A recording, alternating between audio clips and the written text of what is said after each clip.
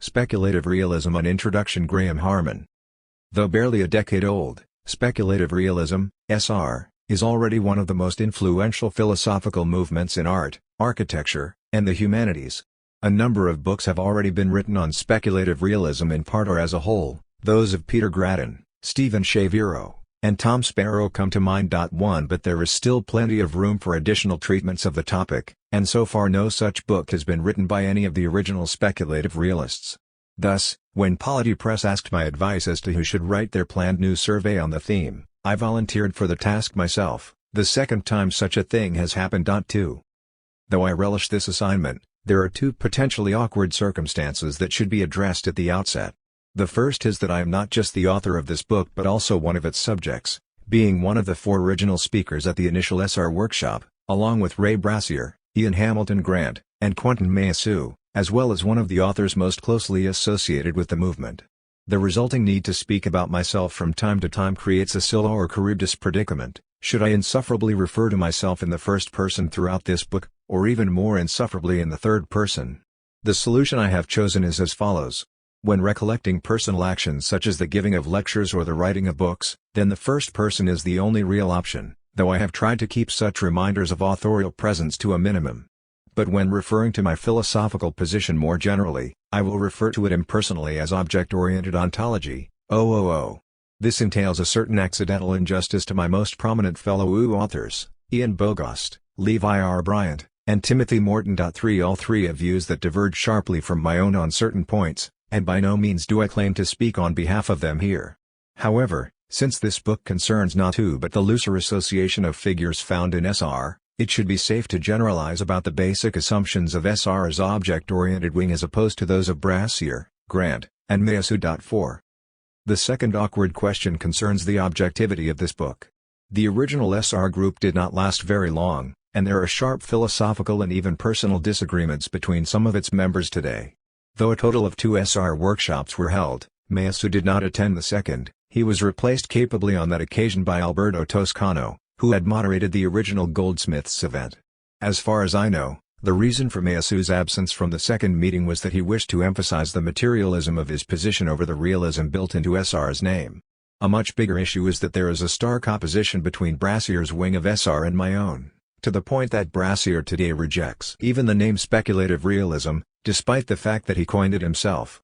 His disciple Peter Wolfendale has even published a book of more than 400 pages purporting to demonstrate the intellectual worthlessness of my object-oriented position. 5 I have documented these disputes at some length and will not expand on that exercise here, since this is meant to be an introductory book on speculative realism rather than a personal memoir. 6 In any case, the present book aims to provide as fair a summary of Brassier's position as of Grant's and Meillassoux'.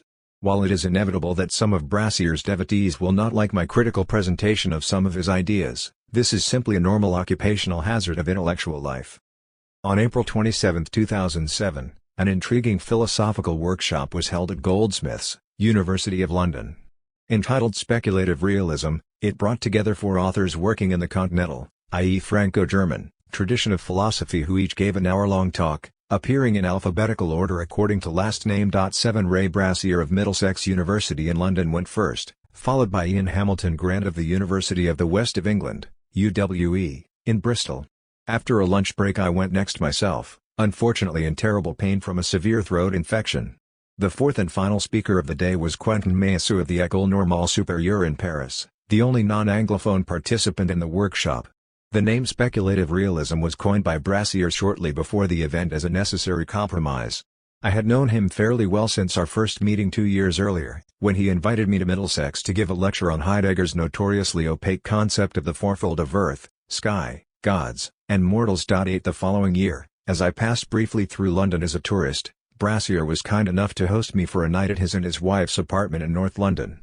It was then that he first floated the idea of a joint event involving me and Grant, saying that he found us to be a good intellectual match, though at that point I myself was unfamiliar with Grant's work. A few months later, after he returned from a brief trip to Paris, Brassier recommended a book he had found on the shelves but not yet read, Meillassoux' Après la finitude, later translated into English by Brassier himself as After Finitude. 9 Unlike Brassier, I had enough free time to read the book immediately, and on the basis of my positive report Brassier threw Meillassoux' name into the mix for a joint event as well.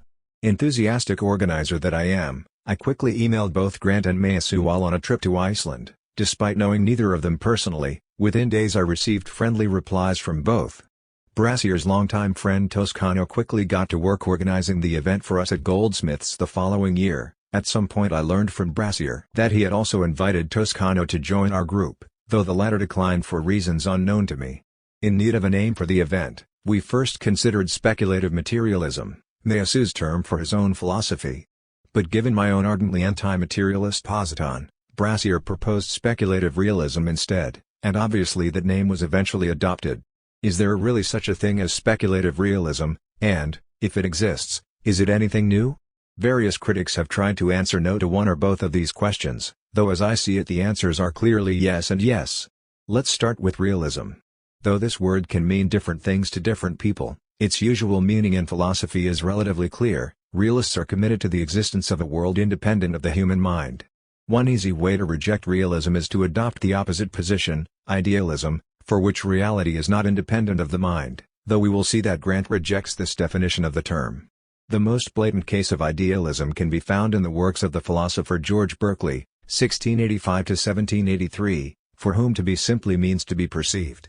Berkeley has few literal followers today, but a more popular contemporary strand of idealism can be found in the so-called German idealism of J. G. Fichte, 1762–1814, F. W. J. von Schelling, 1775–1854, and the hugely influential G. W. F. Hegel, 1770–1831.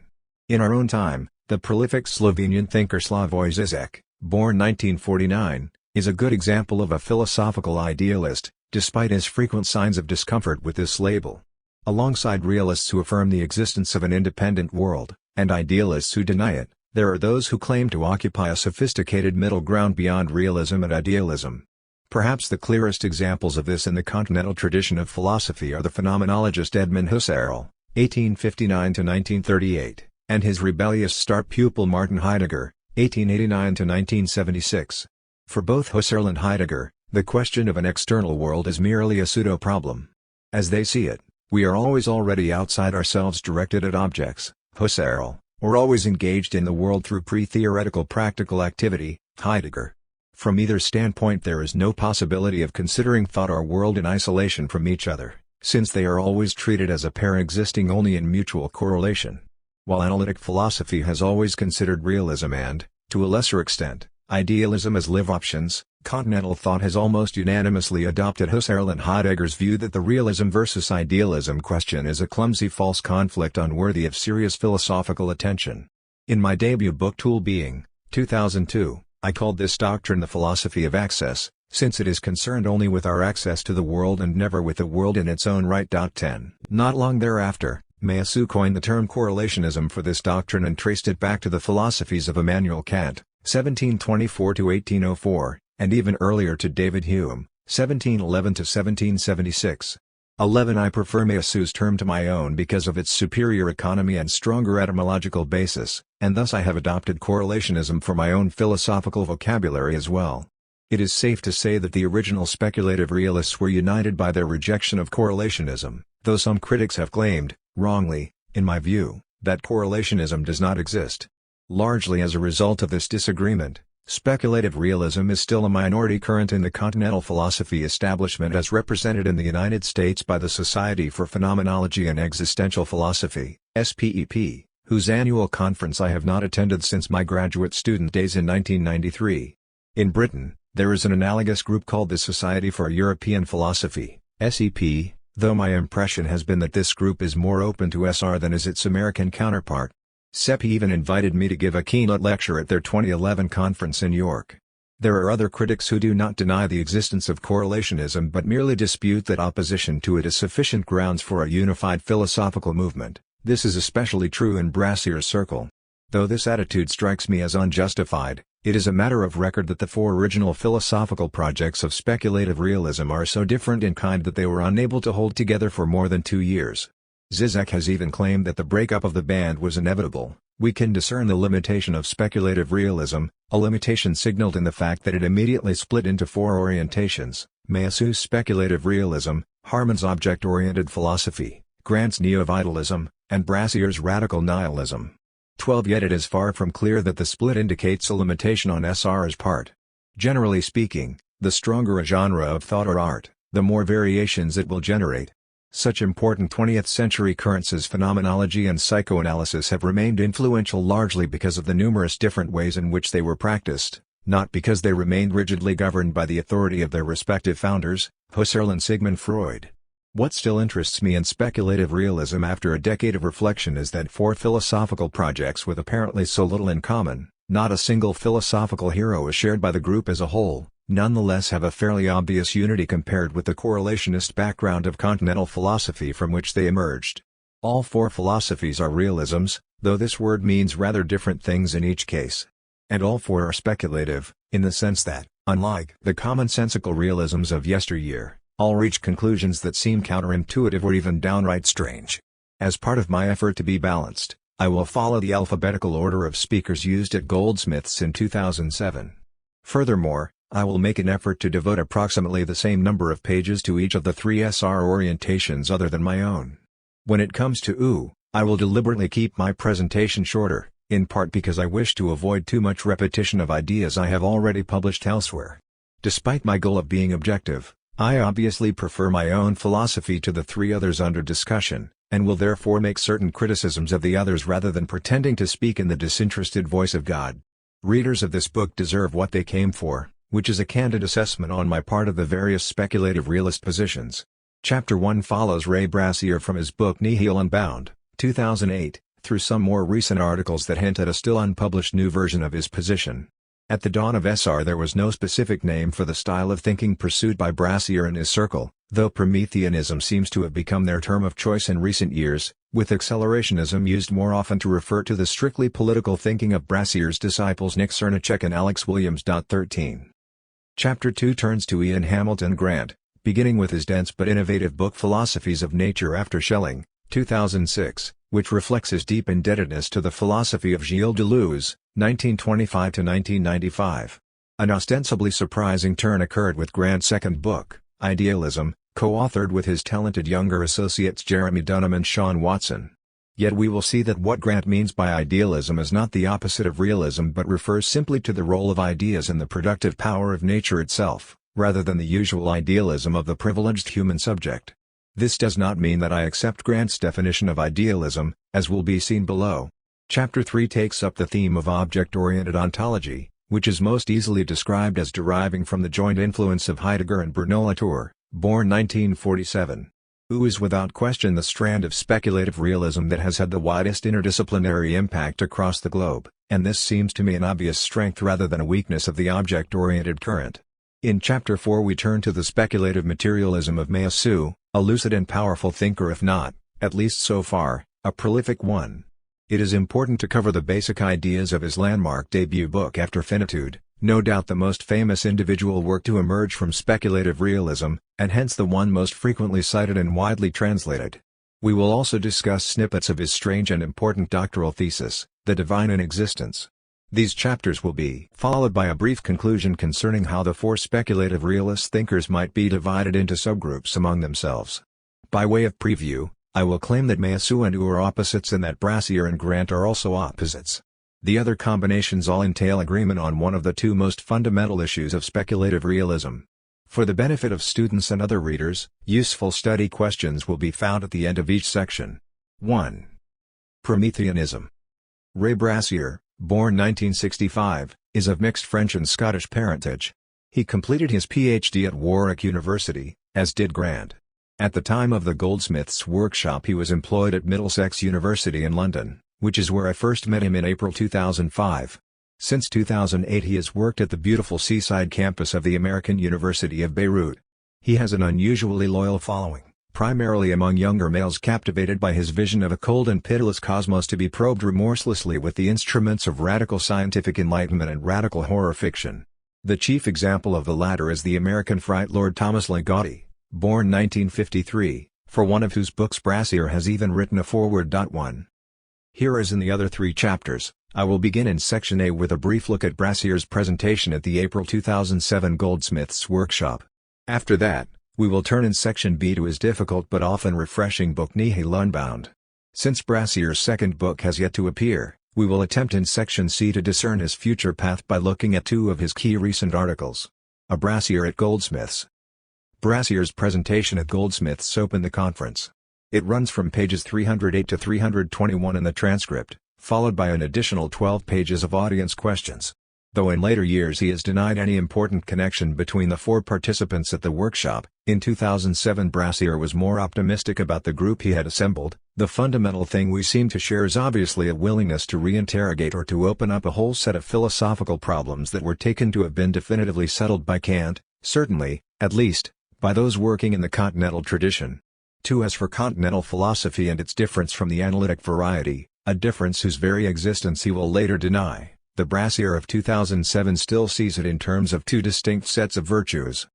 Some kind of communication is needed between the speculative audacity which is a characteristic of so-called continental philosophy and the really admirable level of engagement with the empirical sciences which is a feature of the most interesting work being done specifically in the kind of Anglo-American philosophy of mind that engages directly with, or that sees its project as continuous with, cognitive science. 320-1 Although Brassier places great importance on the natural sciences in general, he is especially enamored of cognitive science, which he views as the key to eliminating the modern thought-world dualism. As he put it at Goldsmiths, I think that arguably the most significant philosophical development of the 20th century is the emergence of a science of cognition, that is, the idea that the process of cognition can be reintegrated into the realm of objective phenomena studied by the empirical sciences. 320. In the years leading up to Goldsmiths, Brassier seemed to place great hope in the philosophy of Étienne Badiou, born 1937, and had even translated a number of the latter's writings into English. Later he began to refer towards Badiou less often. My sense at the time was that this growing coolness to Badiouian philosophy had something to do with disappointment over that author's low regard for any science of cognition, as revealed in Brassier and Robin Mackay's interview of the French philosopher in the first volume of the journal Collapse. 3. We return to the topic at hand. Brassier's presentation at Goldsmiths consists of a sympathetic summary of the other three speculative realist positions that also includes some helpful objections to all of our work. In my opinion, his brief overview of Grant is of especial philosophical interest. In the opening pages of the transcript, Brassier goes straight to the core of Grant's thinking: nature is self-organizing.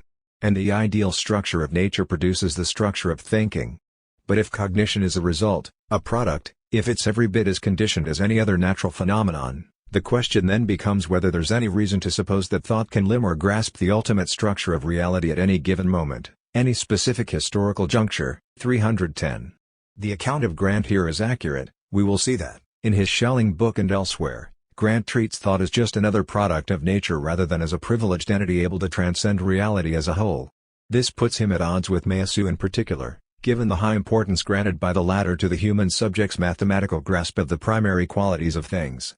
On this point at least, Brassier sides with Grant. The structure of material reality generates the structure of thinking. But this means that one must discount any appeal to intellectual intuition, which is to say the idea that thinking can simply transcend its own material, neurobiological conditions of organization and effectuation and grasp the noumenal structure of reality as it is in itself. 310-11. Brassier's primary objection to Meillassoux hinges precisely on the latter's appeal to intellectual intuition as a way of gaining direct access to reality.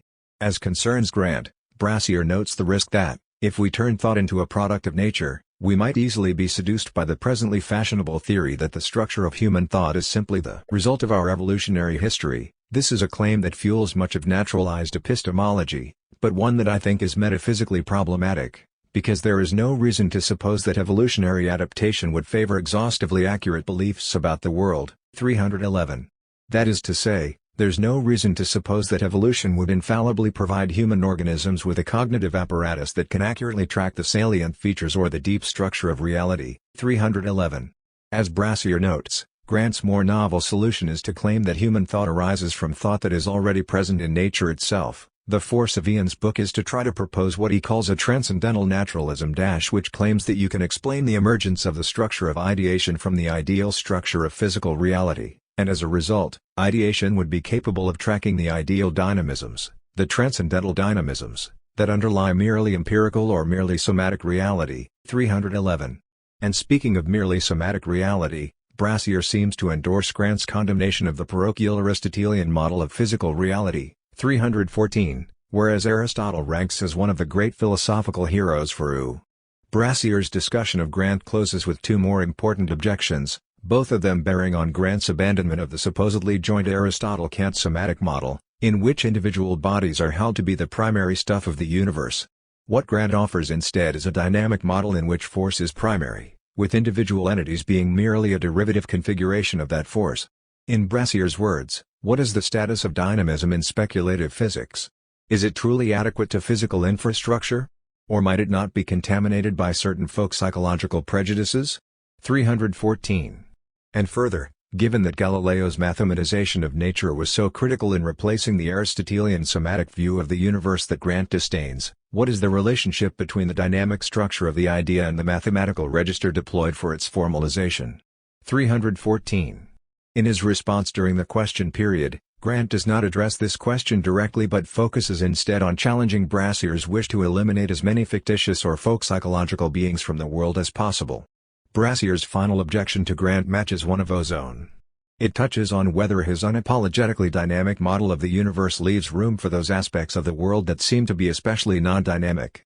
As Brassier puts it, this is a general point related to process philosophy. If you privilege productivity, if these ideal generative dynamisms that structure and constitute materiality can be characterized in terms of the primacy of production over product, then the question is, how do we account for the interruptions of the process? How do we account for discontinuity in the continuum of production? 314-15. Or even more eloquently, it seems that you always have to introduce or posit some sort of conceptual contrary, some principle of deceleration, interruption, disintensification or whatever, in order to account for the upsurges of stability and continuity and consistency within this otherwise untrammeled flux of becoming in pure process. 315. We will see that Grant tries to account for such interruptions of process in his Schelling book under the general term retardation, though his degree of success in doing so remains an open question. The Brassier of 2007 reacts more warmly to O's opposite approach. Graham turns the question around by showing how the problem consists in showing how discontinuous, autonomous objects can never enter into relation with one another. 316. But he also poses two objections to my work. The first concerns O's distinction between real and sensual properties. Brassier's question on this score runs as follows: what is the criterion for distinguishing sensible from nonsensible properties for any given object? Is it possible to provide such a criterion without giving it some sort of epistemological slant or formulation? 316. His second, related question has to do with the implications of allowing existence, as Zhu does, to all sorts of real and imaginary things. He worries about the inflationary results of such a flat ontology. What would be the distinction between a hobbit and a quark here? This is a very serious metaphysical question. 317. He proceeds to ask how we can distinguish between the real and the sensual, given that we know that imaginary objects or fictitious entities such as the Virgin Mary or Yahweh or phlogiston seem perfectly capable of producing real effects. It's perfectly possible for these things to generate real effects, insofar as people believe in them and do things in the world on the basis of their belief in them. 317. The root of these objections can be found in the totally different conceptions held by Brassier and Dewey as to the purpose of philosophy, and of intellectual life more generally. When Brassier asks for the criterion that allows us to distinguish between sensible and nonsensible properties, what he seems to mean is that we encounter a great many properties in our experience of things, some of which turn out to be true and others untrue. Therefore, we need some sort of intellectual tool that allows us to sift our accurate scientific perceptions of, say, a tree from our inaccurate or folk psychological ones. But this is not what O's distinction of real from sensual is about. O speaks of real and sensual not in order to distinguish accurate images of the world from impostors. It is an ontological distinction, not an epistemological one. For O, any perception of or relation to something consists ipso facto of sensual qualities. There is no such thing as an accurate perception of a thing's real qualities, because by their very nature real qualities are not translatable into something to which we can have access. It is not a question of saying, I see a horse, and it corresponds to a real horse outside my mind. But I also see a unicorn, which is a mere hallucination because it corresponds to nothing outside my mind. Instead, even my perception of the horse, not just of the hallucinated unicorn, consists solely of sensual qualities. Nor are the real qualities to be obtained by the intellect rather than the senses, as Husserl thinks. The intellect has no more direct access to the real than do the senses, as Brassier would presumably be the first to agree, given his wary attitude towards Meillassoux intellectual intuition. Nor can we accept Brassier's claim that objects must know something about each other in order to interact, at least not if knowledge means some sort of direct access to the things. Wu speaks instead of an indirect contact with reality, for the same reason that Socrates declares his inability to attain knowledge of anything. As for Brassier's second question, we wonder how he can be so sure in placing Yahweh and the Virgin Mary on the same level as phlogiston.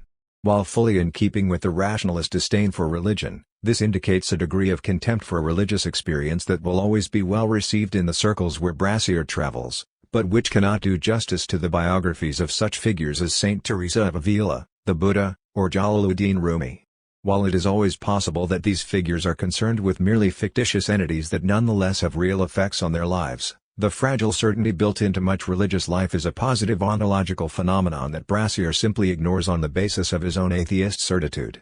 We turn in closing to Brassier's interesting remarks on Meillassoux, beginning with his concerns about intellectual intuition as a means of grasping the essence of the world directly. For Brassier, whose major intellectual commitment is to the natural sciences rather than to mathematics, knowledge always remains fallible because of its lack of resemblance to reality.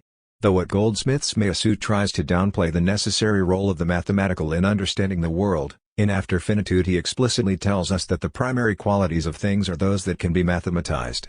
And furthermore, as Brassier notes, Quentin explicitly wants to rehabilitate the Cartesian project, where mathematical ideation accurately describes the objective structure of reality as it is in itself, against the Kantian one, which would limit the scope of scientific cognition to the phenomenal realm. 319. This leads Brassier to puzzle over how to square the purported ability of mathematics to grasp the absolute with the fact that thought arises through processes of nature. But to understand this perplexity in more detail, we must turn to the development of Brassier's arguments in Nihil Unbound. B. Brassier's nihilism. Brassier is well aware that nihilism sounds like a passé topic from the era of post-World War II existentialism. Yet he also rightly notes that, outside professional philosophy circles that merely laugh at such claims as existence is worthless, the topic still captures a good deal of interest from the lay philosophical public. As Brassier tells us in his straight-to-the-point preface, this apparently banal assertion, that existence is worthless, harbors hidden depths which have yet to be sounded by philosophers, despite the plethora of learned books and articles on the topic. For on the second page of his preface Brassier approvingly cites Jonathan Israel, born 1946, the historian and author of Radical Enlightenment, further indicating his view that nihilism is not an adolescent indulgence but the proper outcome of full commitment to the Enlightenment project. Brassier's sworn enemies are those contemporary thinkers who seek to moderate or redirect modern rationalism. The rationalist must be a nihilist precisely because he or she is a realist. Nihilism is the unavoidable corollary of the realist conviction that there is a mind-independent reality, which, despite the presumptions of humans, is indifferent to our existence and oblivious to the values and meanings which we would drape over it in order to make it more hospitable. 11. But note that the conclusions Brassier draws from the existence of a mind-independent reality are not the only possible ones. From the fact that there is a reality outside the mind, it need not follow that the reality inside the mind has no role other than to be eliminated by science, as Brassier seems to hold. At times his rhetoric about the worthlessness of life strays beyond the bounds of purely logical argument and veers into emotional assertion. Philosophy should be more than a sop to the pathetic twinge of human self-esteem. 11. As we will see in the next chapter, Ian Hamilton Grant's philosophy draws an entirely different conclusion from realism, arguing that ideas and perceptions are products of nature just like anything else and therefore need to be accounted for by philosophy rather than eliminated. In contrast to Grant's relatively flat ontology in which everything is equally real, Brassier's tendency is to celebrate all mind-independent reality while treating all realities internal to the mind as merely provisional and ultimately contemptible. This aspect of his philosophy is in my view especially dubious. Nihil Unbound is divided into 7 chapters, each of them organized as a response to one or more prominent thinkers. For our purposes it will be useful to pay attention instead to Brassier's grouping of these chapters into 3 specific parts.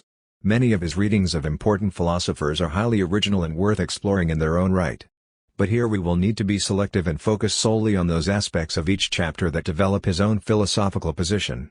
When I first met Brassier in 2005, what was most refreshing in discussions with him was his openness to science and analytic philosophy, both quite rare in the continental philosophy world, though somewhat less rare these days, thanks in part to his own efforts. This balancing act is still visible in Nihil Unbound, though in more recent years Brassier seems to have lost patience with continental thought as a whole. The Destruction of the Manifest Image is a fitting title for Part 1 of Brassier's debut book. For it is not only an accurate description of the content of his first 3 chapters but a fitting introduction to his entire philosophical project. It is often possible to identify a thinker's major commitments by detecting those opposing positions that they most viscerally loathe. Based on my past conversations with Brassier as well as his own writings, it is safe to say that he roundly detests the phenomenology of Edmund Husserl and the actor-network theory of Bruno Latour, both of them pivotal influences on U. Though Husserl and Latour are not often grouped together, there is at least one major similarity between them: their commitment to the non-eliminability of merely apparent beings. For Husserl, the objects given to consciousness need to be taken seriously as intentional objects even if they later prove to be delusional. To be an object is to be present to some intending mind. Latour's criterion is different, though equally false from a Brassierian standpoint. To be an actor, Latour's term for object, means to have an effect on other actors. For both Husserl and Latour, Donald Duck and a blurry ghost scene in your grandmother's attic are both legitimate personae for philosophy no less than are chemicals and atoms, to be explored on their own terms no matter how unreal they turn out to be. Brassier is a nihilist because his first reaction when encountering such claims is to attempt to eliminate such unreal entities, to demand that they be expelled altogether from the recognized universe. Like most philosophical attitudes, this one has its upside and its downside. The upside can be found in Brassier's unshakable commitment to fact and his deference, so rare in continental philosophy, to the tangible results of the modern physical sciences that have contributed inestimably to human knowledge over the past 4 centuries. While this point in isolation would merely qualify him as just another foot soldier in analytic philosophy, with its congenital addiction to science worship, in continental thought it is enough to provoke a potential revolution. The downside of Brassier's position was noted in an early review of Nihil Unbound by the intellectual historian Knox Pedden, who on the whole is sympathetic to his fellow rationalist Brassier. As Pedden sees it, one of the vices of Nihil Unbound is a tendency towards premature refutation. Though any reader of Brassier's book will see that he is perfectly capable of offering balanced accounts of the virtues and vices of most philosophers, there are other thinkers, generally those who deny the privileged cognitive status of natural science, who seem to provoke his outright dismissal. Sometimes this applies in sweeping fashion to entire disciplines. I once heard Brassier denounce the whole of sociology as a non-science, and one searches his writings in vain for any significant concession to the cognitive value of the arts. While Meillassoux has sometimes been accused of fetishizing mathematics, in Brassier's case natural science is always the court of final appeal. It needs to be said, however, that continental philosophy has long been in need of provocation from a figure of this sort. Heidegger's infamous claim that science does not think is simply one of the most blatant continental attempts to degrade the speculative role of the sciences, and Brassier is even firmer than Meillassoux in denouncing such attitudes. 6. It should be said that Nihil Unbound is not an easy book to read. Brassier shows independent speculative talent in this work as elsewhere, and for me at least, the best portions of the book are those where he speaks in his own voice and gives us his unremittingly pessimistic vision of the world. This vision can be summed up in Brassier's signature phrase, "We are already dead." Not only do phenomenology, actor-network theory, and other philosophies with a liberal conception of what exists fail to heed the eliminative lessons of natural science, more radically than this, science itself teaches merciless lessons about the ultimate incineration of the earth, the burning of stars into dismal brown husks, and a final fireworks display of subatomic particles before even atoms themselves vanish without a trace. Yet the challenge this poses to Brassier is at least twofold. First, given the purported ultimate meaninglessness of everything, he will need to show why we should devote ourselves to science and nihilistic philosophy, which he explicitly advocates, and political revolution, which he recommends more vaguely, rather than to a hedonistic spirit of carpe diem or to passing the time with the charming enjoyment of sunsets and flowers. A second, related problem strikes even closer to the heart of Brassier's philosophical ambitions. Although he agrees with Grant and U, and against Meillassoux' intellectual intuition, that there is a permanent rift between reality itself and the scientific image of reality, he is nonetheless committed, unlike Grant and U, to the notion that one particular privileged discourse, that of natural science, demands our full-blown commitment. Brassier does this by way of the phrase adequation without correspondence, 238, which occurs most prominently on the final page of Nihil Unbound, and whose ultimate source is his unorthodox reading of the French non-philosopher François Laruelle, born 1937. Traditionally, philosophical realism has walked hand in hand with the correspondence theory of truth, which generally means that truth is that which resembles reality in some way. This notion is retained in Meillassoux mathematicist vision of primary qualities but is roundly rejected by Brassier, as by Grant and Wu. Having forsworn correspondence as the basis of truth, Brassier nonetheless claims that we can still speak of adequation, which effectively means that natural science gives us a closer, more adequate link to the real than does any other type of human thought. Aesthetics, which Wu takes to be the very pillar of cognition, is repeatedly dismissed throughout Nihil Unbound, seemingly because it deals with eliminable phenomena that lack science's particular form of adequation to the real. While it seems to me that Brassier's solution fails, there is no denying that he has gained a sizable following, though the interdisciplinary reach of his work has been curtailed by his dismissal of most disciplines outside the hard sciences. Part 1 of Nihil Unbound is lengthy, rich, and complex. Chapter 3, on Meillassoux, 49-94, is required reading for anyone interested in speculative realism, and is especially strong in its challenge to Meillassoux' ability to reconcile rationalism and materialism by way of intellectual intuition. Chapter 2, which covers the Frankfurt School theorist Theodor Adorno, 1903-1969, and Max Horkheimer, 1895-1973, nicely foreshadows the themes of death and extinction that play such a major role at the conclusion of Brassier's book. But we will focus on Chapter 1, which in my view contains the nucleus of his philosophical position to this very day. Though the chapter is ostensibly about the discussions of the manifest image found in the works of Wilfrid Sellars, 1912-1989, and Paul Churchland, born 1942, we learn more about Brassier's thought by reading his lengthy attack on the phenomenological notion of the manifest image and on Heidegger's non-conceptual way of claiming to give us a glimpse of being itself. Sellars makes an appearance at the beginning of Nihil Unbound, though in a cameo role hinting at his future centrality in Brassier's thought. Most important here is Sellers's distinction between the manifest image of everyday experience and the scientific image so often called upon to correct our everyday views. Sellars has at least two important points to make about the manifest image. Many philosophers treat this image as obvious and immediate, a human birthright in which everyone timelessly dwells prior to any theoretical work. But Sellars, quite correctly in my view, sees the manifest image as always already woven through a theoretical inference and cognitive achievement. As Brassier puts it, the manifest image is not the domain of pre-theoretical immediacy. On the contrary, it is itself a subtle theoretical construct, a disciplined and critical refinement or sophistication of the originary framework in terms of which man first encountered himself as a being capable of conceptual thought, in contradistinction to creatures that lack this capacity. 3. It follows that the manifest image is simply a crude version of the scientific image available at any moment in history, and it follows further that our current common-sense manifest image is subject to possible radical revision in the light of current and future cognitive achievement, which for Brassier means primarily the findings of natural science. In addition, though the manifest image is in this respect inferior to the scientific image, it also enjoys a practical, if not theoretical, priority over the scientific image, since it provides the source for the norm of rational purposiveness. 6. What the last part means is that the manifest image for Sellars has a normative status pointing to the status of persons as loci of normative agency. 6. In its own right, the manifest image has no ontological status, merely a functional one. We would call this an overmining strategy, since the manifest image is regarded as nothing in its own right but only as having a socio-cultural normative purpose.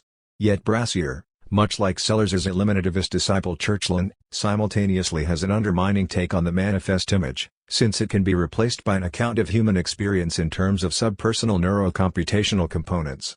This is where Brassier breaks with much contemporary philosophizing.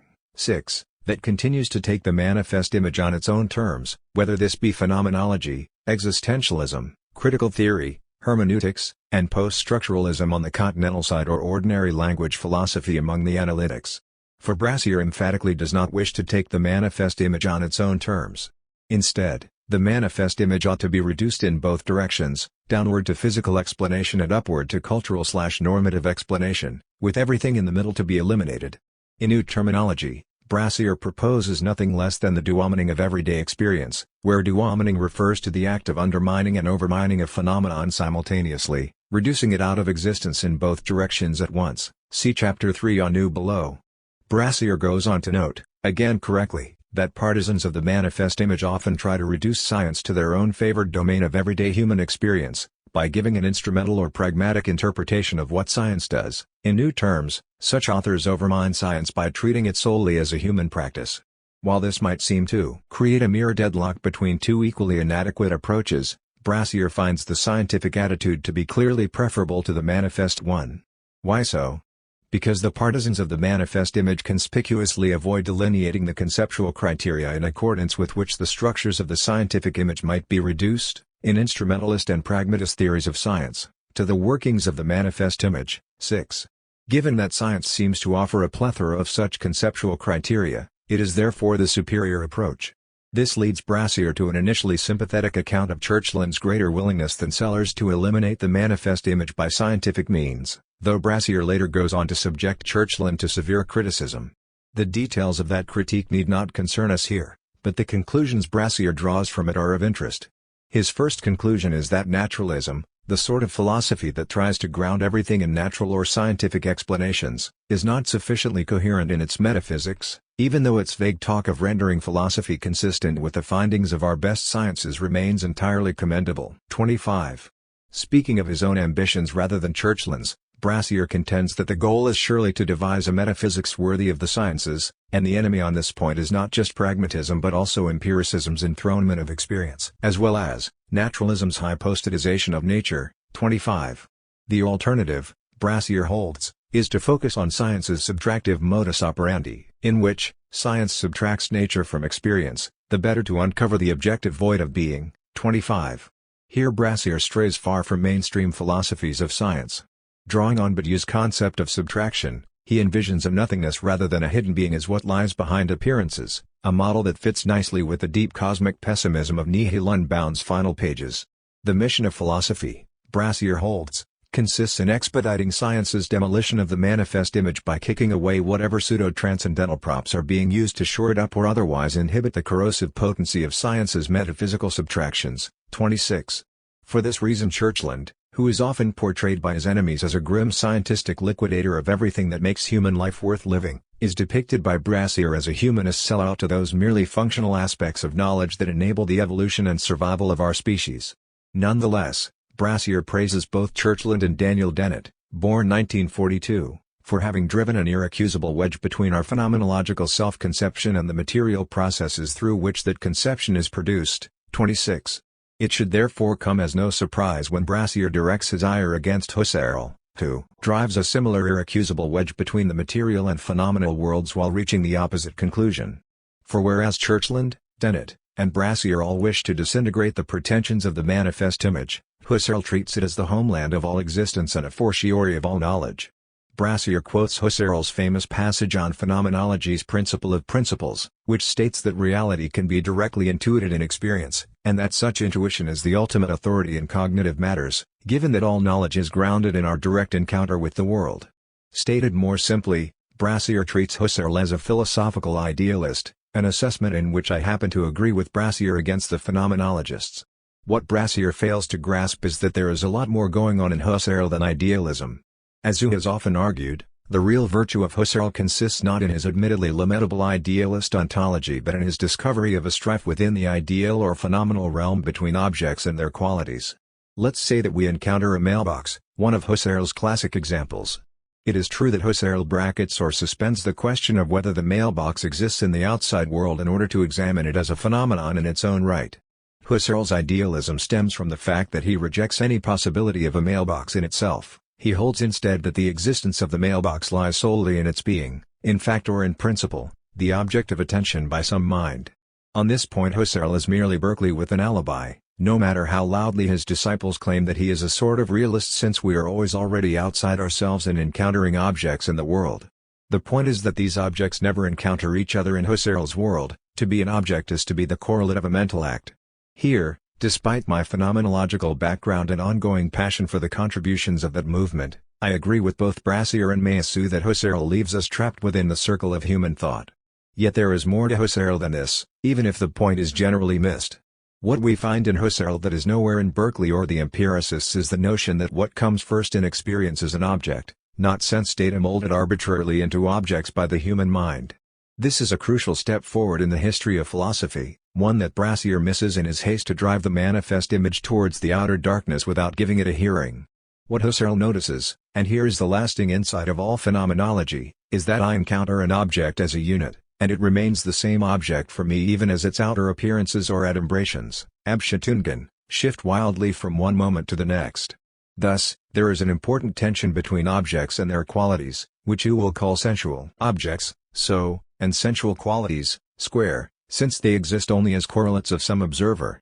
But we are not yet finished, for there is another kind of quality present in Husserl's philosophy, since not all qualities of the experienced object belong to a swirling sensory kaleidoscope of passing accidents. Instead, some qualities of the object are essential, since we would no longer regard the apple as an apple if we determined that certain apple features were not present after all, as when for example we determine that we are really looking at a pear rather than an apple. When Husserl talks about the intuition of essences, his most unfairly derided concept, all he means is that with appropriate theoretical work we can come to understand those qualities that make the apple the very apple that it is. This involves mentally scraping away the accidental features of the apple and coming face to face with its essential ones, which Husserl claims can be done only by the intellect, never by the senses, though Wu holds that even the intellect is unable to do it. What we have, then, is not simply an idealism that merely replaces perceptions with perceived objects, though this would already be a great deal. More than this, we have a sensual object engaged in tense relations with both its sensual qualities, adumbrations, and its real ones, essence. Husserl's ideal objects have the strange property of consisting of real qualities. But none of this can be seen if one holds, like Brassier, that the only job of the manifest image is to be exterminated by science. Returning to Brassier's own argument, he condemns both Husserl and the analytic philosopher John Searle, born 1932, for holding that when it comes to appearance, appearance is all there is, so that it must be taken on its own terms. Brassier complains that this attitude harbors an inbuilt circularity. For, this appeal to the self-evident transparency of appearance conveniently dispenses with the need for justification by insisting that we all already know what it's like for something to appear to us. 25. This is not exactly true. Husserl always remained perplexed by the various contours of phenomena and spent his career developing a massive technical apparatus to verify and confirm his findings. What Brassier really means here is a point he had already made more clearly elsewhere. Husserl assumes that we should not reduce phenomena downward to their material underpinnings.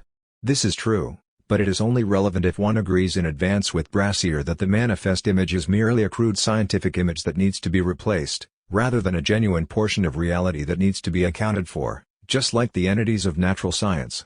In this connection it is not reassuring that Brassier calls on the aid of a German neurophilosopher Thomas Metzinger, born 1958, whose work I hold in lower esteem than Brassier does. 7 As Brassier puts it, Thomas Metzinger has pointed out that it is precisely the simplest, most rudimentary forms of phenomenal content that cannot be reliably individuated from the phenomenological perspective, since we lack any transtemporal identity criteria to identify them. 29.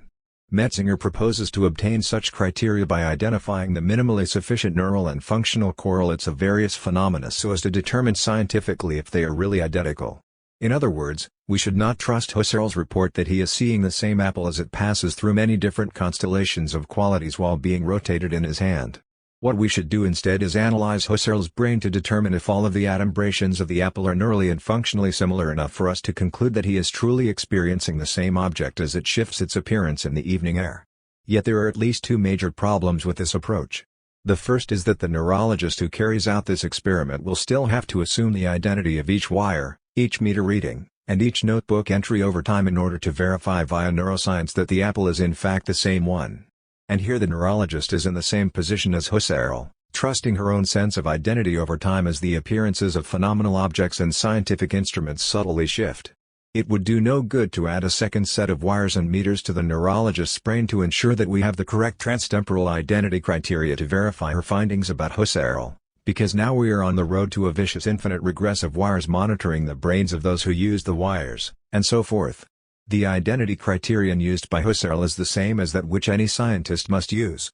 Here is the apple, the same one I saw 5 seconds ago, though it looks a bit different now. Here is the scientific apparatus, the same one I saw 5 seconds ago, though it looks a bit different now. No neuroscientist can escape this same provisional trust in one's own immediate experience.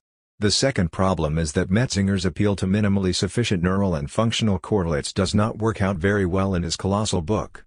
In chapter after chapter, as documented in my critical article and his work, Metzinger is forced to admit with comical regularity that we still have no idea what the minimally sufficient correlates are for this or that phenomenon. In short, There is no reason to turn to Metzinger against Husserl unless one is viscerally committed, like Brassier, to a program in which science must have the final word on every topic under the sun, including those topics where it has less to offer than phenomenology itself. Before moving on, we should mention that Husserl's famous former student Heidegger also comes under fire in Brassier's opening chapter. Unlike Husserl, Heidegger does not believe in the transparency of appearance, since his entire philosophy is based on the opposite view, that presence to consciousness means a mere presence at hand that hides the deeper being of any entity.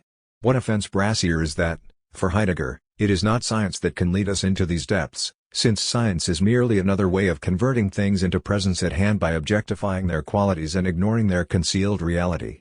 Inevitably, this requires the use of non-literal, non-discursive language, which Brassier always treats with open contempt. Much post-Heideggerian phenomenology has been engaged in an ongoing attempt to deploy the figurative dimension of language in order to sound sub-representational depths, which, it is claimed, are inherently refractory to any other variety of conceptualization, and particularly to scientific conceptualization. 28. It is unclear why Brassier should be so hostile to this, even in light of the fact that Heidegger's ventures into poetic language often degenerate into cringe-worthy Black Forest kitsch. For it does not follow from Heidegger's own excesses that the discursive, conceptual, propositional use of language is the only one with cognitive value. Here Brassier forgets that Socrates never arrives at a definition of anything, that philosophia does not mean knowledge, and that Aristotle tells us in the Poetics that metaphor is the greatest gift. He also leaves no room for any cognitive prowess in the arts, an important realm of human experience about which Brassier has nothing helpful to say. Instead, he busies himself in calling for the expulsion of figurative language from philosophy altogether. It might be better to concede that the aims of phenomenological description stricto sensu are better served through the artifices of literature, instead of hijacking the conceptual resources of philosophy for no other reason than to preserve some inviolable inner sanctum of phenomenal experience. 28. While such views have always been common in analytic philosophy, Brassier is probably the first author from a basically continental background to utter them.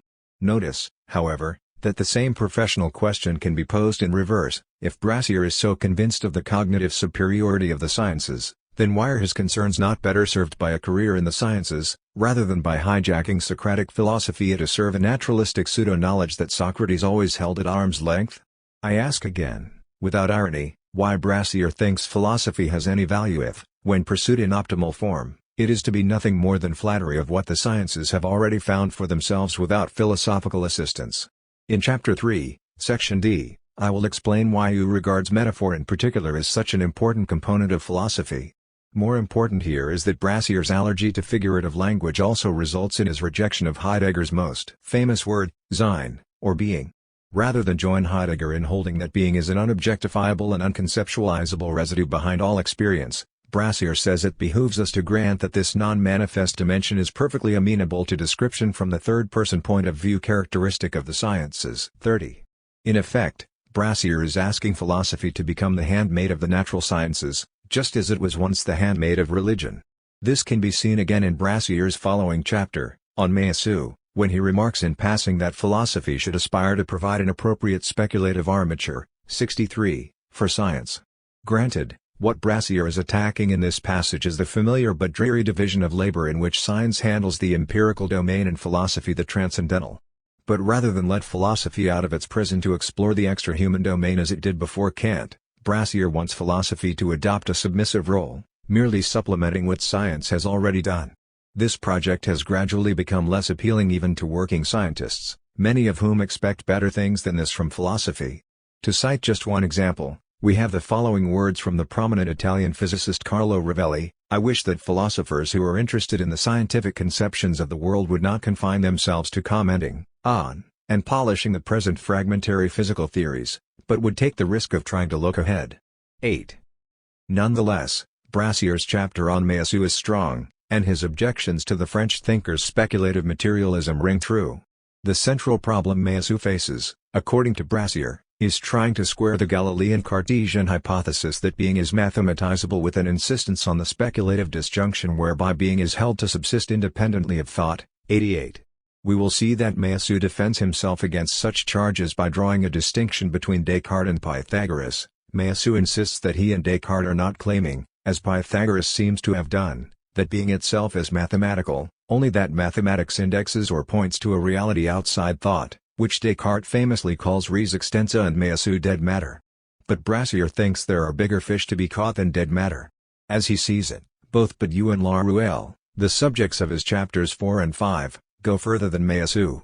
Speaking of the former case, measu has not provided us with a non-metaphysical and non-phenomenological alternative, such as we find, for example, in Badiou's subtractive conception of the void, 88.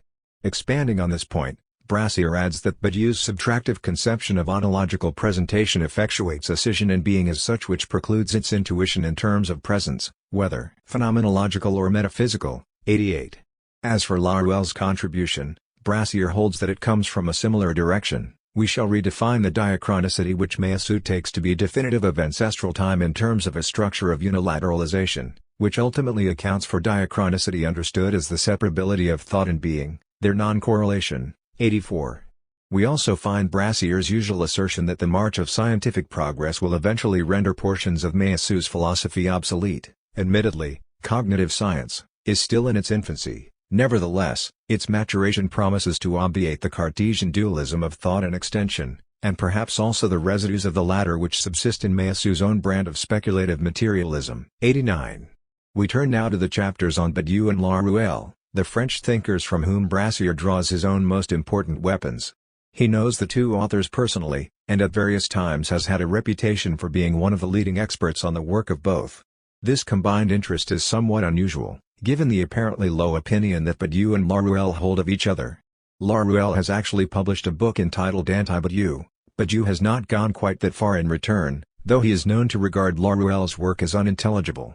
But, as mentioned, Brassier finds both authors useful in bringing a new form of negativity into philosophy, something he finds missing in the work of measu.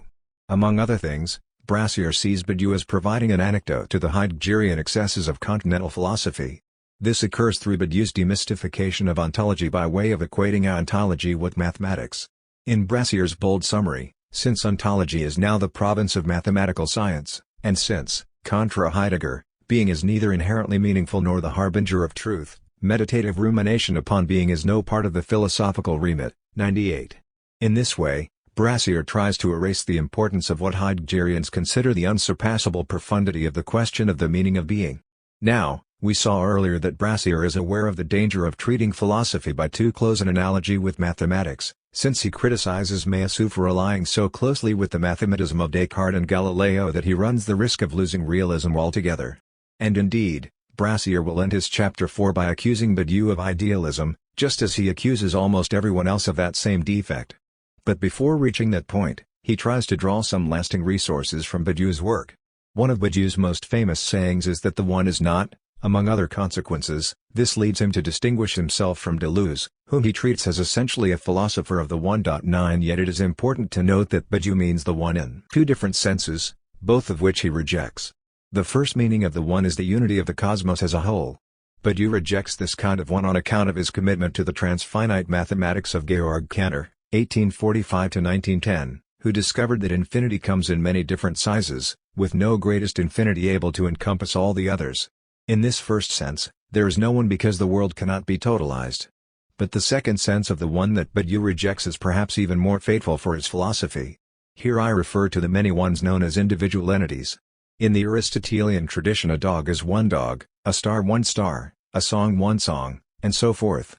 Leibniz tells us in the Monadology that to be is to be one, hence his use of the term monad, drawn from the Greek word for one. For Badiou, however, there are no independently existing entities that count as ones. What we call one thing is for Badiou the retroactive result of a count. All the entities that result from a count belong to what he calls consistent multiplicity, and since they result from a count they cannot be identified with individual things in their own right. What comes before this is what Badiou calls inconsistent multiplicity, and, despite the fact that he calls it a multiplicity, it does not really contain any exact number of individual things at all. Badiou's inconsistent multiplicity is utterly anti-object oriented. His treatment of objects comes in Logics of Worlds, the sequel to Being and Event, where objects are treated as belonging solely to the world of appearance. In Brassier's words, for Badiou, ontology cannot be coordinated around a concept of being because the very idea of a concept of being is incompatible with the claim that being is inconsistent multiplicity, 99. And furthermore, the necessity of structure is a nomological feature of discursive presentation, not an ontological characteristic of being itself. 101. This might make it look as if Badiou were deploying inconsistent and consistent multiplicity as his own version of the classic opposition between in itself and for us, or noumena and phenomena. Brassier denies this, for in fact, the split between counted consistency and uncounted inconsistency, or structure and being, is an index of the underlying identity between the inexistence of structure, i.e. counting, and the inexistence of inconsistency, i.e. being itself. 101. For this reason, the non-being of the one, the merely nomological status of structure, converges asymptotically with the being nothing of inconsistent multiplicity. 101. For Brassier, this is the sense in which Badiou adopts the dictum of Parmenides, circa 515 to 450 BCE, that thinking and being are the same, thinking and being are both nothing. 101. For Badiou, in Brassier's reading, the law of presentation is the guarantor of a literally vacuous isomorphy between thinking and being. 102. And this has serious consequences. The price Badiou pays is a peculiar variety of discursive idealism wherein even the supplement of inconsistency invoked as a real interruption of the ideal order of ontological discourse is itself merely an instance of unstructured thought. The event is aleatory deciding of the undecidable, wherein thinking itself comes to embody inconsistency. 102. In other words, as an event. For Badiou, who draws this result from set theory, any situation includes more than officially belongs to it. One obvious example would be the proletariat in politics. Though they are not officially taken into account by the current state of affairs, they are included in it nonetheless, and hence they may erupt unexpectedly in a revolutionary event that qualifies as an event only insofar as the subject retains retroactive fidelity to it. Not all humans count as subjects for Badiou as they do in most modern philosophy. Instead, to be a subject is to wager one's whole existence that an event has occurred in one of the four areas that Badiou recognizes as evental: politics, art, science, and love. The echoes of Søren Kierkegaard, 1813–1855, are unmistakable. Then fidelity to an event requires absolute devotion to it, regardless of the consequences. Fidelity to revolution may require imprisonment, exile, or death in the streets of Cairo, just as fidelity to love, which Badiou treats solely in heterosexual terms, may mean the end of long-standing marriage and family life. Brassier is no great admirer of Badiou's concept of the event, and later in the chapter, 114, he expresses his disappointment that Logics of Worlds de-emphasizes the subtractive concept of being in favor of a lengthy and often beautiful meditation on how specific concrete events are structured. Brassier calls out Badiou for ultimately being unable to push the negative aspects of his philosophy all the way, for a philosophy that chooses to relinquish worldly plenitude in favor of subtractive ascesis must be prepared to take the plunge into the black hole of subtraction. 100-1. This extreme subtractive ascesis is apparently how Brassier understands his own philosophical work. Where Badiou and Brassier are very much in agreement, we have seen, is in their claim that there is no hidden, mysterious dimension of being to be gotten at in some indirect fashion, as if being could only be presented as absolutely other, ineffable, unpresentable, inaccessible via the structures of rational thought and therefore only approachable through some superior or initiatory form of non-conceptual experience. 107. Brassier suggests that Badiou's remedy for this mistake, an error the French thinker calls the great temptation, is his principle that there is no immediate, non-discursive access to being. 107. But the conjunction of the words immediate and non-discursive gives rise here to an important ambiguity. Does Brassier mean these two words as synonyms or as separate terms? And if as separate terms, does the problem arise only when the two are legitimately combined? I make this point because it is not clear that the passage above criticizing the ineffable, unpresentable, and inaccessible works against Heidegger in the way Brassier presumably wishes. For while it is clear that Heidegger, especially the late Heidegger, has a very high opinion of non-conceptual experience, it is far from clear, I would even say false, that Heidegger thinks being can be accessed immediately. This sounds more like Plotinus, 204–70, and his Neoplatonic school than like Heidegger. 11 In any case, even if it could somehow be proven that Heidegger claimed a direct, mystical experience of being itself, this would not be a necessary consequence of every philosophy that made room for non-conceptual experience. But Brassier's main point here is about Badiou. The law of presentation conjoins the authorization of consistency and the prohibition of inconsistency in an unpresentable caesura wherein the deployment and subtraction of structure coincides. 107. Although this is a mouthful for any reader from outside the Badiouian tribe, its meaning is relatively straightforward. There is nothing hidden from presentation, as if a secret were sleeping behind the visible phenomenon. Badian presentation, for Brassier, is an anti-phenomenon, a site where the apparent opposites of consistent structure and inconsistency meet without entirely meeting. Brassier also calls it a split noumenon, though it fails to recede from us in the manner of the Kantian noumenon. It is actually an immanent noumenon, just as Laruelle's one will prove to be. In this way, Brassier is getting very close to the result he wants. There is a noumenon deeper than the crude manifest image, but it is not hidden, and therefore it can be explored in principle by the explicit conceptual tools of mathematics and natural science. Which is not to say that but you would agree. We have seen that he has little interest in the incipient science of cognition that so fascinates Brassier. For Badiou, as for Descartes before him and Meillassoux after, thought is a distinct piece of the furniture of the world and cannot be directly explained in terms of its physical underpinnings. More generally, Brassier proceeds near chapter's end to criticize Badiou for his idealism. This idealism is said to be visible in Badiou's excessive commitment to the event. While Brassier wants to conceive of the unconceptualized surplus in any presentation as an immanent hiatus, Badiou's event turns it into a transcendent eruption of ontological consistency characterized in Brassier's opinion by inherent gratuitousness. 113. This leads Brassier to his final critical verdict on Badiou. His philosophy simply stipulates an isomorphy between discourse and reality, logical consequences and material causes, thinking and being. Thinking is sufficient to change the world, such is the ultimate import of Badiou's idealism. 113.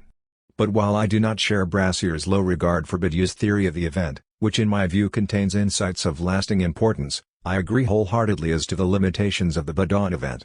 For Badiou, all four types of event involve not just human beings, but human beings in their capacity as thinkers. Accordingly, the Big Bang, the Cambrian explosion, and the death of the Sun remain mere hiccups in the way of the world, in which he has little or no interest. 114. Brassier adds that it is a question less of anthropocentrism than of noocentrism, since Badiou is interested in humans only insofar as we happen to be the entities that think. He also rightly adds that Badiou's philosophy conflicts with the realist postulates of the physical sciences, which assume that objects exhibit causal properties rooted in real physical structures that obtain quite independently of the ideal laws of presentation. 116. Badiou therefore runs the risk of an even more dangerous mathematism than we find in Meillassoux. But can one maintain, Brassier asks rhetorically, that being is mathematically inscribed without implying that nothing exists independently of mathematical inscription? This would seem to be one of the more nefarious consequences of the Parmenidean thesis of a pre-established harmony between thinking and being. 117. Nonetheless, Brassier accepts Badiou's demystification of hidden being even while rejecting his unmistakable streak of idealism. In Chapter 5 Brassier turns to Laruelle, an extremely difficult philosopher to read, the one with a sort of international cult following that sees his work as a bridge to the intellectual future. I almost wrote to the future of philosophy but worried that this might be confusing, given that Laruelle does not see his own work as philosophy at all. His name for what he does is non-philosophy, though Brassier will discount this self-description and read Laruelle as simply a non-correlational philosopher. Brassier's attitude towards Laruelle is complex and interesting. On the one hand, he admits that Laruelle's work is covered by a rebarbative carapace, 118, of nearly impenetrable jargon, and agrees that he seems to join two frequent vices of recent French thought, a tiresome preoccupation with non-philosophical alterity coupled with an indulgent penchant for terminological obscurity. 119. At the same time, Brassier sees Laruelle's philosophical achievement as nothing short of extraordinary. 118, and even contends that his conceptual depth, if not extensive breadth, at once equals and challenges that of Hegel's dialectical logic. 148. High praise indeed. Let's take a closer look at what Brassier finds so intriguing in Laruelle. One of Brassier's most consistent complaints about Laruelle is that he is too hasty in claiming that all of philosophy has a single essence, when really there are just a number of individual philosophies, each with its own characteristics. Brassier notes that, while Heidegger and Derrida might well be accused of making similar overgeneralizations, they at least do their historical homework with thousands of pages of close readings, which Laruelle does not. 121. The point about there being no essence of philosophy as such is somewhat odd coming from Brassier, who normally shows distaste for this sort of Rohrdian hyper-nominalism. Nowhere, for instance, does Brassier contest the use of the single word science to cover the multitude of various scientific disciplines and practices. Indeed, he often indulges in a kind of scientific essentialism in which science equals true cognition equals good. In any event, Laruelle sees philosophy tout court as made up of a structure of decision that conjoins three basic terms: immanence, transcendence, and the transcendental. 122-3, just like the philosophy of Kant. The alternative he proposes is one of radical immanence, which he often describes as an immanent one, a term guaranteed to annoy Badiou. Unfortunately, Laruelle develops his vision of non-philosophy in convoluted prose so painful to read that it can literally cause headaches if one focuses on it intensely for several days in a row. As Laruelle sees it, philosophy makes a cut between what counts as transcendent and what counts as immanent. It is the reality peculiar to transcendental synthesis as what unifies and constitutes the possibilities of thought and experience. 126.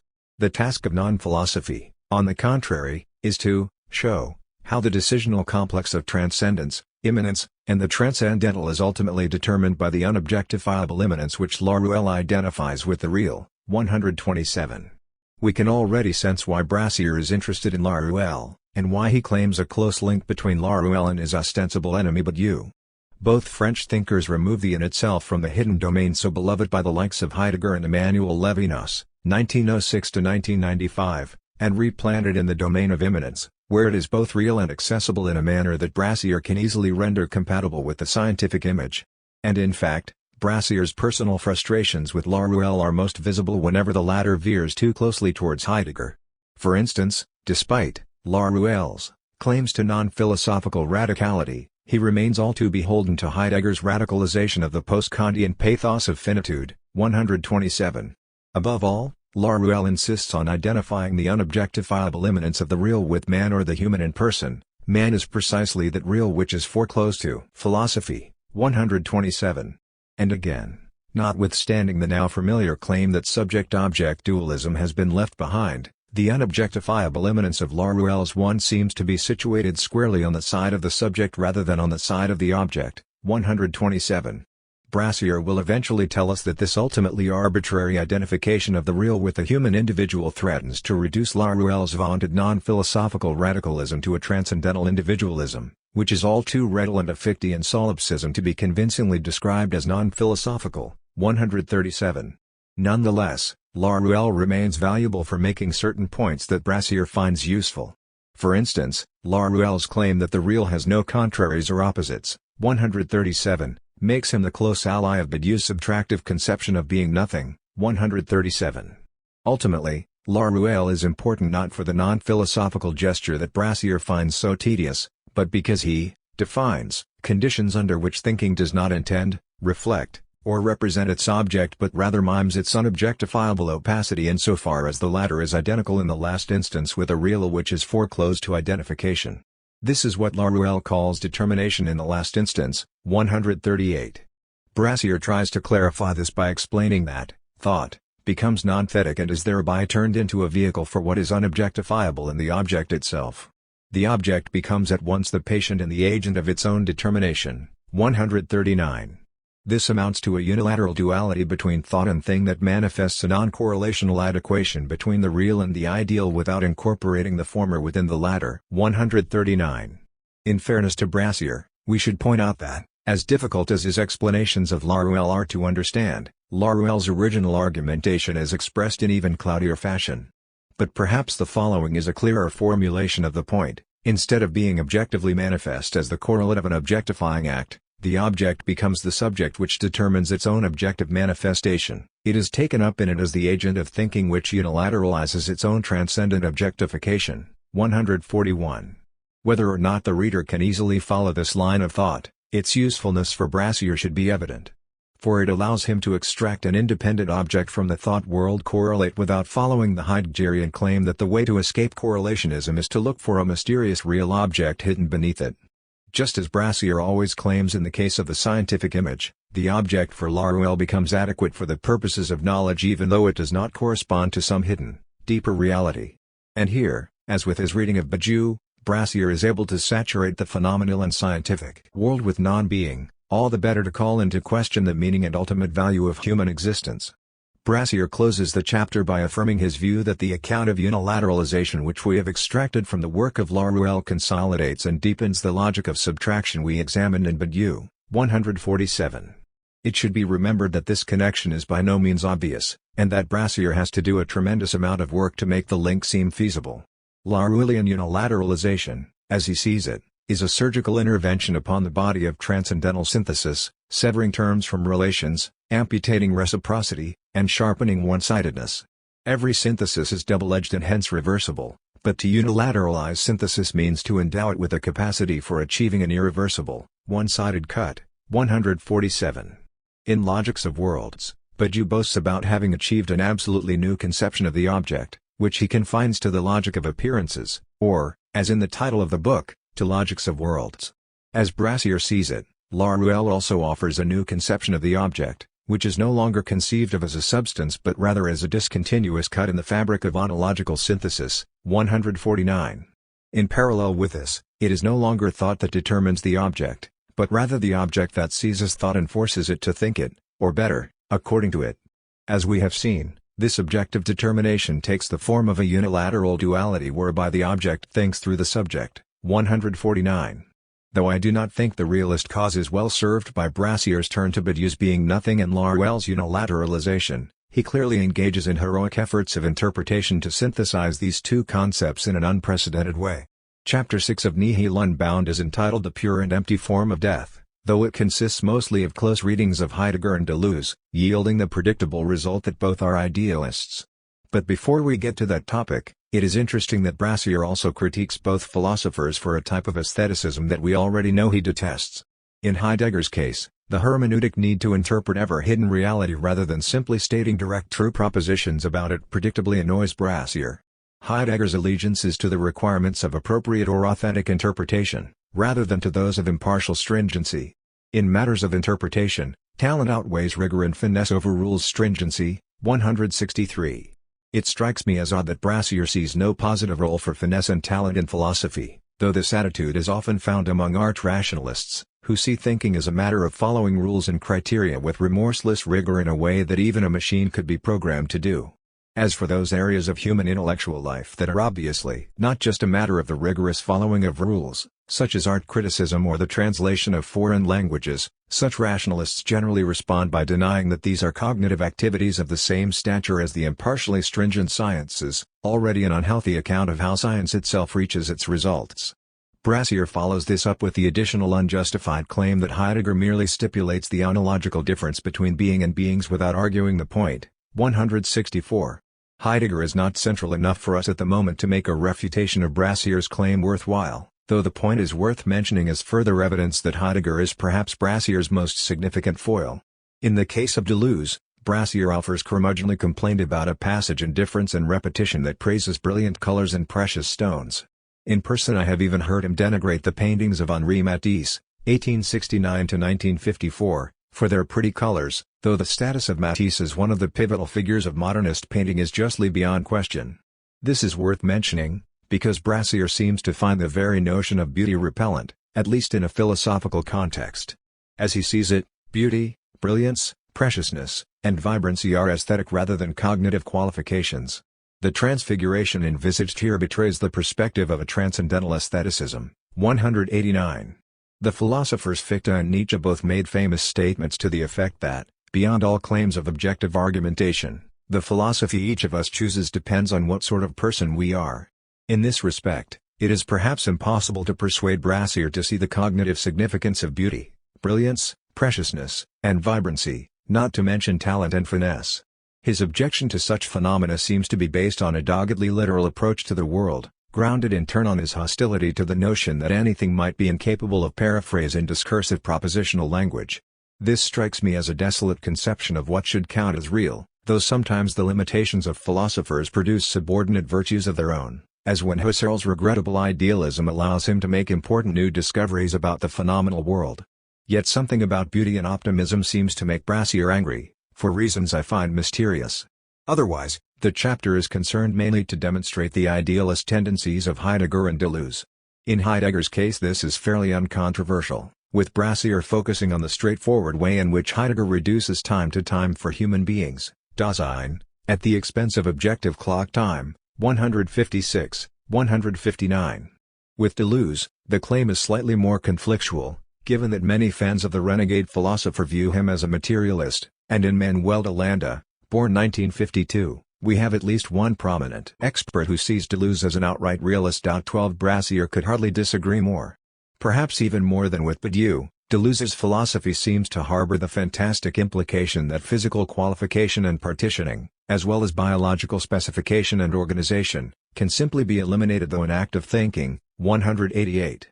Not only is Deleuze not a realist, but his lack of realism leads him to leave vast tracts of reality completely unaccounted for. 199.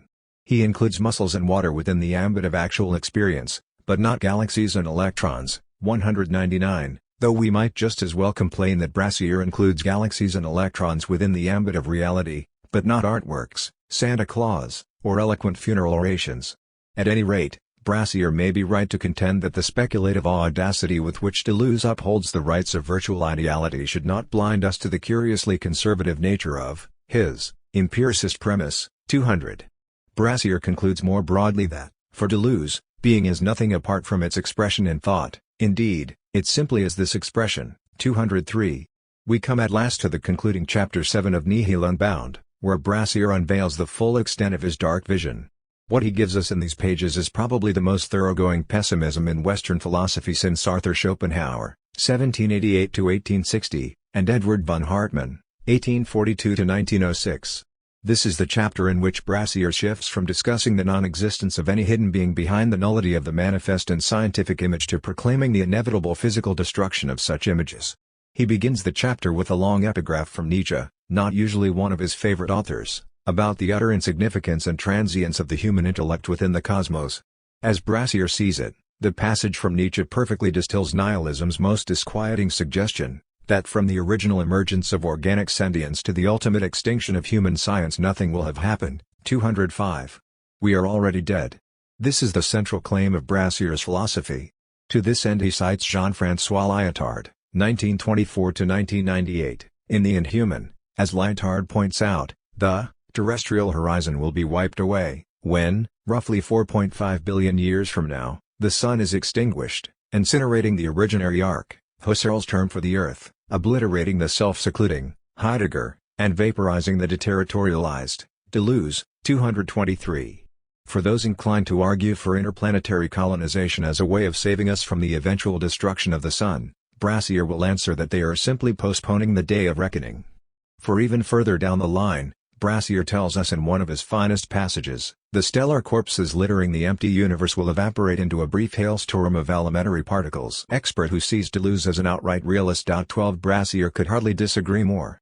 Perhaps even more than with Badiou, Deleuze's philosophy seems to harbor the fantastic implication that physical qualification and partitioning, as well as biological specification and organization, can simply be eliminated through an act of thinking. 188.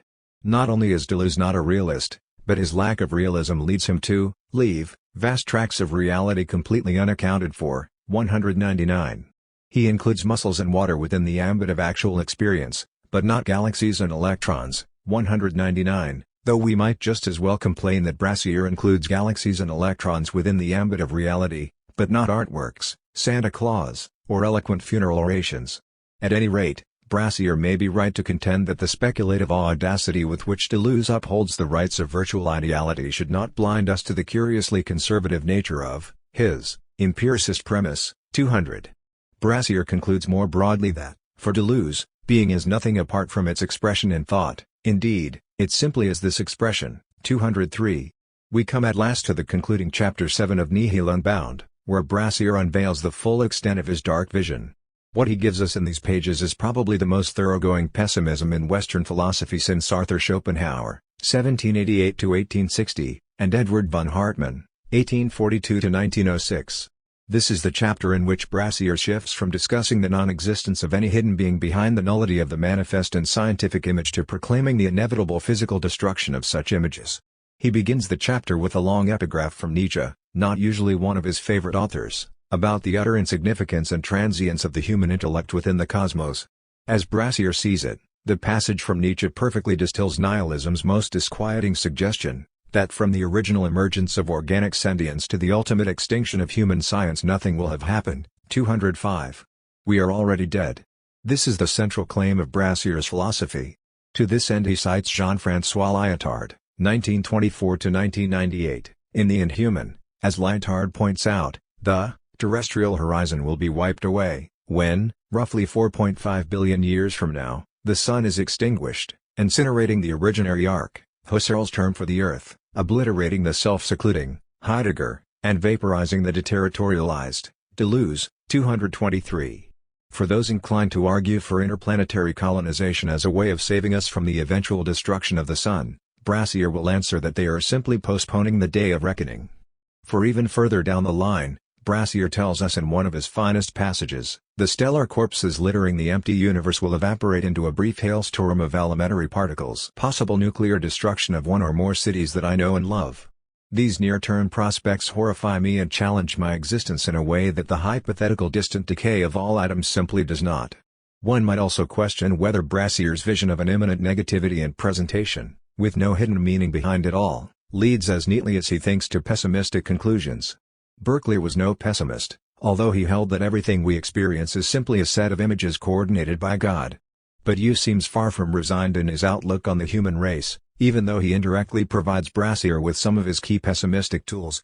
The consequences of a subtractive approach may indeed be, as Brassier holds, that even our scientific images ultimately rest upon the emptiness of a void. But the link between this inherent void and the eventual emptiness of cosmic destruction is not so clear. It seems to me that this link works only if one is disappointed in the claim that there is nothing but empty presentation, only if one had ever demanded that the world provide them with more. While Brassier basks in the unspeakable grimness of cosmic extinction, Nietzsche's eternal recurrence is actually a far more horrifying idea, just as Nietzsche meant it to be. Brassier's endless sleep for the extinguished universe sounds far preferable to the endless repetition of every stubbed toe, boring meeting, painful surgery, heartbreak, and canker sore we have ever had to endure. In any case, the fact that we will someday be dead obviously does not mean that we are already dead. This claim assumes that immediate experience has no value unless it somehow leaves a preserved trace in whatever follows. Many Stone Age incidents are permanently lost to history, but it would be wrong to say that they therefore never happened at all or never had any value or see the path ahead.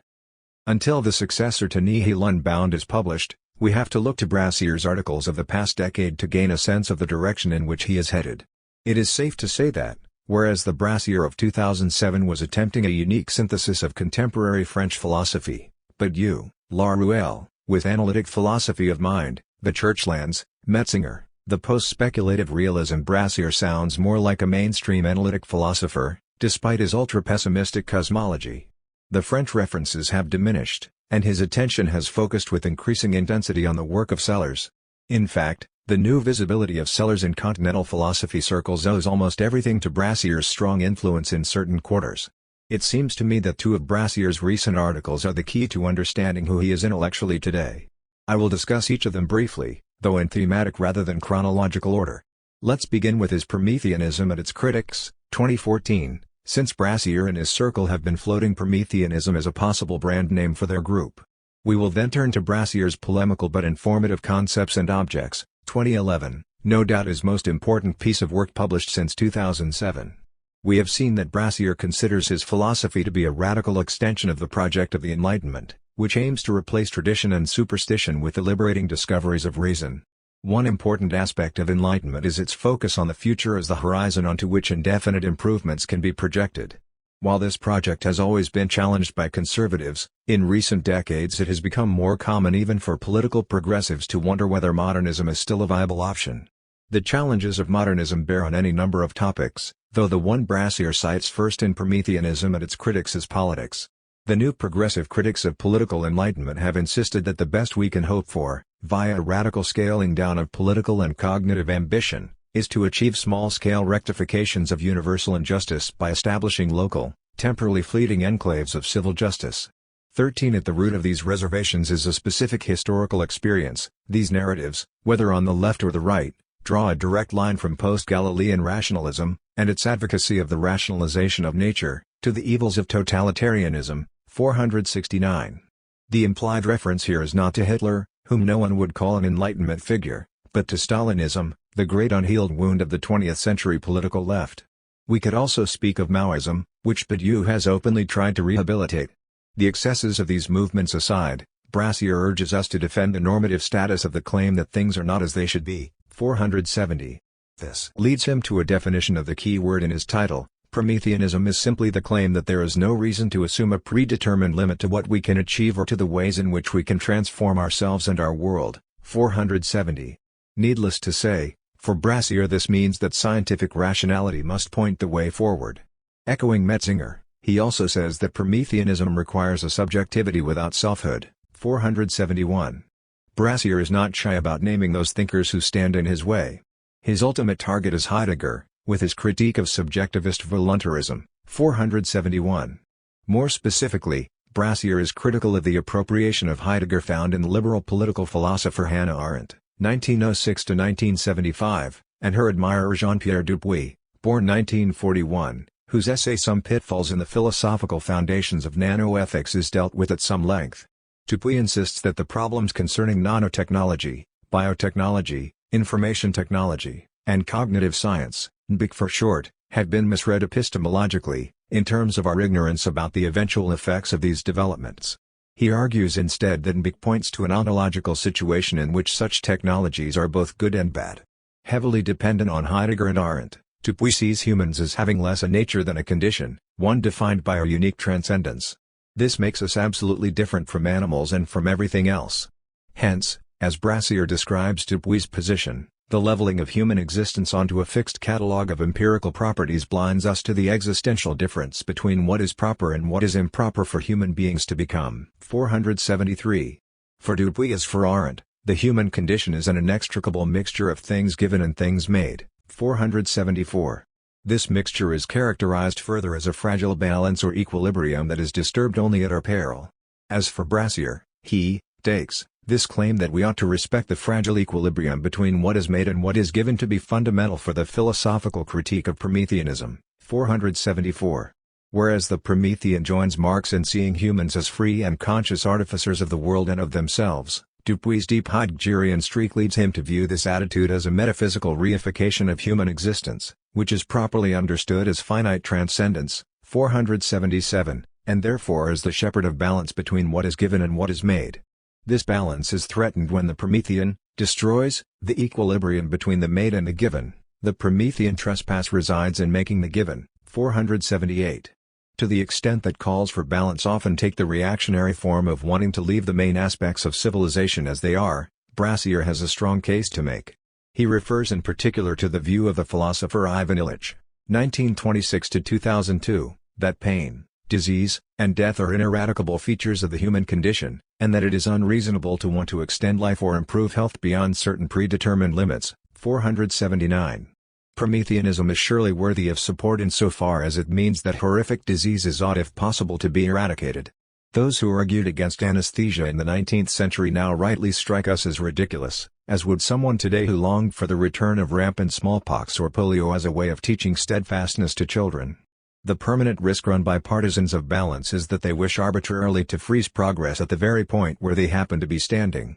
Those of us living in 2017 who still face mortality have learned to deal with that prospect in various ways. Projecting ourselves towards our eventual deaths may even help us to gain a more authentic sense of our potentiality for being, as Heidegger contends.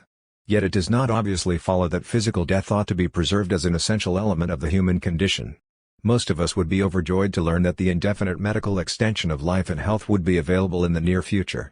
Even if we were to reject such technology and face our deaths bravely like all other humans up to the present, many or most of our fellows would accept the new life-extending technology and find ways to enjoy fruitfully their additional centuries or millennia of existence. The ardent atheist Brassier blames religion for the widespread inappropriate attitude to Promethean possibilities. At the root of all religion lies the claim that suffering is meaningful, in the sense that suffering is something to be interpreted and rendered significant. 481. This is surely true, insofar as one of religion's functions is to offer solace in the face of unbearable pain. It is of course equally true that religion is often the basis for a reactionary insistence that what happen to be the conditions of the present day, or one's favored time in the recent past, say, the 1950s, are the natural equilibrium from which we should never depart. Nonetheless, religion would surely find a place even in a fully Promethean future as a way of dealing with ultimate uncertainties, however badly Brassier might wish it to be erased by the forward march of civilization. In any case, Brassier is right to be suspicious of the implicitly Heideggerian position of Dupuy that once being human is no longer another kind of difference, existence, but just another kind of being, a particularly complicated natural mechanism. Then the danger is that we will lose the meaning-making resources through which we were able to project a point or purpose orienting our attempt to explain and understand ourselves. 483. We need only recall Heidegger's bizarre hostility to typewriters to see how appeals to the essential finitude of Dasein might be used to treat certain devices as forbidden transgressions, even if they merely make life more convenient and pleasurable. But we should disagree with Brassier's attitude towards a hypothetical anti-Promethean who might say that Marxism is guilty of eliding the difference between what is made and what is known. Only what is humanly made is humanly knowable. 484. Brassier seems to be arguing that both the human-made and the given are equally knowable, and therefore that both ought to be subjected to free conscious manipulation by humans. I would argue instead that neither the human-made nor the given are knowable, but that both, under certain conditions, may be subjected to manipulation anyway. For this reason I happen to agree with Brassier's skeptical reaction to the anti-Promethean claim that, even if we have acquired the power to create life, we shouldn't do it. 484.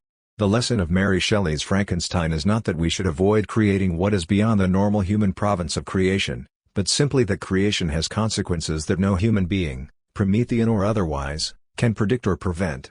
When the anti-Promethean intones that you have introduced a disequilibrium into existence, 485, emphasis removed, we should calmly respond that every creation induces disequilibrium. Even within recent memory, newspapers, postal services, and video rental stores have been laid waste by new technologies, a kind of destruction that Marx celebrated but that too many contemporary leftists habitually bemoan. Brassier approvingly quotes J.G. Ballard's remark that all progress is savage and violent. He adds that there is indeed a savagery recapitulated in rationality. But there is a kind of sentimentalism implicit in the insistence that all savageries are equivalent. 486.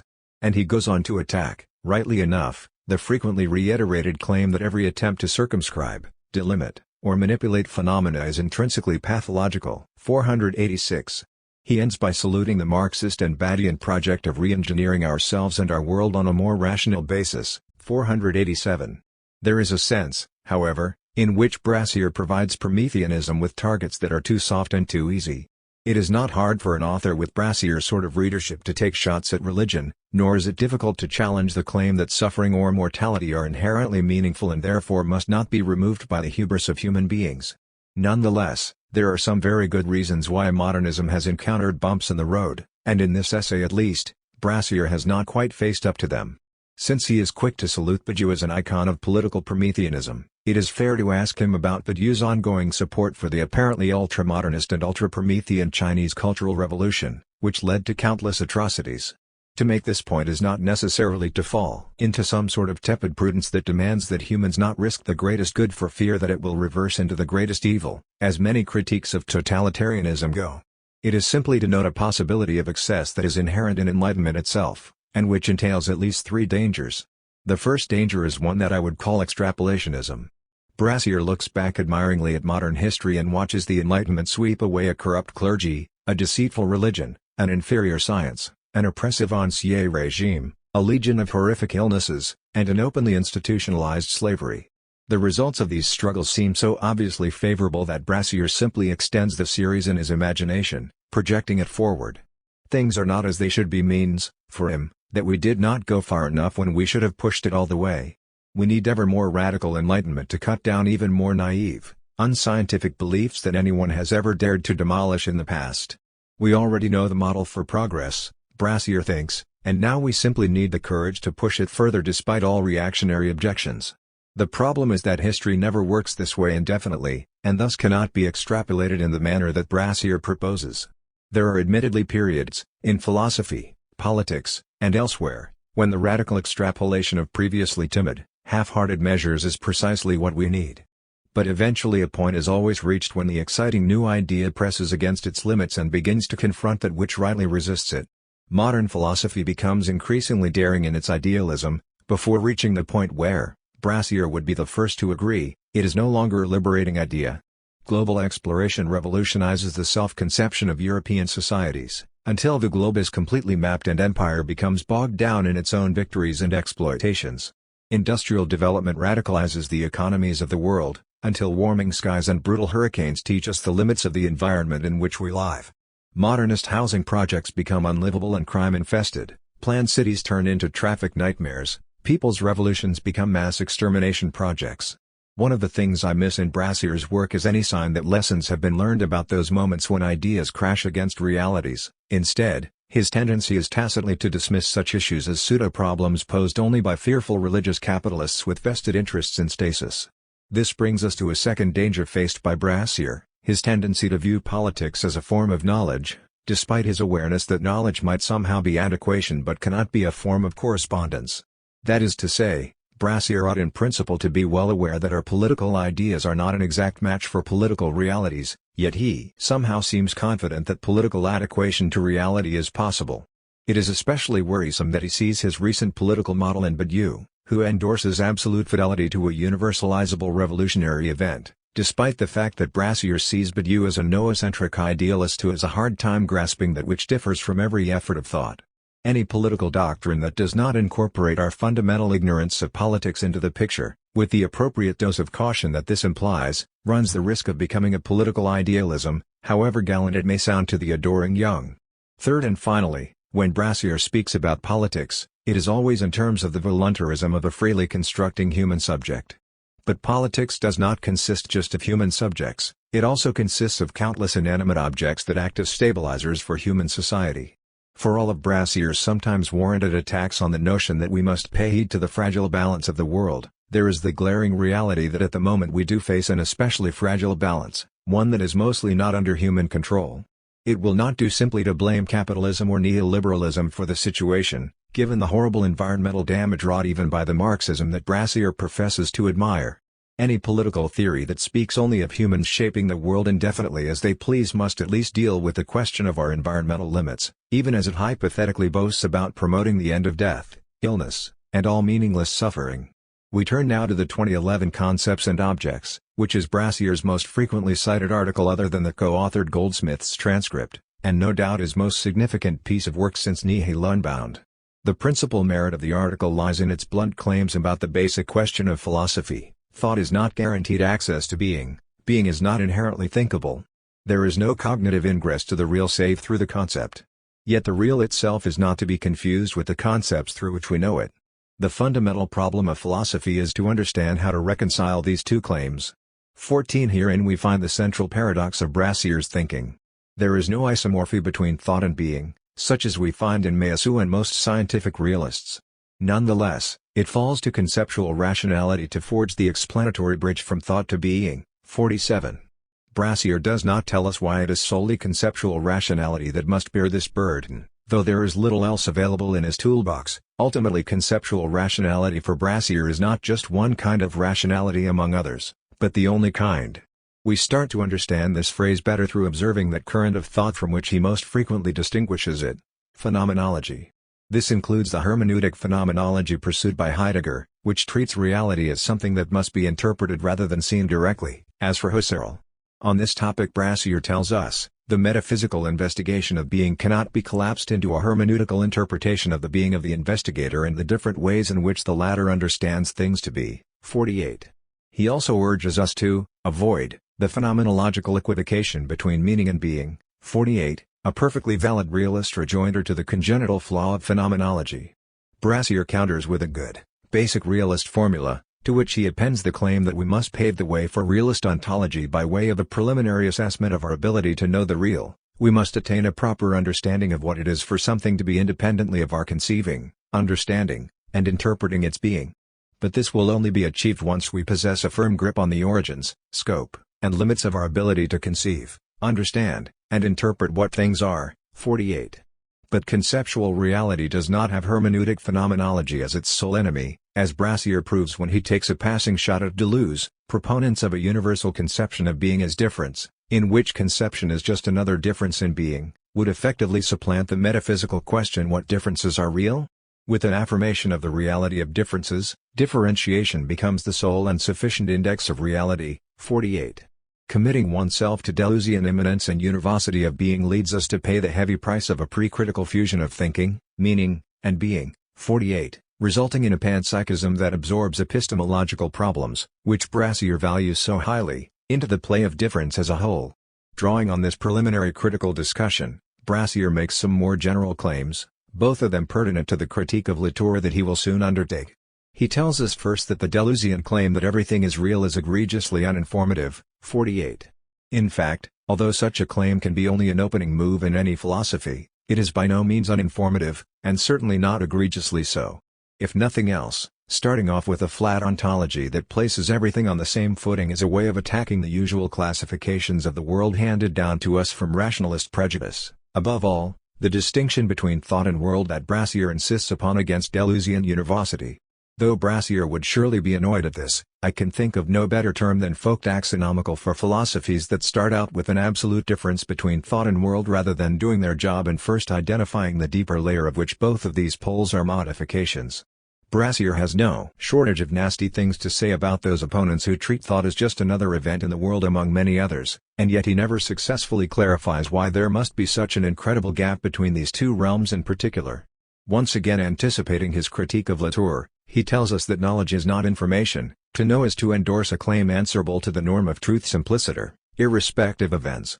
By way of contrast, the transmission and transduction of information requires no endorsement. It may be adequate or inadequate relative to certain ends, but never true or false. 49. What we find here is simply the assertion of an ontological difference in kind between information and knowledge. No doubt there is an important difference between Einstein struggling with his equations for gravity and a palm tree bending in hurricane winds. Everyone will agree with that. But Brassier is arguing for more than a difference between them. He is arguing for a difference so fundamental that it needs to be built into the very foundation of ontology. Yet he never provides a good reason for this inherited modernist prejudice, and is content simply to ridicule those, including Deleuze and Latour, who view the matter differently. There is the added complication that, unlike most scientific realists, Brassier rejects any notion of a correspondence theory of truth, and therefore he needs to clarify the special ontological status of knowledge by way of a non-corresponding adequation. This topic is evoked in key passages of Nihil Unbound but, again, never really clarified. Brassier's only real argument here, and it is not much of an argument for a philosopher to make, is that science is widely recognized as giving us a privileged sort of truth about the world, and that this truth would be threatened if there were not an abyssal gulf between knowledge and every other sort of transmission of force.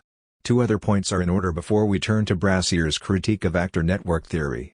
The first concerns his incorrigible naturalist bias, as when he tells us that meaning cannot be invoked either as originary constituent of reality, or as originary condition of access to world. It must be recognized to be a conditioned phenomenon generated through meaningless yet tractable mechanisms operative at the subpersonal, neurocomputational, as well as superpersonal, sociocultural, level.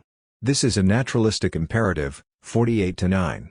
It may be a naturalistic imperative, but that does not make it a philosophical one, unless we assume in advance that naturalism is true. Note also the bidirectional reductionism that makes this passage a good case of what who critiques as dual meaning, simultaneously reducing a thing downward to its components and upward to its effects, while assuming that the thing itself is nothing outside of these. 15 Brassier asserts that meaning is not what Heidegger thinks it is, but that meaning is a combination of subpersonal neurocomputational processes and superpersonal sociocultural processes. There could be no clearer proof that naturalism is not a genuine realism, but simply a folk reductionism that privileges neurons and societies over anything falling in between. This needs to be mentioned, given what I regard as the unearned reputation of continental naturalism, as represented by Brassier and his circle, for peerless philosophical rigor. On the positive side, it is worth applauding Brassier's tip of the hat to Kantian noumena, as when he bemoans how the liquidation of the in itself, Marx correlationism slide from epistemological sobriety into ontological incontinence. 49. We now turn to Brassier's critique of Latourian actor-network theory, which runs for 5 highly polemical pages, 51-5. It is important to note the context of Brassier's engagement with Latour, whose philosophy he seems to know only from irreductions, the admittedly crucial appendix to his book The Pasteurization of France. Brassier's critique of Latour can only be understood as a proxy attack against the Latour influence too, though the latter is mentioned only in the sarcastic footnote 8 on page 51.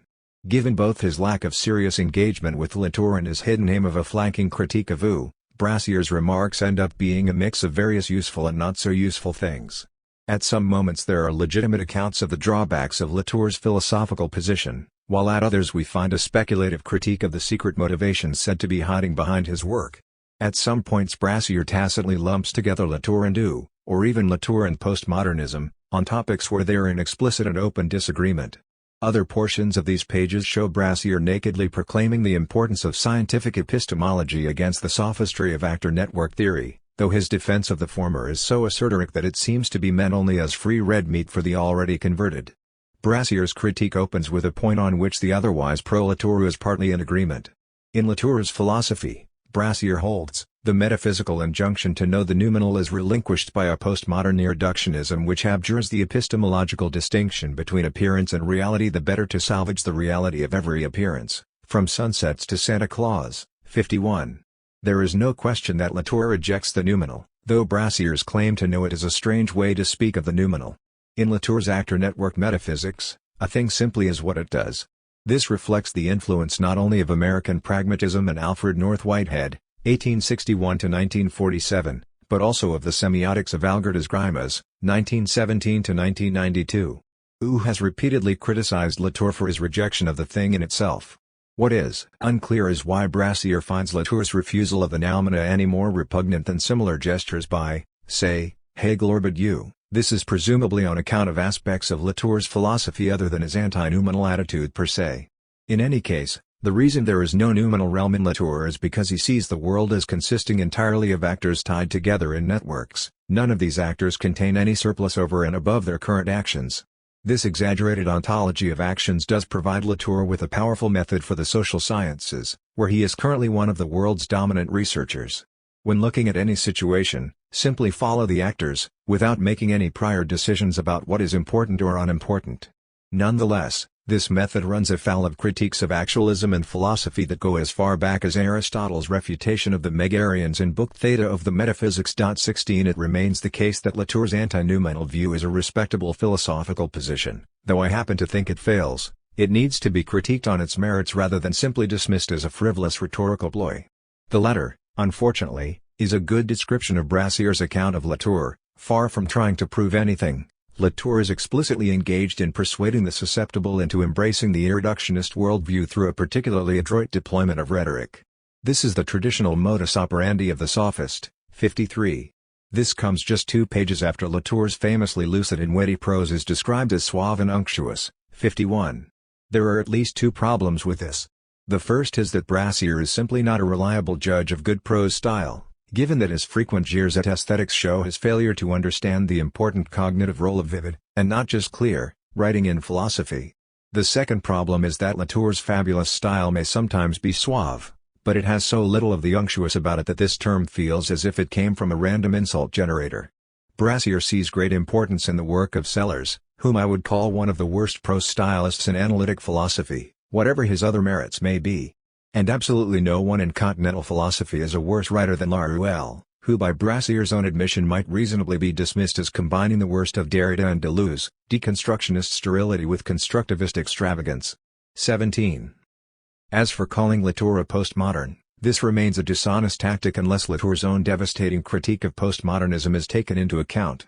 This can be found in his best-known work, We Have Never Been Modern, a book that Brassier conspicuously fails to cite and has possibly still not read. Latour's basic idea here is that the postmoderns are simply moderns with a minus sign added. Just like the moderns, the postmoderns uphold the modern purification of subjects from objects, as does Brassier himself.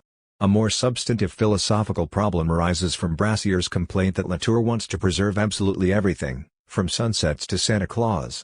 Nonetheless, sunsets do exist in human experience, even if Brassier wishes to eliminate them in favor of a geometering replacement, a mixture of subpersonal neurocomputational processes and superpersonal socio-cultural contexts. The same holds, of course, for Santa Claus. The fact that Brassier has a specific temperamental interest in sifting relatively true appearances, scientific images, from mostly false ones, manifest images, despite his admission that the mind's correspondence with the world is impossible, does not mean that ontology as a whole needs to exclude all personal experience of beauty and Christmas-time characters. If philosophy has any trait that distinguishes it from the specific sciences and other fields, it is surely that it is in a position to cast the widest possible net, covering literally everything. There is more to be said about sunsets than the fact that they involve brain processes, and more to Santa Claus than his socio-cultural aspects, given, among other things, that both societies and neurons are shaped by Santa Claus in turn.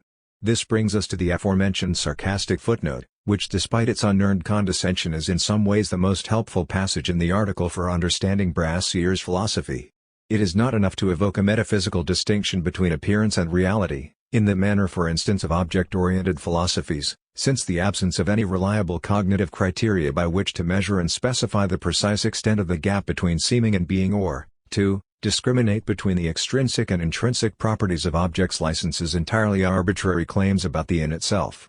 51 As we will see in Chapter 3 of this book, Wu draws an absolute distinction between what it calls the real and the sensual.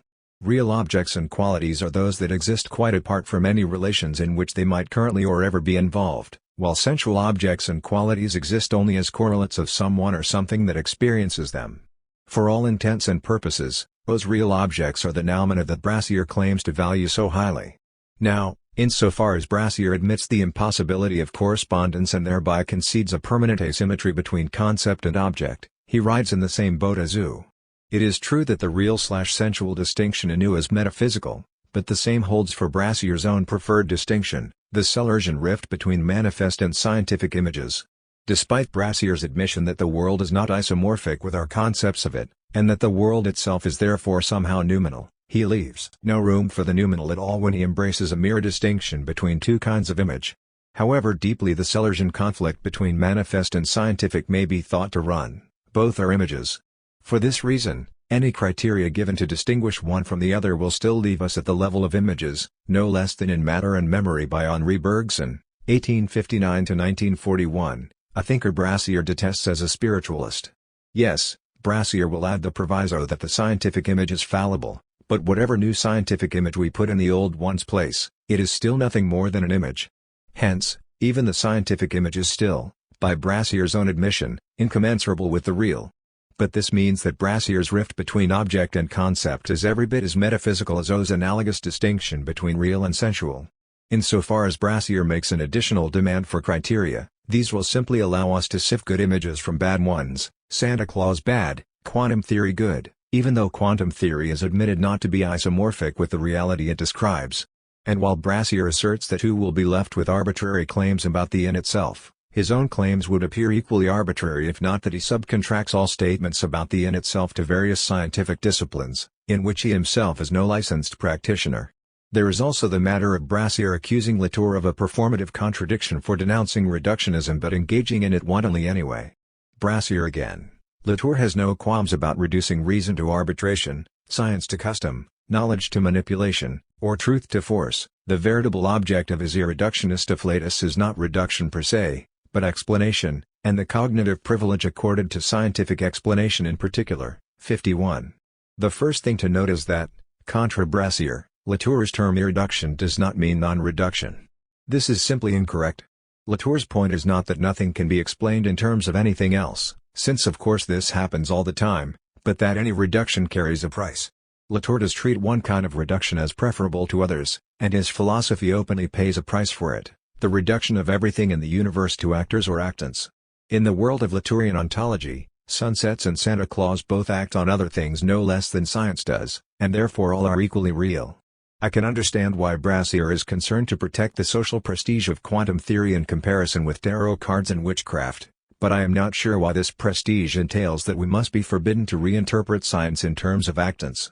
This very move is what allows Latour and his colleagues to ask valuable questions about the production of scientific facts, questions that need not be embargoed just because they sometimes stray into an indefensible social constructionism.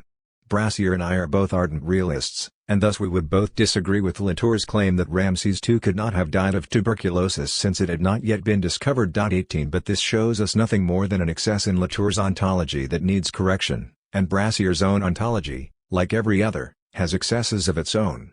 The primary excess of his ontology, in my view, can be found in its obsession with policing the distinction between good and bad images, despite its having little to say about how any image at all can be adequate to the reality beyond images. Brassier takes Latour to task for dismissing this relationship, which has preoccupied an entire philosophical tradition from Frege through Sellers and up to their contemporary heirs. 52, as well as for attempting to liquidate the unfolding epistemological problematic from Descartes to Sellers, 52, and finally for writing, to reassure those who do not really want to know, 52, forgetting that Socrates knew nothing and was for this very reason a philosopher rather than a scientist. To some extent, Brassier conflates Latour with Wu when he accuses the former of supplanting explanation, with a series of elusive metaphors whose cognitive import becomes a function of semantic resonance, actor, ally, force, power, strength, resistance, network. These are the master metaphors of Latour's reductionist metaphysics. 51. It is hard to see what is superfluously metaphorical about any of these terms. Even the most cursory grasp of etymology shows that most if not all words have metaphorical roots, including such everyday terms as window, wind-eye. There is nothing especially imprecise about Latour's technical vocabulary. It is perfectly clear what he means when he says, for example, that actors engage in alliances through a network and thereby increase their ability to withstand trials of strength. To repeat, there are things that can be said against such a metaphysics, for example, its actualist inability to account for future changes in actor networks, but there is nothing the least bit unclear about it. It may well be that Brassier has a puritanical allergy to the anthropomorphism of metaphors such as ally and negotiate when ascribed to inanimate beings, but there is nothing of the panpsychist about Latour, and these terms are as good as any. Thus Brassier loses his way when he declaims Latour's paltry metaphorics that occludes every real distinction through which representation yields explanatory understanding. 53. There is nothing paltry about it. Latour's model has brought about something of a revolution in the social sciences by focusing new attention on local actors rather than fuzzy abstractions such as society and capitalism, and by defending the social agency of inanimate objects. When Brassier complains about Latour using elusive metaphors, he seems to be taking a misdirected stab at Wu, which uses both illusion and metaphor as technical terms. But on this point Wu has nothing in common with Latour at all, since its sense of illusion and metaphor refer exclusively to the withdrawn thing in itself, a notion that Latour banishes altogether. 19. To close these remarks, we should address the most flagrant case of ad hominem in Brassier's article. There is nothing to prevent the cynic from concluding that Latour's politics, neoliberal, and his religion, Roman Catholic, provide the most telling indices of those forces ultimately motivating his antipathy towards rationality, critique, and revolution. 53. The fact that Brassier admits his cynicism hardly makes it more palatable. But I happen to disagree with Meillassoux' view that these sorts of reflections on motives are always out of place in philosophy. It is in fact useful for understanding Latour's philosophy to know that he is a practicing Roman Catholic, though not in Brassier's cynically dismissive way. Readers of Latour, especially supportive ones, have often noted that his fascination with mediators owes much to the spirit of the Catholic Church, with its confessors, its intervention by saints, and a number of indirect liturgical acts so foreign to the direct-to-God outlook of Protestantism. The real problem with dismissing someone's philosophical views with cynical biographical explanation is not that there is never anything to it, but that one's own biography is rarely beyond equivalent scrutiny. It would be equally easy to trace Brassier's philosophical views to biographical accidents and idiosyncratic temperamental quirks, though there is a limit to how fruitful such explorations would be. As for the claim that Latour is a neoliberal, this is a typically sloppy use of the term, which ought to refer to the free market policies of Austrian and Chicago school economics, but these days is used to mean little more than jerk. 20. It would be fair to call Latour a political liberal, but he is certainly no unrestrained free marketeer, as becomes clear from his attempted decomposition of economics in the closing chapters of his book on the various modes of existence. 21. Hence, the description neoliberal is off the mark. As for the passing praise of revolution, at present this is nothing more than virtue signaling. One reads Brassier's works in vain for any sustained meditation on politics. Though Brassier's engagement with Latour is too unsympathetic to be very fruitful, there are moments when his disagreements do give us a clearer picture of his own position. For example, it is perfectly fair when he complains that Latour's reduction of things to concepts, objects to actants, is of a piece with his reduction of concepts to things, truth to force. 55. Yet contra Brassier, this gesture does not qualify Latour uniquely as some sort of sophist, but is simply the unfortunate price paid by any philosophy that excludes the noumenal and thus equates entities with their appearance or their relations to something else. Brassier is right to insist on a gap between reality and our concept of it, yet it seems to me that he badly underestimates that gap. We need to know what things are in order to measure the gap between their phenomenal and noumenal aspects as well as the difference between their extrinsic and intrinsic properties. 55. Emphasis added. It is hard to see how such a gap could ever be measured. Given the striking incommensurability between concept and object, to know, in the strong scientific sense, what something is to conceptualize it. This is not to say that things are identical with their concepts. 55. Surely Brassier is correct in his intuition that some images are more adequate than others in guiding us towards how things really are. What must be questioned is whether we can conceive of the distance between concept and object as lying along a measurable continuum of you're getting warmer and you're getting colder. So far, Brassier does not even seem very interested in developing a theory of how one concept could be closer than another to a reality that is incommensurable with both. I suspect that this is because he is interested less in the metaphysical problem of knowledge than in enforcing the function of science and silencing people he considers irrational. Even Brassier's best formulations of the problem are inadequate, and seem more like a wish list based on wordplay than a genuine solution.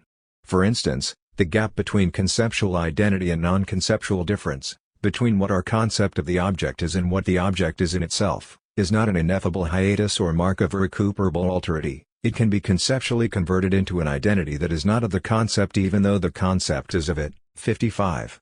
With the puzzling phrase not of the concept even though the concept is of it, so reminiscent of the figurative and rhetorical language he claims to despise, we again see Brassier's dependence on Laruelle's concept of unilateralization. It is hardly more helpful when Brassier adds that the difference between the conceptual and the extra-conceptual can be presupposed as already given in the act of knowing or conception. But it is presupposed without being posited. This is what distinguishes scientific representation and governs its stance towards the object. 55. A promising starting point for a new theory of science? Time will tell. But this is hardly convincing enough to put Brassier in position to dismiss others as sophists who write merely for those who do not care to know. The same holds when he adds, tantalizingly, that there is an imminent yet transcendental hiatus between the reality of the object and its being as conceptually circumscribed. 55. Here again, imminent yet transcendental is just the first step of an uncompleted fishing expedition. Such fishing is always underway at the borderlands of any philosophy, since no philosophy ever gains mastery of everything within its reach. Yet even Brassier's fairly rudimentary conception of how science ties together the manifest image, the scientific image, and the object that is never adequately expressed by either would seem to advise more caution and patience in sizing up his opponents than he generally shows, given his tendency to what Pedant called premature refutation. The fact that science has enjoyed remarkable cognitive achievements, 65, does not mean that the philosopher should borrow the glory of these achievements to pillory others too hastily. The cognitive achievements of science are not the cognitive achievements of Ray Brassier himself, any more than they are the achievements of Bruno Latour, and thus it is not clear why Brassier considers himself their authorized spokesman. Yet in passing, I do want to note the refreshing moment when Brassier goes behind post-Galilean science to find interesting precursors for his ideas in medieval thought. The distinction between the object's conceptual reality and its metaphysical reality has an analog in the scholastic distinction between objective and formal representation. 57. Yet towards the end of the article, Brassier shies away from this use of scholastic terminology, for reasons that strike me as wrong but still enlightening. How can we acknowledge that scientific conception tracks the in itself without resorting to the problematic metaphysical assumption that to do so is to conceptually circumscribe the essence, or formal reality, of the latter? For we want to be able to claim that science knows reality without resorting to the Aristotelian equation of reality with substantial form. 64. Brassier does not tell us why substantial forms are problematic. One suspects it is merely because modern science found it easy to dispense with such forms, replacing them with quantifiable extension and motion. Yet there is no inherent reason why successful methods in natural science should equate to truths in metaphysics, unless scientism has become an end in itself. In any case, Brassier glosses his statement on substantial forms as meaning that the structure of reality includes but is not exhausted by the structure of discretely individuated objects. 65. While in one sense this is obviously a tacit critique of Wu, it also points to Sellers's upholding of process against objects, despite Brassier's earlier worries at the goldsmith's workshop about the processualism of Grant. We should also say something about Stove's gem, named after the cantankerous Australian philosopher David Stove, 1927–1994, to whom Brassier often skillfully refers. 22 For here we see another point in common between Brassier and Wu, their shared rejection of the correlationist circle, which Meillassoux claims to surmount only following a deep appreciation of its supposed conceptual rigor. Though the gem need be only a correlationist argument rather than an outright idealist one, you can't think something outside thought without thinking it. Berkeley's master argument remains the clearest example, Since we cannot think or perceive something without thinking or perceiving it, therefore it cannot exist without being thought or perceived. As Brassier notes, Berkeley's premise is a tautology, since the claim that one cannot think of something without thinking of it is one that no rational being would deny. But from this tautological premise Berkeley draws a non-tautological conclusion, viz., that things depend for their existence on being thought or perceived and are nothing apart from our thinking or perceiving them. 57. Nonetheless, the gem is widely accepted to this day, serving as the trusty adjutant for almost every variety of late 20th century correlationism, from Goodman and Rorty at one end to Latour and Foucault at the other. 59. Despite Stove dismissing it as the worst philosophical argument ever made. Yet however wrong the gem may be, Brassier goes too far in calling it so bad that its wide acceptance can be explained only by emotional, psychological, and political factors. 59. As Latour of all people has taught us, if we use these factors to explain the views of our opponents, then we must also be prepared to use them in explanation of our own, and it is not clear that Brassier could pass such a test any better than anyone else. Moreover, even if the gem is wrong, that does not make it ridiculously wrong. Thinkers as diligent as Fichte and Meillassoux have made use of the gem, and though I share Brassier's dismay at Meillassoux' fondness for it, his defense of the correlationist circle is not lacking in a certain formal rigor. It can hardly be explained by emotional factors stemming from something gone amiss in Meillassoux' personal psychology. Here once more we encounter the frequent Brasserian vices of an impatient rush to ensure that science retains sweeping authority and de zealot's tendency to demonize the psychology of his opponents, while Meillassoux at least patiently works out the tension between correlationism and the ancestral data of the sciences. That said, it is nonetheless true that Brassier's arguments against the gem have an admirable clarity and power. For instance, it is certainly true that I cannot think about the empty quarter without thinking about it, but it does not follow from this that the empty quarter is populated by my thinking about it. 63. And even better, once one realizes that Fichte's intimidating Teutonicisms mask flimsy Berkeleyan gems, it becomes no more impossible to refute Fichte than it was to refute Berkeleyan materialism. 63.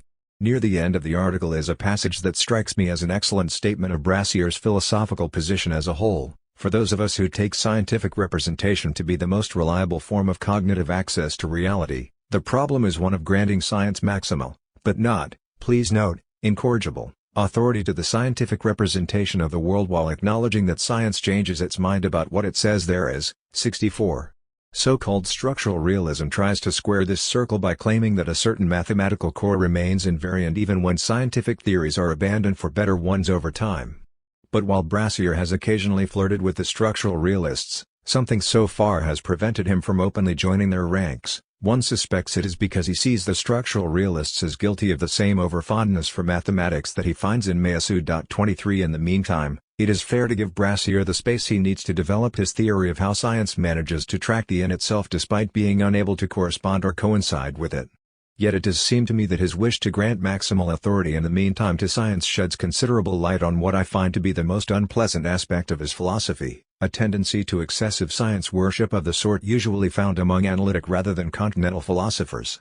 This is not without consequence for the style and content of his philosophy, as seen by his expressed contempt for aesthetics, rhetoric, and metaphor, and seems to explain the fact that interdisciplinary readers, so important to a philosopher's sphere of influence, have not flocked to Brassier in great numbers. To expand beyond his natural readership base of aggressively scientistic and leftist young males, he will need to show more sympathy with other types of cognitive performance than those that are showcased in the hard sciences. 2. Vitalist idealism.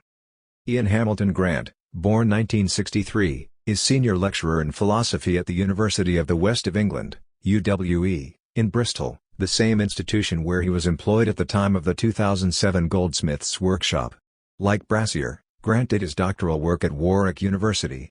There he was associated with the Cybernetic Culture Research Unit, CCRU, which was led by Sadie Plant, born 1964, and, later, the controversial Nick Land, born 1962.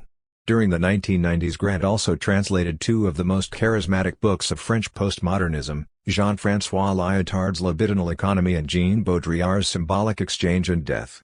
Grant has devoted his philosophical career to developing a vitalist philosophy that draws, above all, on the philosophy of Schelling and the more recent French thinkers Gilles Deleuze and Félix Guattari, 1930–1992, the latter two being dominant influences in 1990s Britain as Grant and Brassier came of age intellectually. But especially important for Grant is Schelling, a colorful prodigy who matured more quickly than his older and more famous classmate Hegel. In what follows we will discuss Grant's interpretation of Schelling as a philosopher of nature and follow the consequences he draws from this for contemporary philosophy. But first, let's consider what Grant had to say in London on April 27, 2007, at the first meeting of the speculative realists. A Grant at Goldsmiths. Grant's remarks at Goldsmiths were brief, covering pages 334 to 345 of the meeting transcript, followed by a much longer set of responses to audience questions. Yet those 11 pages are enough to sample the nectar of Grant's intellectual work, while unifying in advance his otherwise two rather different books to date, Philosophies of Nature After Schelling, 2006, and the co-authored Idealism, 2011. As we will see in more detail when discussing his Schelling book, Grant's worry is that philosophy has not advanced much at all during the post-Kantian period, which began with the various important reactions in the 1790s to Kant's three great works of the previous decade. One as Grant sees it, Schelling's vast output is a permanent philosophical beacon guiding us away from Kant's limitations, if only we would learn to take it seriously. Grant is hardly the first to make such a claim. Schelling is perpetually regarded as a philosopher of the future filled with untapped minerals, much like Maurice Blanchot, 1907–2003, or the later writings of Maurice Merleau-Ponty, 1908–1961. The special interest of Grant's version of Schelling is to be found in the details. The standard account of the post-Kantian period in philosophy goes roughly as follows. Kant proclaimed an unbridgeable gap between appearances and the thing in itself, or between phenomena and noumena. Since there is no way for humans to perceive anything directly outside our pure intuitions of space and time in the 12 categories of the human understanding, philosophy must content itself with discussing things as they appear to finite human cognition. Beginning with the brilliant alcoholic vagabond Salomon Maimon, 1753–1800, continuing through the pugnacious genius Fichte, and running on up to Hegel, Kant's most gifted followers developed his philosophy by belittling the role of the thing in itself to an increasing degree. For how can Kant say that the thing in itself causes the appearances when he holds that causation is merely a category of the understanding which, like all of the categories, cannot be applied to the noumenal world? And more generally, if we claim to know the existence of a thing in itself beyond thought, this claim is itself a thought, and therefore it collapses because of internal contradiction. The only consistent response, it is said, is to bite the bullet and accept that everything we can speak of is saturated by thought rather than lying somewhere beyond it. With this step, we have entered the world of German idealism. Fichte's response to Kant's double world of phenomena and noumena is to absorb nature entirely into what is for him the dominant theme of philosophy, an ethics based on human freedom. Later, Hegel makes an effort to treat both nature and spirit on equal terms, though this effort still presupposes the abandonment of Kant's thing in itself, making the distinction between phenomena and noumena internal to the phenomena. Hegel's book titled Phenomenology of Spirit is a claim to speak about the whole of reality, not an admission that there are noumena lying beyond spirit that need to be discussed elsewhere. He could never have written a companion book called Noumenology of Nature. How Schelling fits into this story depends on whom you ask. For most Hegelians and mainstream historians, Schelling was an unruly romantic rendered philosophically unsound by his excesses, a transitional figure superseded by Hegel and his more mature system. For defenders of Schelling, who include figures as important as Heidegger, Hegel's dialectic enclosed him in a man-made prison, while Schelling guides us beyond those prison walls towards the magnetic, electrical, and chemical forces of nature, the essence of human freedom, and the blind rotary drives of a tormented God. 2. Grant is among those who find Schelling to be the most important and most futuristic of the post-Kantian philosophers. Moreover, he opposes the usual view of scholars that the prolific Schelling went through multiple phases in his career, classified somewhat differently by each historian. For example, Andrew Bowie splits Schelling's career into 1. Transcendental philosophy, 2. Philosophy of nature, 3. Philosophy of identity, 4. Philosophy of the ages of the world, and 5. Positive philosophy. 3. Yet Grant is uncompromising in his contrary view that philosophy of nature was Schelling's one and only phase. Anyone who wishes to escape our ears' ongoing philosophical imprisonment in Kant's two-world ontology can escape it, Grant holds, only by pursuing something like a philosophy of nature. We now turn to Grant's own remarks at the Goldsmiths' workshop. Like all of the speculative realists, each in a different way, Grant is keen to escape the perpetual focus on how humans gain access to knowledge about the world in favor of a return to philosophizing about the world itself. As he puts it, If philosophy of nature is followed consistently, it entails that speculation becomes necessary, as the only means not of assessing the access we have, but of the production of thought. For that is to say, rather than simply beginning from the usual modern opposition between thought and world, Grant wants to show how thought is produced by the world. Viewed superficially, this might sound like just another form of scientism. After all, cognitive science and neurophilosophy also try to strip away the special modern status of thought in favor of a scientific discourse that explains its origins. But Grant does not see it that way, as can be gathered from his responses in the question period to Toscano, 345-8, and Brassier, 364-6.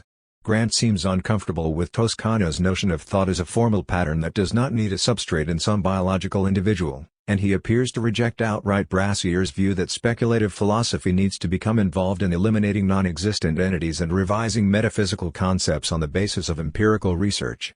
Perhaps more importantly, Grant's conception of nature differs from that of others in two important respects. He is unlike most idealists in viewing nature as a multi-layered kingdom rather than just a monolithic other of thought. In Grant's words, we must accept that there's something prior to thinking, and that there are several layers of dependency amongst what is prior to thinking. It's not just one thing, it's an entire complex series of events. 334. Mainstream philosophers with scientific inclinations, or naturalists as they are often called, would also agree with the passage just quoted. But they would quickly desert Grant with his next step, a far more speculative one. For even if we try to draw direct causal links between the subcognitive processes of nature and their outcomes on the level of thought, we find that, for Grant, such a task is inexhaustible in principle, not merely in fact. It's inexhaustible in principle because the conditions that support the event that's produced also support the production of other events. 334. If I read this passage correctly, Grant is speaking not of causal links in the mechanistic and linear sense that many naturalists prefer, but of causes as concealed potencies that might have taken many other paths in nature than the ones they actually did. This approach to causation has a whiff of the Deleuzian virtual about it and parallels the anti-empiricist views of causation found in such authors as Roy Bhaskar, 1944-2014, and Manuel de Landa. 5. Though some readers of Grant insist on his compatibility with naturalizing positions in the philosophy of science, this can be done only if we ignore a crucial difference between them. For Grant, nature is not a basis to which everything must be reduced but a basis from which everything is produced.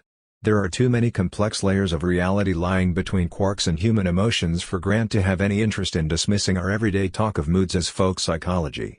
Nor, in a Grantian intellectual universe, is there any straightforward way to reduce effects to their ultimate physical causes, given the number of things that could have unfolded differently at every causal layer. Grant is not a naturalist but a speculative philosopher of nature. Though he holds that everything emerges from a chain of natural production, there is no easy way to reverse this chain and ascend to initial explanatory causes so as to eliminate the more derivative layers such as those of so-called folk psychology.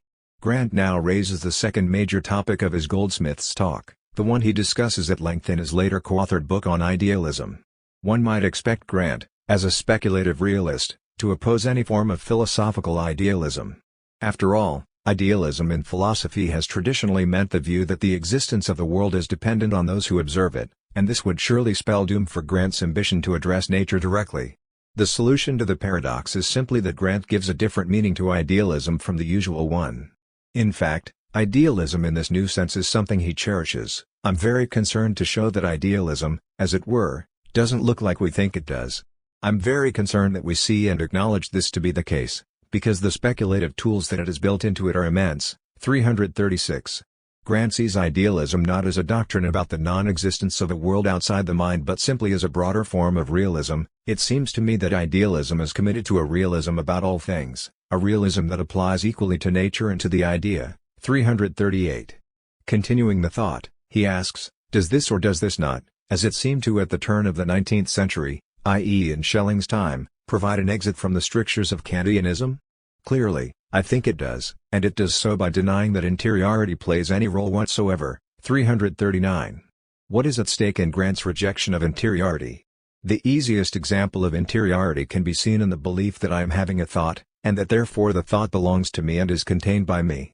Grant rejects this notion in favor of a model in which my production of thoughts is of the same type as nature's production of forces, species, animals, and flowers. There is no way to reduce any product, whether physical or mental, to what came before it, since, even if everything requires a cause, that cause is not sufficient to determine what shape its products later take. The idea is external to the thought that has it, the thought is external to the thinker that has it, the thinker is external to the nature that produces both the thinker and thought in the idea. There are a series of exteriorities between thinker, thought, idea, the various strata of the nature necessary to produce that event, necessary but not sufficient, it should be stressed. 339 One of the more stirring implications is that we no longer have a series of interiorities within which it's possible for anyone to recognize themselves in the production of their thoughts. It's simply a banal accident that we know what it feels like to have thoughts. That is not particularly significant. What's significant is the thought. 340. There is some resonance here with Latour's metaphysics of translation, which lies at the basis of his widely deployed actor network theory, ANT, and has provided inspiration for object-oriented ontology as well. 6 Latour gives us a memorable and practical example, when a student of industry insists that there have been a multitude of transformations and mediations between the oil trapped deep in the geological seams of Saudi Arabia and the gas I put into the tank of my car from the old pump in the little village of Gelini in France. The claim to reality of the gas is in no way decreased. 7 In the face of the traditional dispute between correspondence and coherence theories of truth, Latour offers an alternative industrial model. There is not some essential form existing in both the crude oil in Saudi Arabia and the gas in Gelini, only a series of transformations at each step of the process. The difference, of course, is that Latour is a philosopher of science and technology who is concerned mainly with how humans do the transforming, while Grant is a philosopher of nature for whom humans are a relatively late stage in comparison with all the subhuman processes that precede us. Nonetheless, Grant is much closer to Latour than he is to someone such as Meillassoux, who holds that the mind can neatly extract mathematical forms from the world and thereby know the primary qualities of things.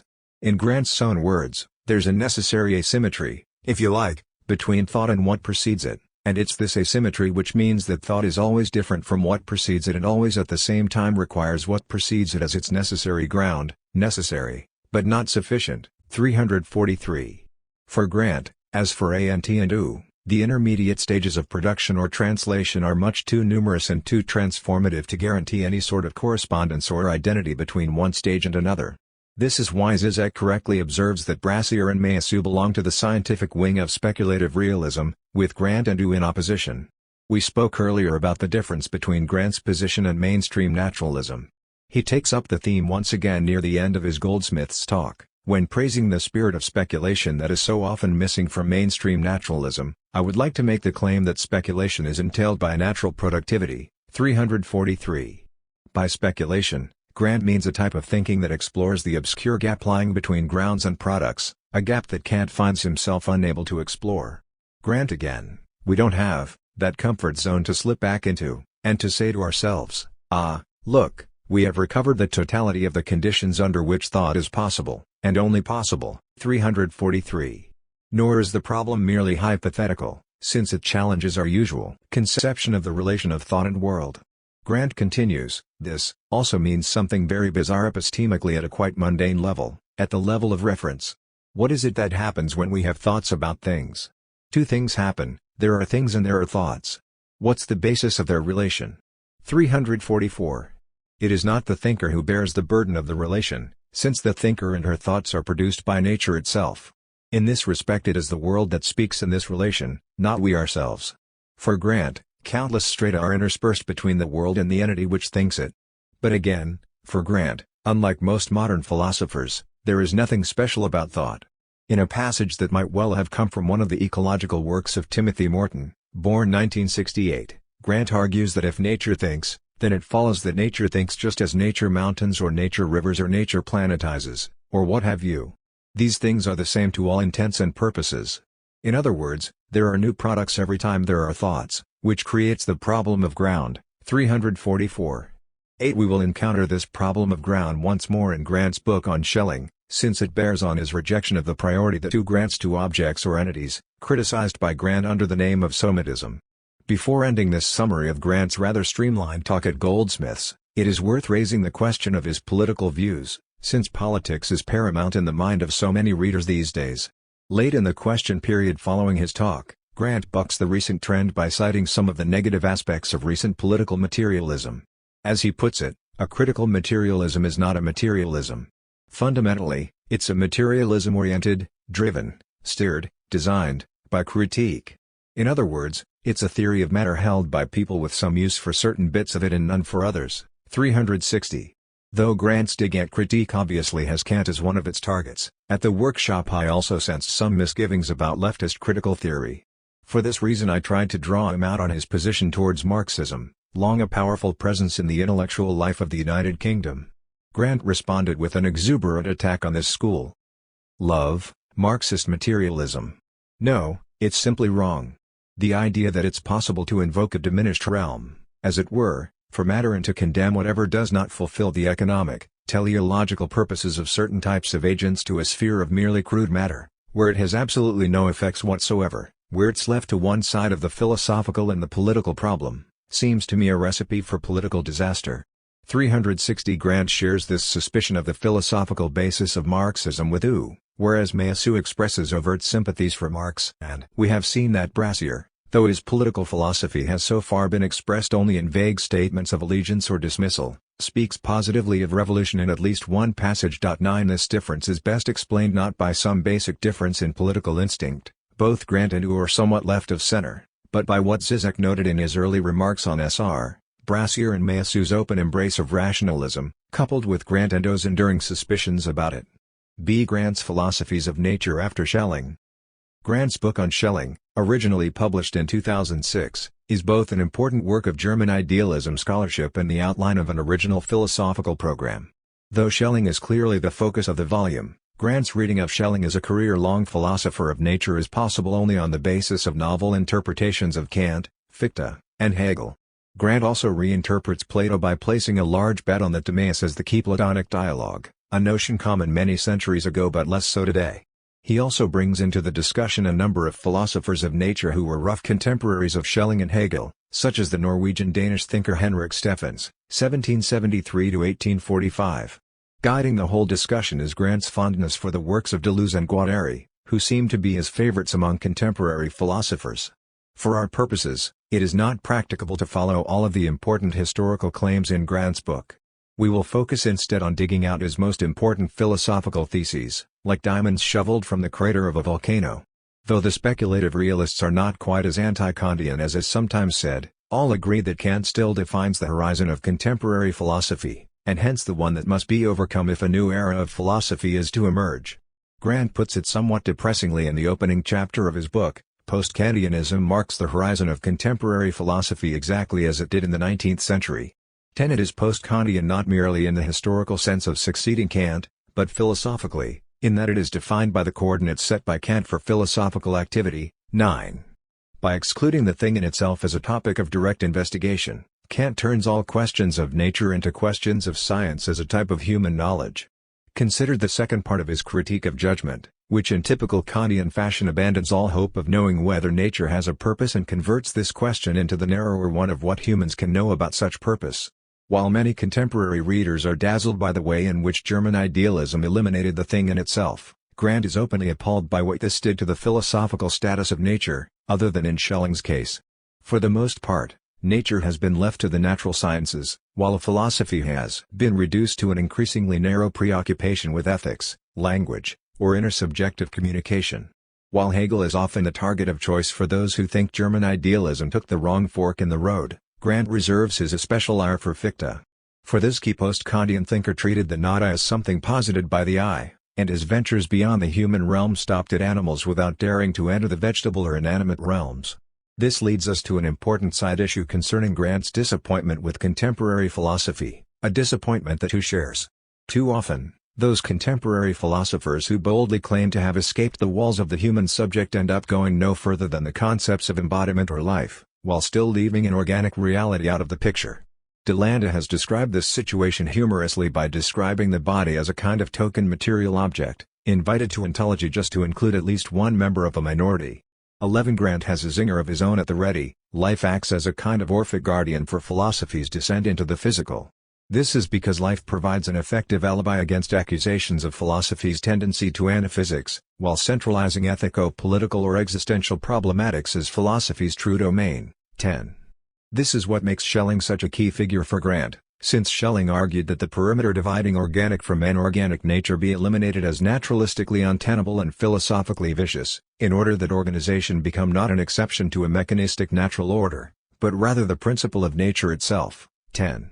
From here Grant goes on to reject Badiou's false dichotomy of number or animal, identified by Badiou with the difference between Plato and Aristotle.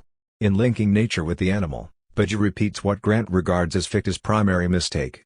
Grant wishes to avoid the usual post-Kantian alibi of working on animality, embodiment, or the organic, in favor of a place where deep, geological time, 6, has an autonomous existence far from any human gaze, human practical embodied handling, or even sheer animal behavior.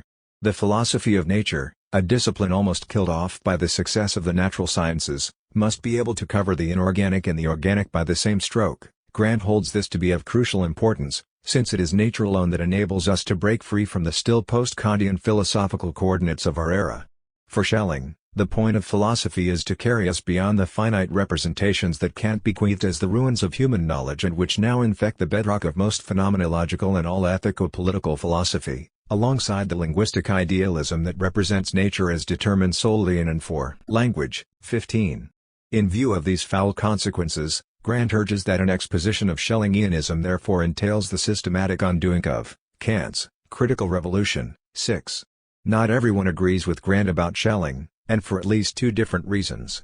Above all, we have seen that the orthodox reading of Schelling treats him as a philosopher who went through many distinct phases. The philosophy of nature is said to be the second of these phases, quickly overcome by the so-called philosophy of identity and philosophy of freedom that ensue. Throughout the book, Grant returns repeatedly to his claim that Schelling was always a philosopher of nature, thereby swimming against the current of scholarly consensus. Yet Grant's verdict is clear: commentators' reluctance to consider the nature philosophy core to Schellingianism, rather than just a phase, vitiates any coherent conception of that philosophy. And therefore, the periodizing tendency found in virtually every account of Schelling's philosophy is therefore at best misleading. 3. The other conflict results from the widespread tendency to go in the opposite direction from Grant's interpretation and find Schelling's main significance in ethics, politics, or existential themes. The main target here is Heidegger's contemporary Karl Jaspers, 1883–1969, who, according to Grant, provides the basic type of the frequently reiterated and erroneous proposition that nature philosophy amounts to an extension of Kant's or Fichte's critical philosophies. 14. Nor are more recent examples hard to come by, as seen in Grant's critical reference to the translator Keith Peterson as holding that Schelling's philosophy of nature is an explicitly ethical project. 61. Au contraire, says Grant, Schelling is not extending but undoing Kant. 61. And whereas Jaspers faults Schelling for having no followers and having generated no movement or school, Grant contends that, in fact, everyone is a follower of Schelling, or at least everyone who is on a worthy philosophical mission. Schellingianism is resurgent every time philosophy reaches beyond the Kant-inspired critique of metaphysics, its subjectivist epistemological transcendentalism, and its isolation of physics from metaphysics. 5. Emphasis removed. Until this resurgence prevails, we will be trapped in the endless reign of practical reason and the prioritizing of language found in Heidegger and others. Nature philosophy accordingly rejects the logico-linguistic or phenomenal determination of nature, and rejects the primacy of the practical. 19. A careless reader might glance at Grant's opening pages and assume that he argues for placing philosophy entirely in the hands of science. After all, he quotes Schelling as saying that nature itself is prior to everything that the human species has thought about nature, and he clearly approves of Schelling's hypothesis, that there is a naturalistic or physicalist ground of philosophy, too. Yet, as we will soon see, Grant views nature as a disembodied personal force, not as a realm of discrete individual things in the manner of science, or of though in a different manner. For he agrees with Schelling that nature philosophy should waste no time in the pitiful, mundane occupation of applying philosophy to natural science. 11. Grant goes on to express his contempt for the advice from Karl Popper, 1902–1994, that philosophical interventions in nature should be reduced to a theoretical resource to be rated as and when the natural sciences deem it necessary, stripping the usable core of nature philosophy from the neo-medievalizing obscurantism of its metaphysics. 11. Grant upholds the rights of metaphysical speculation against any claim that, unlike contemporary naturalism and full-blown scientism, it ought to be the handmaid of contemporary scientific disciplines. In fact, Grant wants to treat nature not just as a bodiless primal force swelling up into everything visible but as a subject rather than a gigantic object. This would be additional grounds for most practicing scientists to expel him from the ranks of respectable thinkers. Of course, nature for Grant is not a subject in any familiar sense of this term, rather, the unconditioned I has a nature which, rather than empirical consciousness, corresponds to the self-acting of a subject nature, or subject-object. 16, a notion he traces as far back as Plotinus. On the basis of this deeply impersonal sense of the subject, Grant denies his position as vulnerable to the general clichés surrounding idealism, that it anthropomorphizes nature, or that it consists solely in the determination of nature by intellect. 16. This brings us to two important issues that will resurface when we consider Grant's surprising interpretations of Plato and Aristotle. The first is his hostility to treating nature as a sum of the actions of individual bodies, a doctrine he calls somatism, after the Greek word soma, body. In particular, he rejects Heidegger's determination of nature in terms of beings as a whole. 7. Along with Kant's similar definition of nature as the sum total of all things. 7. More interesting for Grant, as for his contemporary hero Deleuze, is the idea of nature as a productive force that generates individual bodies as a derivative byproduct. The process of individuation, just as for Deleuze's intellectual cousin Gilbert Simondon, 1924–1989, is more interesting for Grant than already fully formed individuals. 12 He puts this in a fine phrase: the philosophy of nature itself is no longer grounded in the properties or accidents of bodies, but in the dynamics from which all ground, and all bodies, issue. 8. The second important issue to consider is the way Grant drives a wedge between Kant and Plato. Though both are usually viewed as two-worlds thinkers, despite Kant's focus on the phenomena and Plato's opposite focus on what Kant would call a noumenal world of perfect forms, Grant does this by turning to Plato's Timaeus, whose cosmology fascinated ancient and medieval readers, but whose stock fell in modernity after the rise of mathematical physics, though the dialogue has made a comeback recently through the attention of Jacques Derrida, 1930–2004, and his students. As Grant notes, Schelling's nature philosophy begins with a study of the one-world physics presented in Plato's Timaeus, set against the background of problems from Kant's critical philosophy. 10. Whereas orthodox readings of Plato see the eidos of each thing as a perfect form, the perfect horse, color white, justice, or virtue, that is copied by all the imperfect examples we see in the material world, Grant reads the eidos as being a natural cause of each thing, one that does not resemble its products in the least. This is what Grant means when he reads Plato's philosophy in terms of a one-world physics rather than the two-world metaphysics of perfect forms and imperfect copies that one normally finds in the textbooks. This leads him to make common cause, albeit briefly, with Badiou's rejection of the perpetual overcomings of Platonism that have long been a stock figure of postmodernism. We accept Badiou's counter-Deleuzian view that philosophy ought to have done with overturning Platonism, although not for the same reasons, and must reject Kantianism in its stead. 8. This may be the only time that Grant ever sides with Badiou against Deleuze on any philosophical issue, and even here he thinks that Badiou misses the real point of Platonism.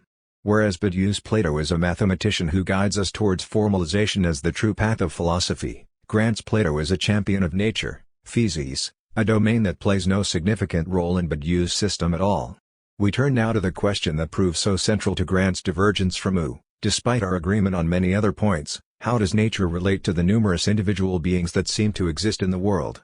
The relation between the one and the many is, of course, one of the most important themes in ancient Greek philosophy. For Parmenides, being is essentially one if we follow reason, while the numerous different beings merely belong to the realm of opinion, doxa. For those pre-Socratic thinkers who defend the parallel notion of a formless, boundless apparent that precedes all individual beings, it is simply a matter of giving a causal account of how this apparent was originally broken up into individual things. Anaximander, circa 610–546 BCE, who came first among them, held that justice would eventually destroy all opposites, with the final apparent being the result of this strife.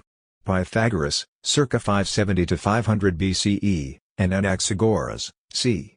510–428 BCE, both saw the apparent as existing in the past before some catastrophic event created a multiplicity in the being, for Pythagoras because the apparent inhaled void or vacuum from its surroundings, and for Anaxagoras because a powerful mind, Nu, caused the apparent to rotate so quickly that vibrations broke it up into the countless individual things we see today.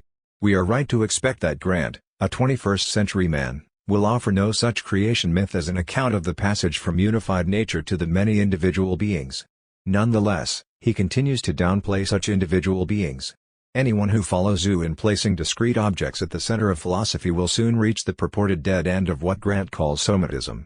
But still, as Brassier asked at Goldsmiths, how does Grant aim to account for the passage from the one to the many? The main technical term Grant uses to account for this passage is retardation.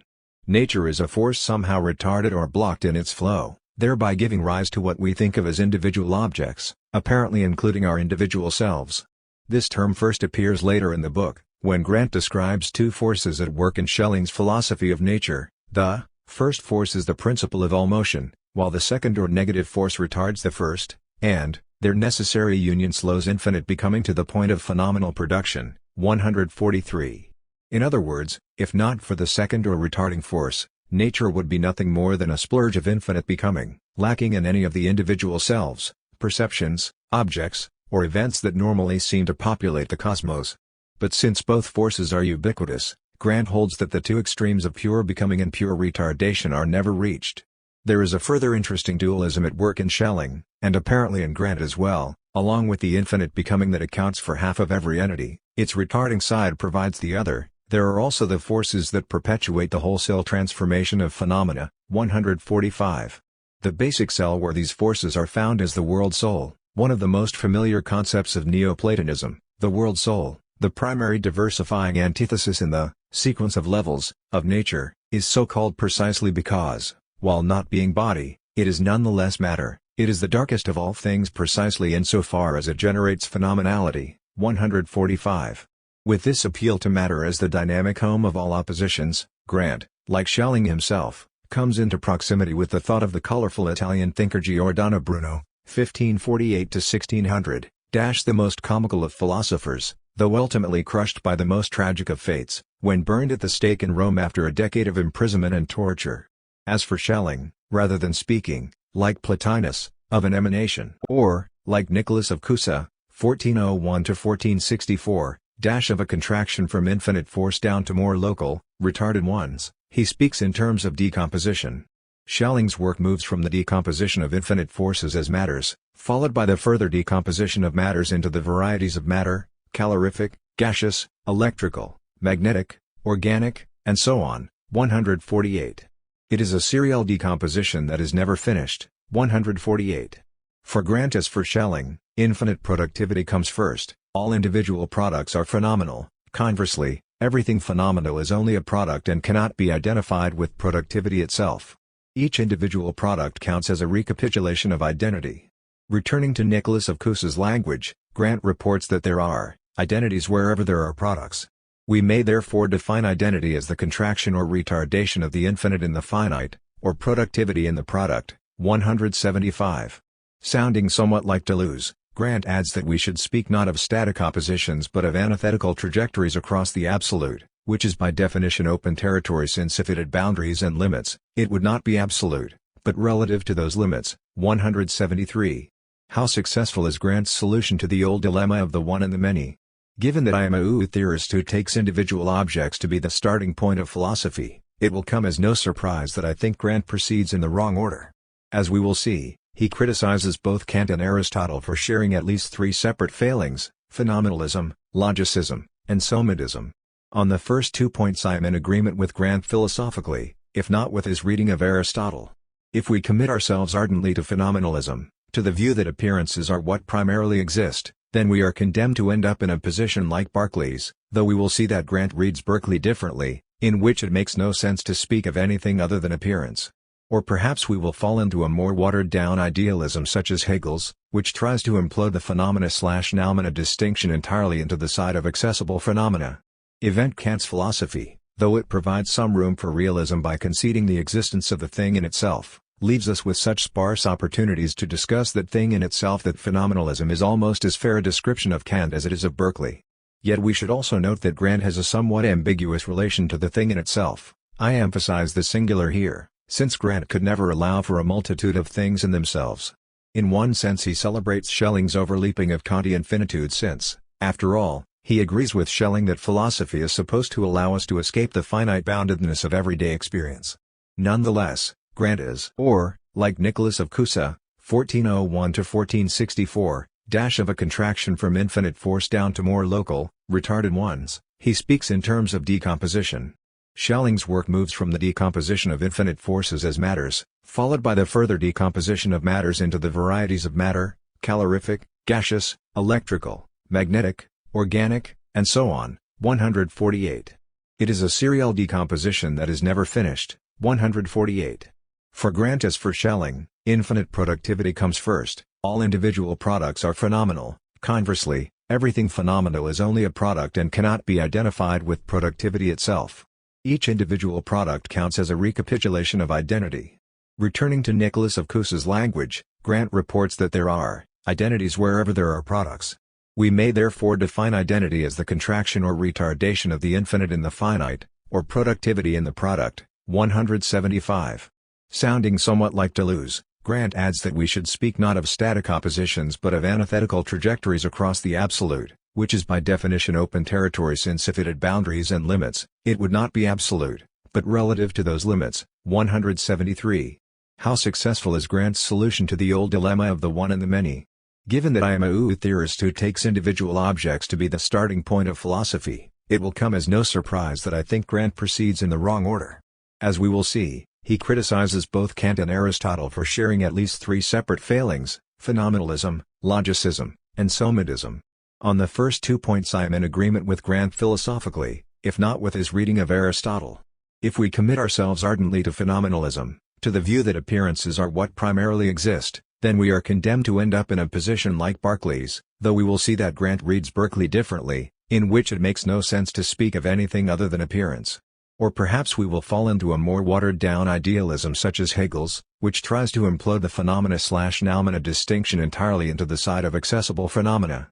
Event Kant's philosophy, though it provides some room for realism by conceding the existence of the thing in itself, leaves us with such sparse opportunities to discuss that thing in itself that phenomenalism is almost as fair a description of Kant as it is of Berkeley. Yet we should also note that Grant has a somewhat ambiguous relation to the thing in itself. I emphasize the singular here, since Grant could never allow for a multitude of things in themselves. In one sense he celebrates Schelling's overleaping of Kantian finitude since, after all, he agrees with Schelling that philosophy is supposed to allow us to escape the finite boundedness of everyday experience. Nonetheless, Grant is in the first place. We will return to this dispute soon enough.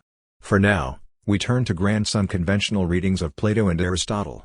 The recent wave of interest in Plato's Timaeus among contemporary continental philosophers should not obscure the many centuries during which this dialogue was out of fashion, no doubt because the theory of nature it presents looks primitive and even a bit crazy by comparison with modern European physics. This makes Schelling, and even Grant, somewhat unusual for their respective eras. However, by singling out the Timaeus for a commentary, Schelling joins company with the ancient and pre-Thomist traditions of commentator philosophers for whom Platonism as a whole simply was the theory of the universe presented in the Timaeus. 26. Grant complains that even most contemporary readers of this dialogue continue to present the Timaeus as an ethico-political allegory. 28. Even Schelling's own commentary leaves Grant exasperated, since it remains unable to resolve the problems stemming from the Aristotelian settlement that Kant inherited. 29. And still worse, excruciatingly, the commentary ends by conceding everything, since its concluding sentence repeats the isolation of physics from metaphysics, and thus of matter from the idea, that are the hallmarks of Aristotle's critique of Platonism. 29-30. In some measure, therefore, Grant pushes the case for the Timaeus even further than Schelling was inclined to do. Yet by no means does Grant merely follow Plato at Schelling's expense. He quotes a key passage from Schelling that scolds Plato mildly for having such contempt for the visible world that he was unable to grasp the form of the world, its conformity to rule and to law, as inherent in matter, or even as emergent from matter, cited 36. Indeed, Grant sees the Platonic ideas as inherent in matter rather than as otherworldly perfections alien to a matter regarded as worldly and therefore base. This is reminiscent not only of Bruno but also of Plotinus, whose argument for ideal matter shares with Schelling a rejection of the somaticist grounds of Aristotle's dismissal of the substantiality of the ideas. 36. It is true, however, that Schelling gives matter a much higher status than does Plotinus, as when the former tells us that the absolute must be thought purely as matter, cited 28, and, in Brunonian fashion, that matter is the general seed of the universe, in which is concealed everything that evolves in later developments, cited. Another idea of Bruno that wins favor from both Schelling and Grant is the notion that being is simply power, 28, an idea for which Grant finds additional support in a prominent scientist from the generation after Schelling, matter, is dynamically conceived as consisting only in actions, the substance is composed of its powers, as Michael Faraday, 1791–1867, put it. 39. Dynamism is among the watchwords of both Schelling and Grant, and in Plato they find a strong ally. The Platonic idea of matter itself exerts dynamizing pressures on the Kantian categorical framework. 38. Although there is some ambiguity in Schelling's work as to the priority of production over product, Grant eventually concludes in favor of this principle: production is what causes being to become. 43. This dynamicist reading of Plato obviously excludes the usual view of how the perfect forms interact with the material world. The infamous Platonic copy is not a mechanical reproduction. 43. Contrary to the reciprocal exclusion of the idea and nature that forms the cross by which Aristotle segregates metaphysics from physics. 33. Plato's idea has everything to do with physics. It is a principle of production, generation, or emergence. An individual horse does not resemble the idea of a horse. The kind cannot present a copy of the idea. Because the idea has no correlate in nature, the being of the idea must be conceived in terms that do not invite phenomenal correspondence with natural becomings. 46-7. This leads Grant to formulations that sound a lot like Delande's interpretation of Deleuze, as when Grant speaks of the Platonic kind as a phase space of the idea in unlimited not-being, that is, the always becoming, where the idea acts as the limit attractor toward which being never ceases to become. 45. A phase space is the totality of possible states that a system can occupy in view of its constraints. For example, if you have 3 lights in your kitchen, there are 8 possible states of these lights in phase space: on-on-on, on-on-off, on-off-on, on-off-off, off-on-on, off-on-off, off-off-on, and off-off-off. In the case of a horse, or justice, or any other Platonic idea, to view it as a phase space is to treat it as the leeway for a vast number of possible individual incarnations of that idea. A limit attractor is a point around which all the individual states of system revolve in phase space. One example is that certain weather graphs show all the actual states of the weather orbiting another state that is never actually reached. There is also the simple case of a marble rolling around a bathroom sink. All of its individual states are guided by the drain at the bottom as their ultimate destination. But even in this case, where the marble finally seems to reach the drain in the end, mathematically considered it never reaches the drain exactly but continues to vibrate around it once it reaches that final point. 13. In any case, all of this dynamism discovered behind philosophical concepts entails, for Grant as for Schelling, that philosophy amounts to a natural history of our minds. 45, though a far stranger history than would be accepted in cognitive science. It also follows that discussions of what is a priori and reality do not have to do with human judgments, as is the case with Kant. Rather, the a priori has to do with nature itself rather than our representations of it. Heidegger made a similar point when crediting his teacher Husserl with revising the sense of the a priori to mean that which is a priori in being rather than in the mind, with the obvious difference that Heidegger speaks of being rather than nature. 49. 14. This is a good moment to turn to Grant's interpretation of Aristotle, which can be described as highly unfavorable. Among other problems, the damage done to Platonic physics by its flawed analyses in Aristotle's metaphysics is inestimable. 30. More generally, there is the old and apparently well-understood Platonic theme of the participation in the forms by material beings, a theme that Grant rereads and turns against Aristotle's more mainstream account of Plato's theory. Aristotle does not treat the vexed problem of the participation of the ideas in nature as a problem regarding the physics of the idea, but considers it merely as, lifted from the old Pythagorean problem of the imitation of numbers by sensible things. 32. Grant even holds that Aristotle links Plato with the wrong group of pre-Socratic thinkers, whom he famously, and accurately, divides in the metaphysics into those who think the world is made up of one or more primordial elements, water, air, air/earth/fire/water, or atoms, and those who think these are too specific and therefore appeal to an undivided and limitless apeiron, which is an inarticulate or barely articulated blob-like mass. Though Aristotle links Plato with the apeiron theorists, Grant instead puts him in the same basket as the atomists, given the strictly physical causal natural function he ascribes to the ideas. Grant interprets Aristotle's own teachings in equally unorthodox ways. This begins with his suspicion of the way that Aristotle categorizes the two kinds of pre-Socratics just mentioned. It is as if Aristotle sees only two options, not merely for Platonic physics, but for physics itself, whether one all-enveloping body or substrate, or a multiplicity of all-pervading bodies. Physics is and remains nothing other than the science of body. 31. We have seen that Aristotle and Kant, two philosophers not often paired by historians, count for Grant as equally guilty of pursuing individual body-oriented philosophy, the somatism, in other words, that was, enshrined for Schelling's contemporaries in Kant's mechanistic restriction of natural science to the doctrine of body alone merely reiterates Aristotle's segregation of first philosophy, the science of being qua being, from physics or secondary philosophy. 31. Now, even if there is a way in which Aristotle and Kant might be called somatists, it is hardly obvious that they are somatists in the same way. For Aristotle, somatism would refer to as theory of concrete individual things, which under nearly every interpretation of Aristotle are real entities existing independently and in the plural outside the human mind. But for Kant, of course, we can make no firm statement of the nature of entities in the outside world and are not even entitled to assert in the plural that the thing in itself is actually things in themselves, given that unity and plurality for Kant are just categories of the understanding rather than a way to describe how the world really is apart from us. This factor alone makes for considerable difficulty in claiming that Aristotle and Kant are philosophical brothers in any significant way. But Grant presses the case boldly, even if not always convincingly. He does so by arguing that Aristotle is guilty not just of somatism, even Aristotle's fans would concede his focus on individual things rather than disembodied Platonic Schellingian Deleuzian Grandian becomings and intensities, but of phenomenalism and logicism as well. Here is one especially relevant passage from Grant's book, Aristotelian Physics, as an empirical morphology or phenomenology, extracts matter from nature, while metaphysics further supplants matter with form, and reduces substantial being, visa, to the merely predicable subject insofar as this is predicable alone. 34. For this reader at least, these words from Grant go at least 2 bridges too far. Admittedly, there is no question that Aristotle downplays matter in a way that drives Bruno and other later thinkers crazy, Grant himself among them. It is true that form does the hard labor for Aristotle, with matter playing at best a minimal role in situations such as the generation of plants and animals. 34. Yet from this it does not follow that Aristotle is left with nothing but empirical or phenomenal forms. Grant is forgetting the existence of substantial forms, the bread and butter of Aristotle's followers for millennia after his death, forms actively at work in entities themselves, making them what they are, and not identifiable with any sensibly accessible forms.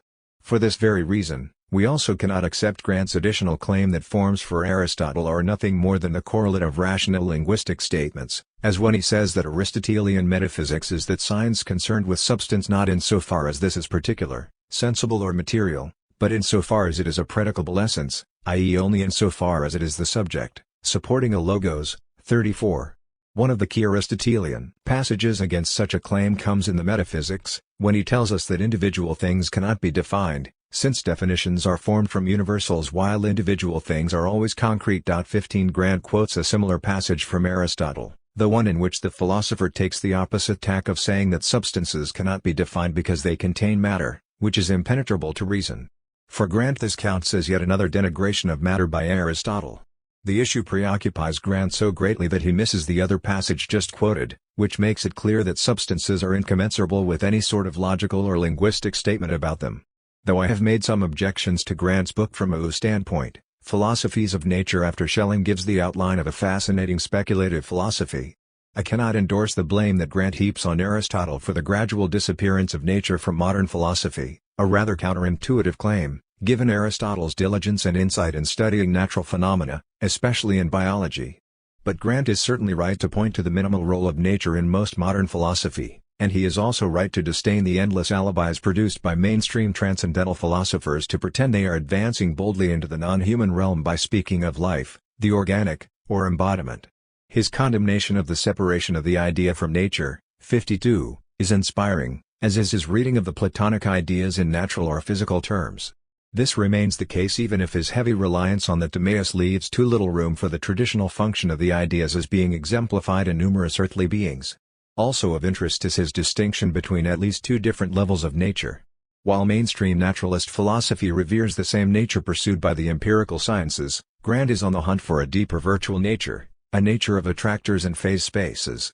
He follows Schelling in calling it a progressive nature, 49, that evolves along all possible paths, 52. Though Grant affirms the notion that philosophy should provide us with a natural history of thought, this is not the natural history of mainstream science, but one that sounds like something cooked up by Deleuze and Guattari in 1970s Paris. To close with Grant's own words, Natural history consists in maps of becoming that exceed phenomenal or sensible nature both in the direction of time and in that of the physiology of the senses. 55. We will now have a chance to examine Grant's more detailed application of these ideas to the history of Western philosophy. See A New Sense of Idealism.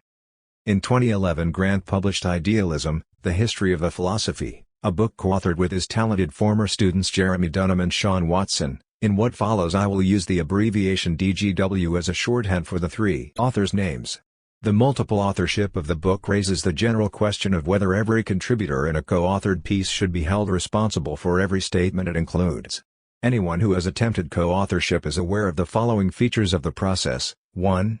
Generally speaking, no one engages in joint authorship without a broad basis for agreement with the other writers working on the project. 2. There are usually moments of compromise where any given author lets certain claims stand despite disagreement, simply because they are not important enough to be worth fighting over.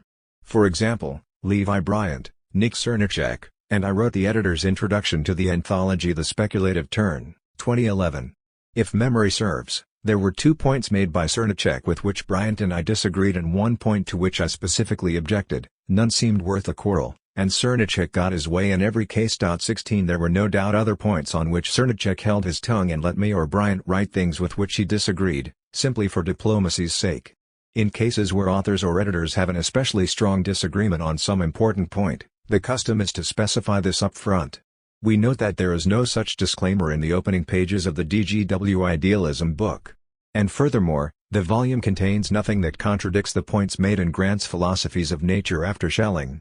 I would even go further and say that idealism reads very much like the logical outcome of the Grantian philosophical program when applied to the history of Western philosophy. Nonetheless, though idealism is a feast of a book for any open-minded reader with serious philosophical interests, it has a neither fish nor fowl quality that makes it difficult to classify. Although its ostensible topic is idealism, its chapters are broken up survey-style into the proper names of individuals rather than into various structural features of idealism. This gives the book a markedly continental feel despite its obviously competent handling of several analytic philosophers. It also delves regularly into aspects of the various philosopher systems that have no obvious connection with idealism, which sometimes makes it feel more like a general history of philosophy. Yet that is not quite right either, since a number of major Western philosophers have no chapter of their own and are barely mentioned, presumably because they are not idealist enough to fall under the book's stated purview. Aristotle, generally a villain in Grant's view of the history of our discipline, is not covered in any chapter. Neither is any medieval thinker, whether Christian, Jewish, or Muslim. Chapter 2 covers Plato and Neoplatonism, while Chapter 3 jumps straight to Descartes and Malebranche in the 1600s. Somewhat surprisingly for someone as Deleuzian in spirit as Grant, there are no chapters on favorite Deleuze forerunners, such as Spinoza, Hume, and Bergson. All of this is just to observe that the book falls somewhere between a topical survey of idealism and the extensive summary of major figures that we find in all continental and many analytic histories of the discipline. Despite the mixed genre it represents, idealism succeeds in keeping the reader's interest throughout.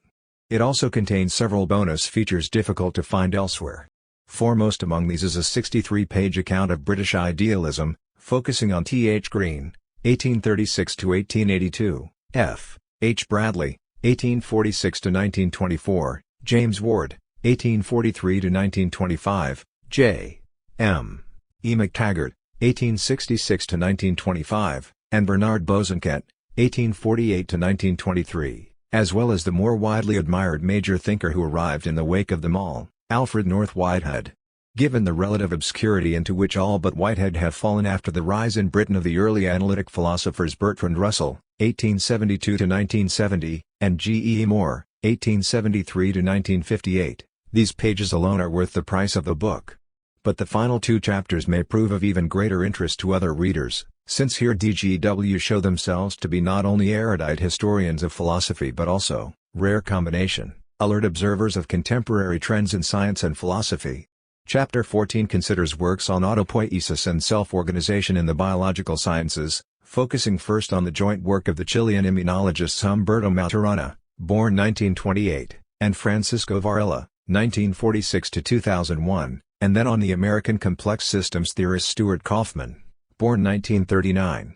Chapter 15 casts an even wider net in discussing the idealisms, in DGW's sense of the term, still present in contemporary philosophy. First come the influential Pittsburgh Hegelians John McDowell, born 1942, and Robert Brandom, born 1950, both dominant figures in recent analytic thought. There follows a long but interesting discussion of a trio of more adventurously speculative philosophers: John A. Leslie of Canada, born 1940, the late British thinker Timothy Sprigga, 1932–2007, and the astoundingly prolific Nicholas Rescher, born 1928, the German-born Pittsburgh colleague of McDowell and Brandom. The book closes with brief but informative discussions of Deleuze, Zizek, and the two rival Hegel interpreters who polarized French reception of the great German thinker, the Russian émigré Alexander Kochv, 1902–1968, and the French academic Jean Hippolyte, 1907–1968. When writing positively about an unpopular philosophical doctrine, one useful strategy is to begin by showing that it has already had more defenders than one might think. David Scribina's fine book Panpsychism in the West does this for the initially shocking view that everything has some degree of mind, and DGW follow a similar strategy in Idealism, arguing for the ubiquity of this less discredited but still widely unloved philosophical position. 17 In order to do so, however, DGW need to restrict and redefine what is meant by idealism, and what emerges as an unexpected portrait of the idealist landscape throughout the ages. For the average reader, myself included, idealism means a form of phenomenalism in which nothing exists behind the appearances of things. For that same average reader, myself again included, the showcase idealist philosopher is therefore Berkeley, so famous for his phrase esse est percipi, to be is to be perceived. DGW's response to this standard picture of idealism is threefold, and it is worth considering each aspect of their response in detail. Above all, DGW claim that phenomenalism is not the most interesting or useful meaning of idealism. They complain that 6 out of 8 contemporary dictionaries we consulted presented idealism as the theory that reality is mind-dependent. 4. As they see it, this implies that idealism is motivated by skepticism, when in their view it is actually motivated by the urge for systematic completeness. 4. Which means that ideas ought to be included in our conception of reality along with metal, rocks, and wood. If it turns out that, say, panpsychism is true, then this thesis of universal-mindedness would simply expand our conception of reality rather than corrode it. Just as we saw in Grant's Schelling book, the two-world ontology that is usually ascribed to Plato assumes that thought and what lies outside thought, the perfect forms, in his case, are so utterly different in kind that serious philosophy has no choice but to orbit around this distinction. But once we treat thought as just another reality, as DGW do, we have something completely different from the typical understanding of Plato, namely, we arrive at a conception not of the two worlds idealism beloved of interpretations of Plato, but of a one-world inflationary idealism. The world of change, birth, and decay is not a world causally isolated from that of the ideas, since, as the Phaedo, for instance, makes clear, the idea has as its nature to be causal in respect of its becomings. 6. This fondness for the causal power of Platonic ideas makes DGW a natural match for the often neglected Neoplatonists, who read Plato in precisely this way. It also allows DGW to avoid the usual nominalist critique of the Platonic ideas, a critique that presupposes the mainstream reading of Plato as holding that the ideas or forms are otherworldly perfections copied by degenerate earthly beings. As DGW put it, there is no red in itself, such critics hold, but only red things. How could anyone argue that universals are more real than the world of particulars, and that they occupy a separate and eternal realm? 7.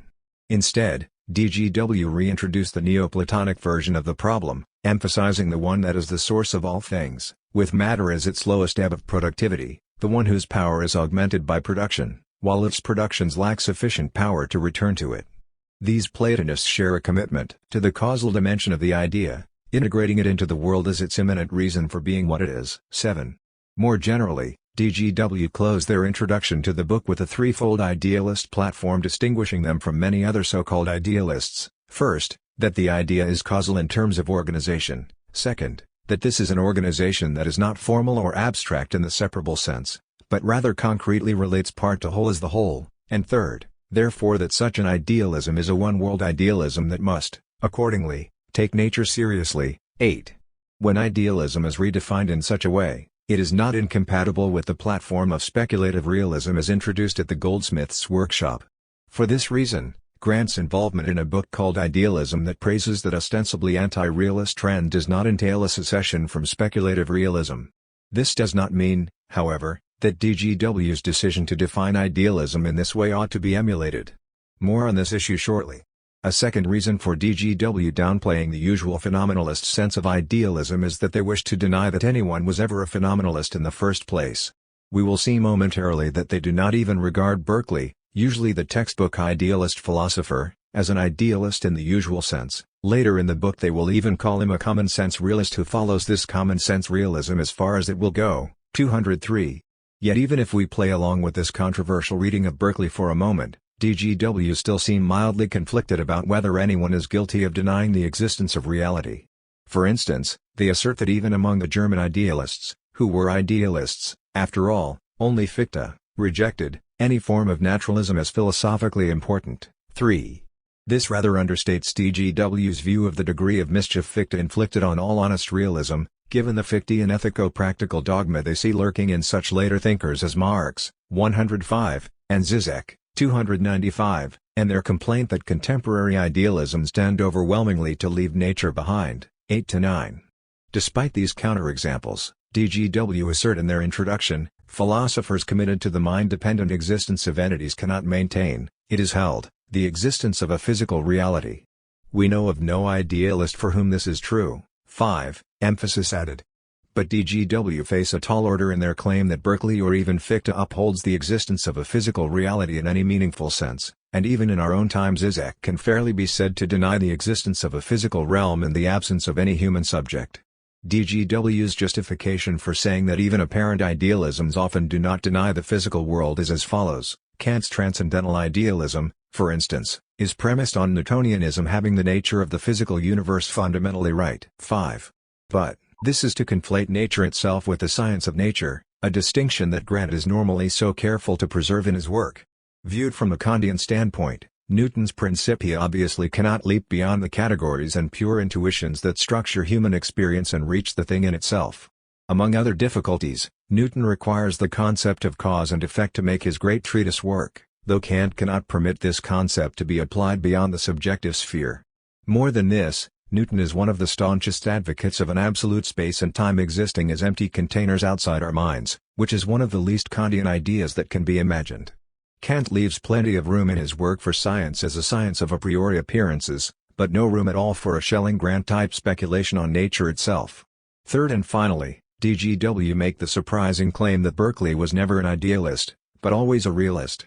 Though they try to present this as a relatively straightforward and commonsensical claim, it amounts to a radical rereading both of Berkeley's significance and of the very meaning of realism.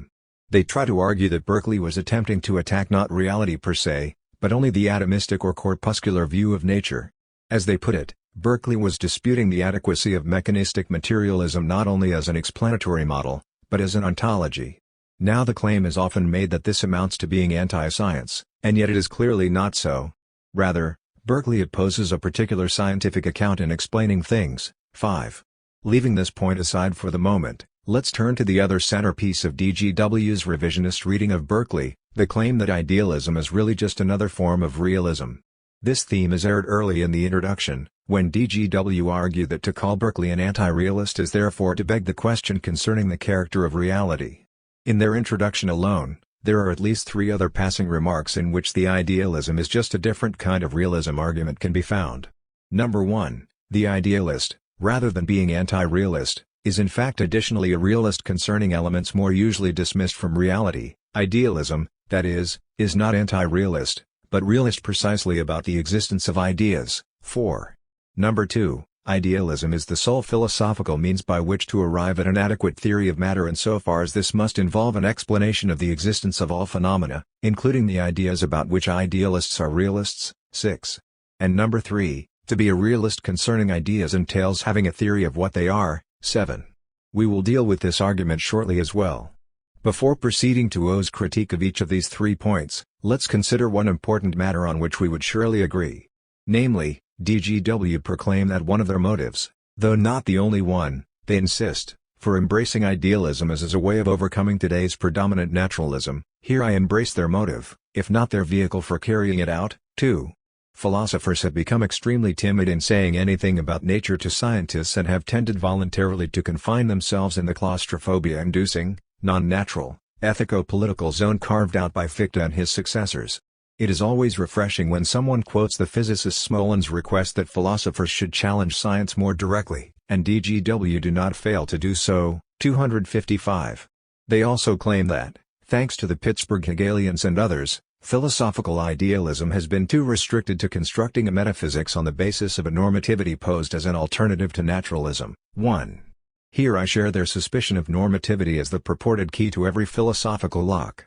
Like them, I also salute the more speculative physical tone found in such scientific thinkers as Bernard Despaigne, 1921-2015, Julian Barber, born 1937, Kaufmann, and Roland Omnes, born 1931.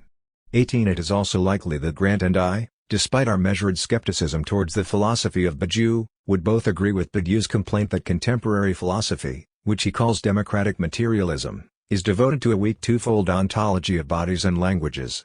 19. Shortly after the Goldsmiths' workshop, Gwenai Lawbury and Quentin Meillassoux noted a close resemblance they had detected in London between Grant and Wu. This resemblance is perhaps best captured by saying that we both want to bring inanimate reality back into the philosophical sphere, though without the fetishistic worship of mathematics and science that is too often coupled with visceral aversion to the arts and humanities found among naturalists, Brassier included. We now return to the 3 points by DGW covered above, responding to each in turn. The first point was that idealism is better used as a word for those philosophies that accept the reality of ideas than for those phenomenalist positions that deny reality outside the mind, a position that DGW say is not defended by any great number of thinkers. Idealism in this broadened DGW sense should be distinguished not only from the usual interpretation of Berkeley's philosophy but also from panpsychism. If DGW merely maintain that ideas are real too, and Berkeley claims that to be is to be perceived, panpsychism asserts that to be is to perceive, so that nothing can exist without having some sort of mind, however primitive. Moreover, vitalism is a term often confused with panpsychism, though the former means simply that everything that exists is alive, while the latter requires that everything have actual mentality rather than a merely plant-like capacity for nourishment and reproduction. The question is why DGW would wish to eliminate the usual sense of idealism as entailing that reality means mind dependence.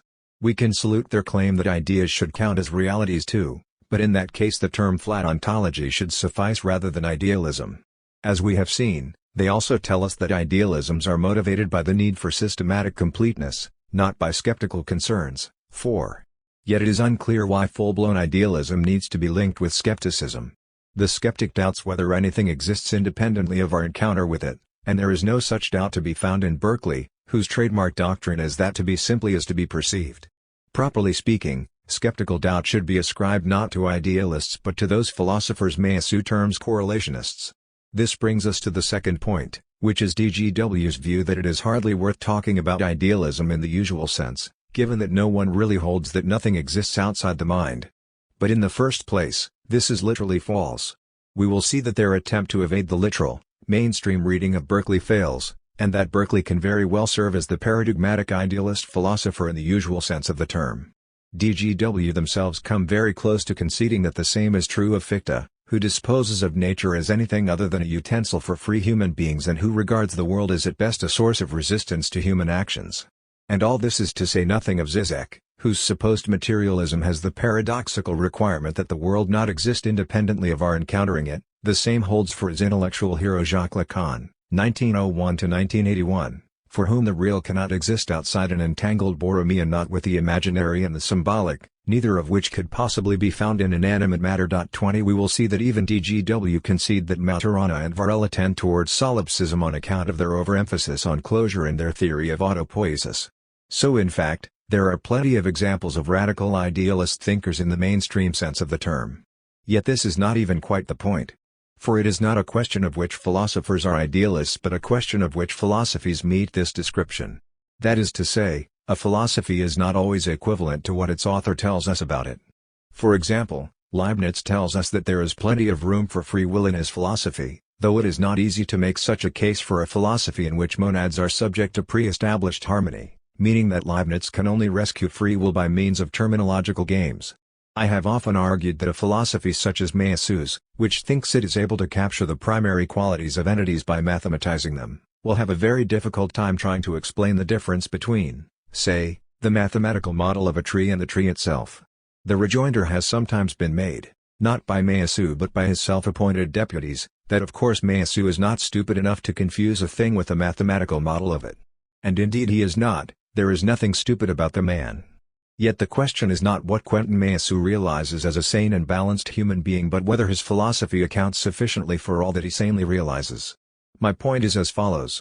Even if we were to follow DGW's lead and say that there has never actually been a consistent idealist on planet Earth, since no normal person is unhinged enough to walk off cliffs or swim through vats of acid to demonstrate their faith in idealism, there are plenty of philosophies that entail a consistent idealism, or which at least lead in that direction. Grant might even agree with my view that Hegel is such a case, given his low estimate of what Hegel does with nature. He might also agree with me that Husserl is a full-blown idealist, though Husserlians love to deny it, given that Husserl finds it absurd to think that anything could exist without being, at least in principle, the correlate of some act of thought. Once we shift the discussion away from what philosophers think they know to what their philosophies actually entail, it is easy to see that idealism is a serious problem that goes well beyond whatever limited group of philosophers we agree to call idealists. Indeed, the risk is great enough, from both idealist and correlationist philosophies, that using the term idealism when we mean something more like flat ontology leaves us without a name for a rather important enemy. For these reasons, I disagree with DGW as to the meaning of idealism. At a minimum, realism ought to mean the view that reality exists outside the mind, though even this is not enough. The reason it is not enough is because reality exists outside much more than the mind. There is a reality outside rocks, a reality that determines whether they be left in peace, sent down a mountainside in an avalanche, or liquefied by a stream of molten lava. There is a reality outside the solar system that determines how long that system will remain stable before being interfered with by passing rogue stars. Reality is not outside the mind, a formulation that could arise only in the modern era in which the mind's ontological status was rated much too highly, but outside of anything. But let's turn specifically to Berkeley, who is the poster child of idealism for most readers, though DGW treat him as a misunderstood realist. We recall one of their arguments from earlier, to the effect that Berkeley's apparent denial of the existence of anything outside the mind was really just a strategic attack on scientific atomism. To refresh the reader's memory, Berkeley was disputing the adequacy of mechanistic materialism not only as an explanatory model, but as an ontology. Now the claim is often made that this amounts to being anti-science, and yet it is clearly not so. Rather, Berkeley opposes a particular scientific account in explaining things. 5.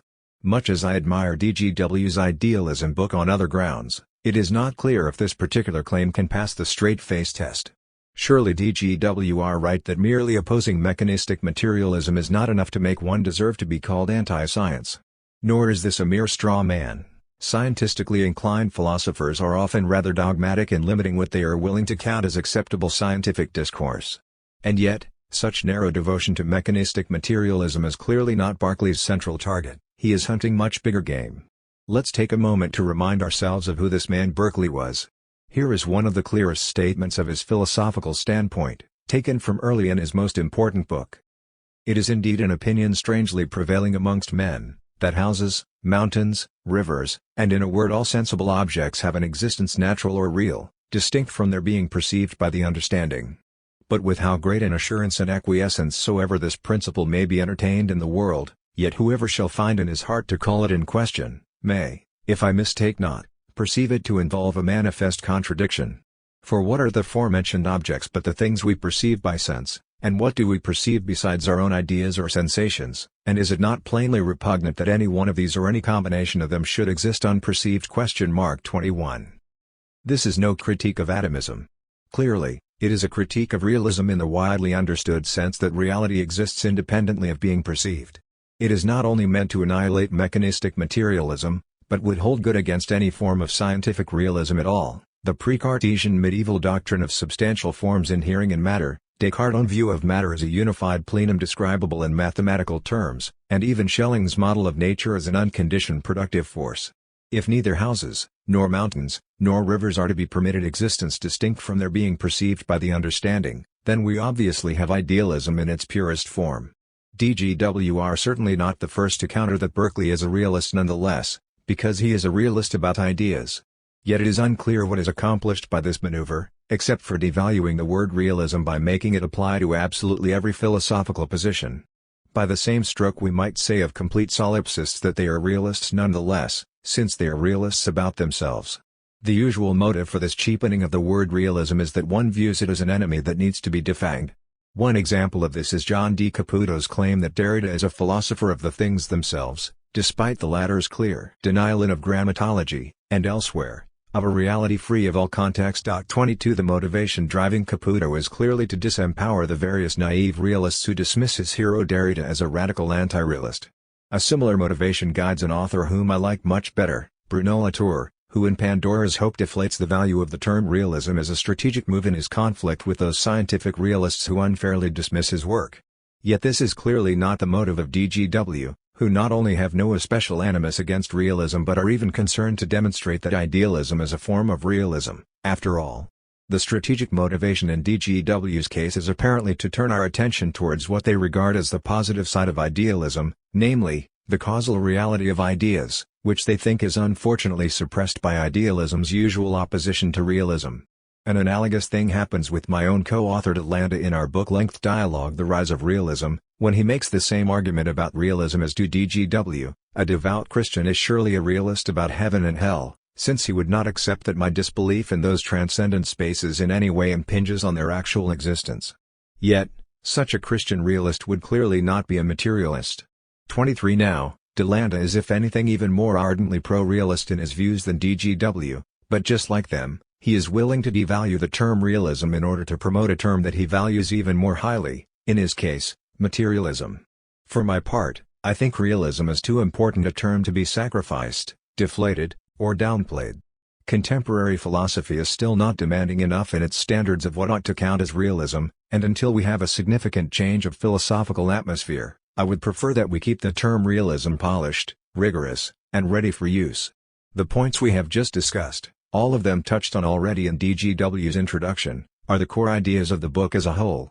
What follows is a series of consistently rich interpretations of major figures from the history of philosophy, viewed from the standpoint of a Grandian ontology of nature. From amidst these riches, we have time to discuss only a small number. I will limit myself to covering DGW's discussion of 3 historical turning points in idealism and 3 contemporary trends.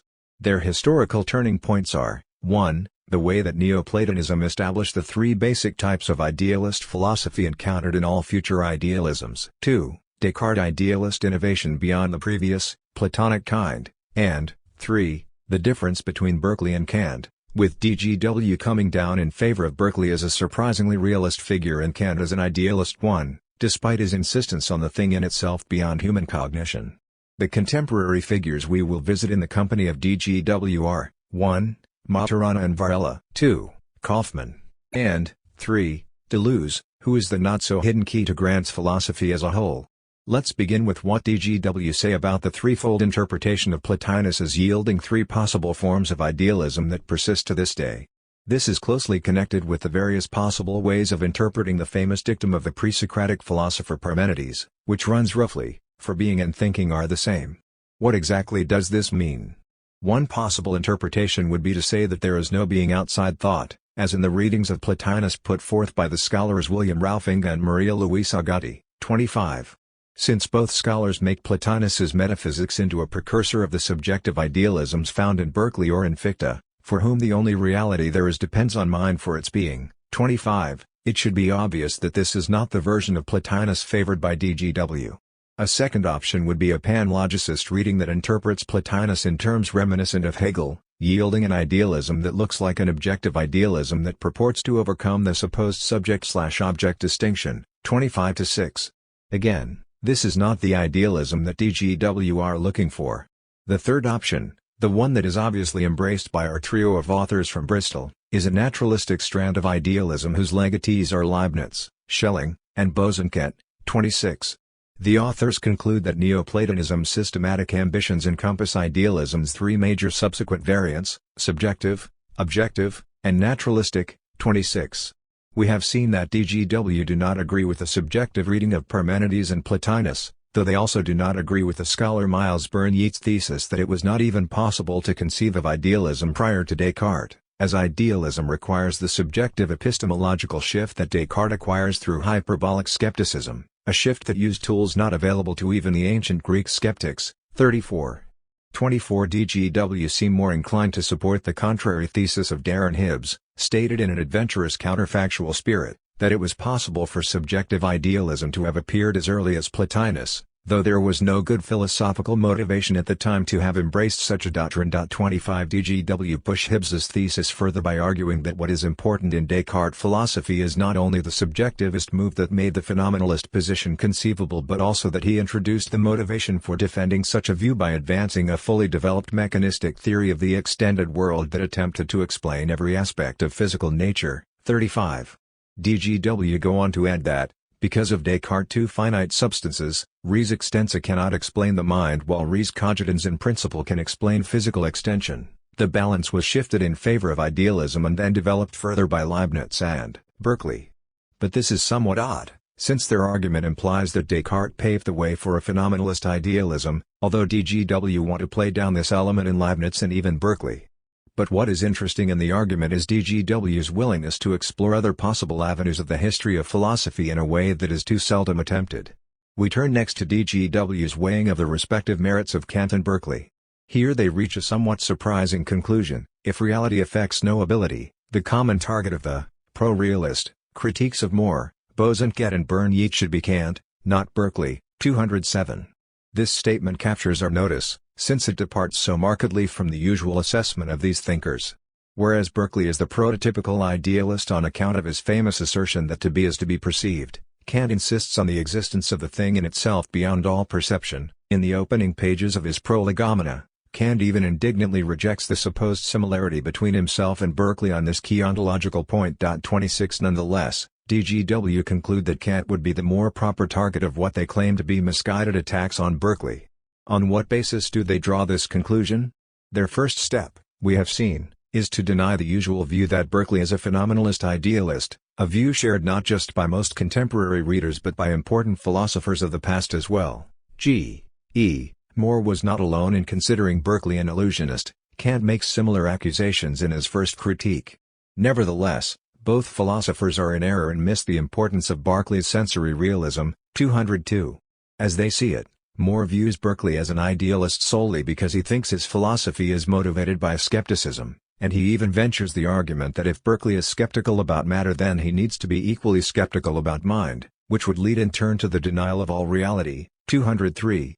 But DGW see this dismal result as being far from where Berkeley stands, since Berkeley is in fact a common-sense realist who follows this common-sense realism as far as it will go. If we are to trust our perceptions, why trust these senses only partially? 203. They state that their case for a realist Berkeley becomes clear if we compare him with his immediate predecessor John Locke, 1632–1704, whose distinction between primary and secondary qualities leads to a representational theory of knowledge as opposed to the direct appearance of the real found in Berkeley, or at least the appearance of the most reality there is to be had. 203–4. 27. In other words, DGW convert the traditional realist/anti-realist dispute over the existence of a mind-independent reality into a purely epistemological conflict in which Berkeley ends up looking like the realist, since he claims to grasp everything that can be grasped, a claim that Locke obviously cannot make. Even less can Kant make such a claim, and hence the passage from DGW quoted above: if reality affects no ability, the common target of the pro-realist critiques of Moore, Bosanquet and Bern Yeats should be Kant, not Berkeley. 207. Now, what is DGW's motive in trivializing the established question of mind independence? We have seen that, in part, it is a result of their not quite accurate view that hardly anyone denies a mind-independent reality in the first place. We countered by saying that it is a question not so much of what people claim they know or believe as of what their philosophies actually entail. But an even stronger motive for DGW seems to be their wish to turn our attention to a different question that they see as central, not to mention truly ontological, unlike that of mind independence. The true difference between positions traditionally regarded as realist and those seen as idealist is that, whereas the realist starts from atoms and builds up, the idealist starts from structure and builds down. 208. Naturally, DGW do not remain neutral on this question but choose the idealist side, just as we would expect. The advantage they see in this position is that, in idealism unlike realism, mind is no longer conceived as an external spectator of a passive and inert nature. 208, but as an intrinsic element of nature. Since we have already considered DGW's interpretation of philosophers from the pre-Socratics through Schelling and Hegel, let's turn now to their account of some more recent important figures. The first are the Chilean team of Maturana and Varela, who had a tremendous influence on the great German sociologist-philosopher Nicholas Luhmann, 1927–1998. 28 Working in the field of immunology, Maturana and his younger associate Varela were led to ask fundamental questions about how a living organism relates to the outside world. Among their conclusions is that the living cell aims primarily at homeostasis, or keeping itself in a stable internal state, rather than at accurately representing the surrounding environment. In Luhmann's hands, this became a markedly pessimistic theory according to which human beings do not interact directly with their societies, only communications communicate, not individuals. Readers familiar with U will notice some similarities. 29. Yet it is not just U that is both very close to and very far from autopoiesis theory, the same holds true of Grant's philosophy as well. We recall his ambivalent relation to the thing in itself. In one sense Grant salutes Schelling's effort to leap beyond human finitude and give us reality as it truly is. In another, he is skeptical of naturalist claims to reach the in itself directly, given that any thought about nature is itself a product of nature, and therefore different in kind from that which it hopes to know. This ambivalence serves DGW well, since the same double mixture of immanence and transcendence lies at the heart of autopoiesis theory from the start. For in one sense, Maturana and Varela are all about homeostasis and closure, about the living cell never really being able to reach beyond itself. In DGW's words, it has long been a tenet of cybernetic theory that, autopoietic, machines reproduce themselves and maintain certain aspects of themselves constant through the mechanism of feedback. Such feedback produces homeostatic effects. Autopoietic living entities are a mass of such feedback loops. 233. As opposed to extreme relational philosophies like those of Whitehead or Latour, the emphasis of autopoiesis theory on homeostasis means that it limits the effects the environment can have on any given cell. Organisms do not normally vanish or disintegrate as a consequence of their cognitions. 238. Yet despite all this, it is impossible to read Maturana and Varela as straightforward Kantians, with their cells confined to their inner finitude while unable to reach the great beyond. DGW see this clearly, like Hegel, and unlike Kant, Maturana and Varela are quite convinced of the capacity of the human intellect, in principle, to grasp the autopoietic reality of life. 227. More than this, Maturana and Varela mock the suggestion that life is impervious to our intellect. 227–8. Beauty, for them, has nothing to do with inaccessibility. 228. Sounding a bit like DGW's version of Berkeley, Maturana and Varela are read as saying that there is no representation in cognition. Neither we, nor any other organism, extract information from a pre-given world and represent it to ourselves. Cognition, then, is not of a world, rather, as for Berkeley, Kant, Hegel and Whitehead in slightly different ways, cognition brings forth a world. 234. From this it should be clear why Maturana and Varela count as idealists in the DGW sense of the term. And yet, DGW are somehow more alarmed about the consequences for autopoiesis theory than they were in the case of Berkeley. While Berkeley was celebrated in contrarian fashion as a common-sense realist who aims only at consistent trust in our senses, Maturana and Varela are presented as a cautionary tale. For on the one hand, it is good that they provide, in the theory of autopoiesis and cognition, an excellent example of the power of idealism in science. 237. No question about it.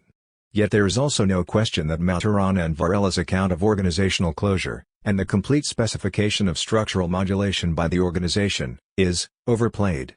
This results in, at best, Kantian or phenomenological constructivism, and, at worst, complete nihilistic solipsism. 237. DGW close their explanation of autopoiesis with a powerful account of the philosophical problem at play. The environment cannot simply be a trigger to structural modulations. Some form must pass from the environment to the autopoietic entity. 238.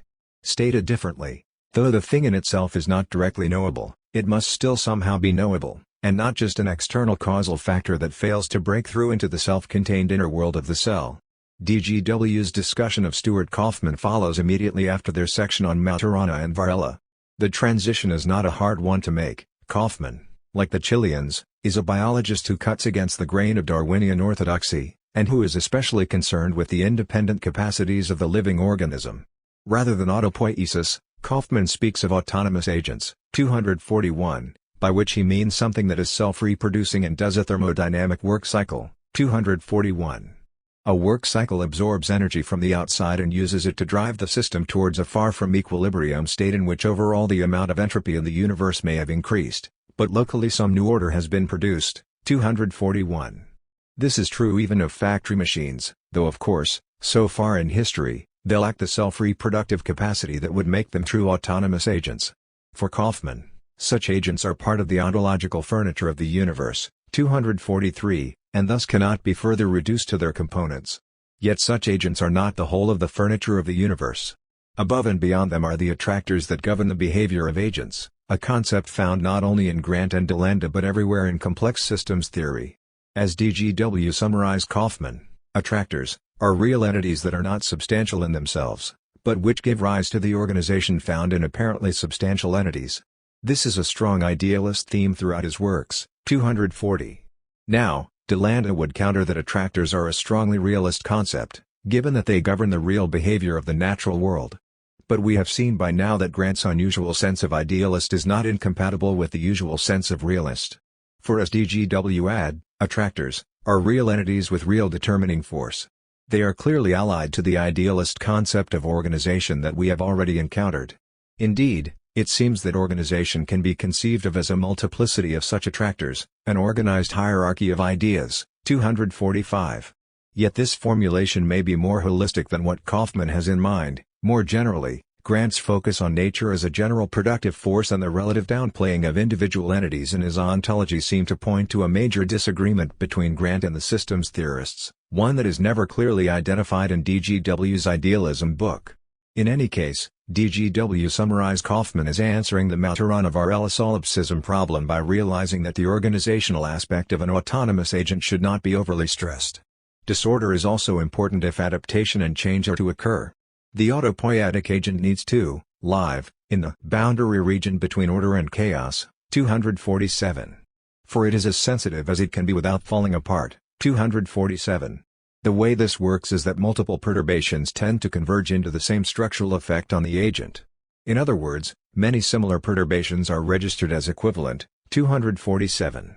Here there are obvious echoes of the celebrated ecological writings of Jacob Johann von Uexküll, 1864–1944, for whom muscles respond to all stimuli by contracting, and for whom the environment, Umwelt, of each animal species is but a small portion of their true objective surroundings, Umgebung.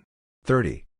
Yet perhaps the most fascinating aspect of Kaufman's work for Grantian purposes is its opposition not only to reductionism but to an even more important pillar of science, namely, Kaufman seems to be moving towards a denial of entropy in general. 253. He shows that chemical diversity inevitably increases in any system unless there are mechanisms to limit it. 240. In other words, by now the universe is far from equilibrium, but early on was relatively featureless. 249. In order to explain this, Kaufman goes so far as to propose a possible fourth law of thermodynamics, 249–50, which states roughly that, on average, systems tend to produce diversity as fast as they can without destroying the inherited order that makes diversity possible. DGW plausibly linked this to Whitehead's fascination with novelty and creativity. As for Kaufman, he is fairly specific about how this happens. If we consider any set of organic molecules and call them the actual, we know that they will react to produce a number of other molecules just one reaction step away that are not currently actual but, rather, adjacent possible. 250. Kaufman suggests that the inevitable flow into adjacent possibilities, rather than the more commonly cited second law of thermodynamics, is the true root of time's arrow, or the fact that time seems to flow only in one direction rather than being reversible. With 100 trillion organic chemical species in existence, there are 1028 possible reactions between them. A vast number indeed. 251. As Kaufman puts it, other things being equal, the total system wants to flow into the adjacent possible. 251. What is important here for Grant is that such a flow does not seem easy to describe in terms of efficient causation, since it can be interpreted as involving a backward or retroactive causation from the future, adjacent possibilities, onto the present, current actualities. Thus the long discredited theme of final causation comes back into play for Grant no less than for DeLanda, with the notion of attractors being just one vivid example. It is also worth noting that, whereas DGW made one major objection to Maturana and Varela, their tendency towards solipsism, No especially flagrant complaints about Kaufman's views can be found in their account of his work. We come at last to DGW's pages on Gilles Deleuze. When reading Grant's account of his most favorite historical figures, such as Plato and Schelling, one often has the sense of a deeply Deleuzian background to his discussions. Although Brassier, like Grant, also came through the doctoral program at Warwick University, and though Brassier did his time with Deleuze like most of the students at Warwick during that period, it would be safe to say that Grant is the most Deleuzian of the original speculative realists. DGW's reading of Deleuze will not be surprising for anyone who knows Grant's solo-authored work. For despite the fact that Deleuze has often been interpreted as some kind of materialist, with Delanda's interpretation being probably the finest example, it is our contention that Deleuze is, in fact, a philosophical idealist. 284. DGW are crystal clear as to what they mean by this claim. In Difference and Repetition, Deleuze is quite explicit and overt in his development of a philosophy of the idea. There he offers an account in which the idea is ontologically primary, and actual physical substance a very late abstraction from a world of actualities generated by the idea. 284. Like Badiou, DGW interpret Deleuze as a monist. 31 If this is the case, then Deleuze faces the same predicament as every other monist in the history of philosophy, namely, Deleuze faces the problem of accounting for the multiplicity of actual manifestations of a unified being. How can a multiplicity of forms arise in the world? He does not take the existence of these particular things as given, but asks how they are generated. It is this that is, perhaps, Deleuze's basic question, informing his entire philosophy. 284. DGW now turn their attention to the most basic and familiar of Deleuzian terminology. Using a vocabulary derived and modified from the work of Henri Bergson, Deleuze refers to these two aspects as the virtual and actual aspects of real existence. The virtual aspect generates the actual aspect, and is always immanent to it, so that the actual particular things that appear in the world are generated by some underlying virtual activity. 285. Here, as in Grant's Schelling book, we cannot speak of a resemblance between ideas and actual forms but only of a genetic link between them. Deleuze's theory of the idea is that it plays the role of an omnipresent, inexhaustible and eternal potential for the genesis of actual forms. 285. If we join Deleuze in thinking of ideas as problems that are never effectively solved by any of their specific incarnations, we can speak of an unresolved, and unresolvable, tension between forces, powers, and intensities. 287. Intensities are forces whose identities cannot be absolutely determined, since they are only differentiated in reciprocal interaction with each other. Ideas can be conceived of as mobile arrangements of such reciprocally determined intensities. 287, which drive towards a state of equilibrium without ever being able to reach it. What we learn from this constant flow of intensities is that, for Deleuze, genesis is differentiation, and therefore actual qualitative particular things are the outward manifestation of immanent intensive flows arising from intensive differentia. 287, that are pre-individual, pre-objective. 288. Given that consciousness itself and all its mental contents are themselves products of the same cancellation of difference that gives rise to all actual things, we are plagued by a blindness to the underlying intensive genesis of things that leads us into the illusion of representation, in which we conceive of mental contents as representations of given particular things in the world. 288. DGW compare this philosophy to that of Whitehead, but I have argued in print that this view of Whitehead is incorrect. 32 Although the apparent commitment of both Deleuze and Whitehead to process might mislead us, actualities for Deleuze are the end result of a pre-individual process, while for Whitehead individual actualities are the very starting point of philosophy, the element from which everything else builds up. My fear is that the hasty tendency to bunch together the Bergson-Simond and Deleuze set of thinkers with the vastly different Whitehead-Tarde-Latour set can only obscure the vastly different fates of individual entities in both. More generally, despite Grant's evident commitment to Deleuzian differentiation, my one wish about his books is that they would contain more differentiation between the thinkers who are his greatest and most sympathetic influences. He does a fine job showing how Schelling fits with Plato, how both discuss themes that become central for Deleuze, how the complexity theory of Kaufman explores very similar themes, and how all of these contribute to Grant's own philosophical position.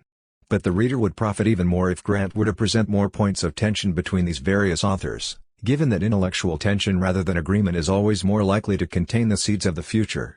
3. Object-oriented ontology. The term object-oriented philosophy apparently dates to some notes I made in 1997, though the prehistory of this approach stems from 1991 to 2. In the course of a graduate student's early efforts to make sense of Heidegger's famous tool analysis. 1 It is worth noting that none of the other strands of speculative realism owe a significant intellectual debt to Heidegger or phenomenology. By contrast, my version of U treats Husserl and Heidegger, not Derrida, Deleuze, or Badiou, as the most recent great philosophers with whom we still must come to terms. From 1997 onwards, other key influences on U included Whitehead and Xavier Subiri, 1898 to 1983. Beginning in 1998, Latourian actor network theory became a key point of reference. Nonetheless, the true roots of U can be found in Husserl and Heidegger, as will be discussed later in this chapter. But, first, let's consider how U was presented at the famous Goldsmiths workshop. U at Goldsmiths. My presentation at Goldsmiths takes up pages 367 to 388 of the transcript, followed by almost 20 pages of discussion. As for the presentation itself, it touches on 3 of the 4 points to be emphasized in later sections of this chapter: the role of Heidegger in U, the role of Husserl in U, and the need for a theory of vicarious causation. The 4th point, not addressed at length at Goldsmiths, concerns the great emphasis U places on aesthetic experience. If natural science is Brassier's exemplary mode of gaining access to reality, and mathematics is Meillassoux, U sees aesthetic experience, not just in the arts, but in philosophy too, as the most important form of cognition. The day before the Speculative Realism workshop on April 27, 2007, Goldsmiths hosted a one-day conference on the horror fiction of H.P. Lovecraft. If memory serves, it was organized by the late Mark Fisher, 1968 to 2017, mourned by all who had the pleasure of knowing him. It is worthy of note that, although the 4 original speculative realists do not share a single philosophical hero in common, all of us turned out independently to have been admirers of Lovecraft. Though the reasons for this are different in each case, my own interest stems from my view that his weird fiction sets the stage for an entire philosophical genre. 3 As I put it in my April 27 talk, as yesterday's Lovecraft conference title indicated, realism is always in some sense weird. Realism is about the strangeness in reality that is not projected onto reality by us. It is already there by dint of being real. And so it's a kind of realism without common sense. For while my references to weirdness have sometimes been met with chuckles from mainstream scientific realists, there is an important philosophical force to the term weird realism. By and large, realism in philosophy has been employed in the service of either common sense or natural science. To be a realist is to shut down uncouth speculation by wild eccentrics and focus on the hard and fast data provided by the eyes or by scientific instruments. Sometimes philosophy begins with a promising weirdness and ends with a dull appeal to scientific orthodoxy. A good example is the theory of reference of Saul Kripke, born 1940, which begins by rigidly designating things beyond any possible description of them. Gold may not actually be a yellow metal, but ends by claiming that the essence of gold is to have exactly 79 protons. As I put it at Goldsmiths, the reason I call Kripke's philosophy disappointing realism is because it ends up being the physical structure of things that is real about them. So, what's real about gold is that it has 79 protons. I find that very disappointing. 380. The commonsensical presence to the eyes of that yellow metallic look of gold is subverted by Kripke's appeal to an unknown je ne sais quoi, only to be replaced by the scientific privilege of 79 protons. 5 While there is no good reason for continental philosophy to downplay scientific fact, as it has too often done, Kripke's proton trick is simply a case of what I later termed undermining, replacing a thing with its causal, material, or compositional elements. When U speaks of weirdness, it is trying to capture the gap between reality and its explicit manifestations, one that is found not only in the writings of Lovecraft but in Shakespeare's Macbeth, Milton's Paradise Lost, Toni Morrison's Beloved, in nearly anything written by Edgar Allan Poe, and in a wide range of other literary classics. Given that any entity is more than its undermined components and also a surplus deeper than all of its overmined effects, U holds that any realism that is not weird is simply a capitulation, an agreement to become the handmaid of either common sense or natural science. 6. As mentioned earlier, U began from an interpretation of Heidegger, whom I still regard as the leading philosopher of the 20th century. It occurred to me at a certain point fairly early, in 1991 or 1992, that all of Heidegger boils down to just one fundamental opposition that keeps recurring, whether he's talking about being or tools or human, Dasein or anything else, a constant, monotonous reversal between the hiddenness of things and their visible presence at hand. 369. The tool analysis occupies an undeniably important place in Heidegger's philosophy, comprising the first concrete discussion in his major book Being and Time, and also making up the centerpiece of his first university lecture course 8 years earlier, Towards the Definition of Philosophy. Whereas Edmund Husserl's phenomenology asks us to focus solely on how everything appears to us, the rebellious young Heidegger points out that appearance is a fairly rare case in human experience. For the most part, we simply rely on entities or take them for granted, usually noticing them only when they break or otherwise go wrong. This is why Heidegger presents us with his basic difference between ready-to-hand equipment, Zuhandenheit, and present-at-hand entities, Vorhandenheit. The distinction is well known even to beginners in Heidegger studies, and specialist scholars in the field always feel confident that they understand this opposition fully. Nonetheless, Wu holds that Heidegger's tool analysis has almost always been badly misread, perhaps even by Heidegger himself. 7 Above all, the tool analysis is usually taken to mean that all theory and perception are grounded in a previously unnoticed background of practical behavior. Before we notice any individual things, we are already enmeshed in a total system of practical purposes in largely unconscious fashion. Wu regards all of this as a series of trite pragmatist mottos that fail to grasp the real depth of what Heidegger has shown. As I put it in the April 27 talk, it also occurred to me that praxis does not get at the reality of the object any more than theory does. That was the next step. Yes, by staring at this chair I don't exhaust its being, but by sitting in it I also don't exhaust it.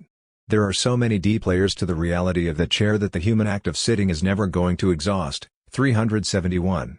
In other words, theory and praxis both live on the same side of the fence, the side of the surface of things, which doesn't do justice to the depth of their reality. Over against theory and practice stand the objects themselves. This brings us to a second widespread misreading that Wu wishes to correct, one that is unfortunately produced by Heidegger's misreading of his own great thought experiment. We mentioned the difference between ready-to-hand equipment and present-at-hand entities, and even for Heidegger an entity can shift its status from one to the other. At one moment we unconsciously use the hammer while absorbed in the purpose of building a new cafe, in the next moment the hammer has shattered in our hands, becoming the explicit object of our attention and annoyance. So far, so good. But Heidegger also claims that ready-to-hand equipment such as the functional hammer belongs to a total system of relations, while present-at-hand entities such as a broken hammer have become isolated and broken off from their previous relational being. On top of this, Heidegger pastes a rank order onto his distinction, one in which relational reality is primary while non-relational reality is derivative or secondary. There are two serious problems with this way of looking at it. First, there is nothing the least bit non-relational about present-at-hand entities, since they exist only in relation to the Dasein, human being, for whom they are visible.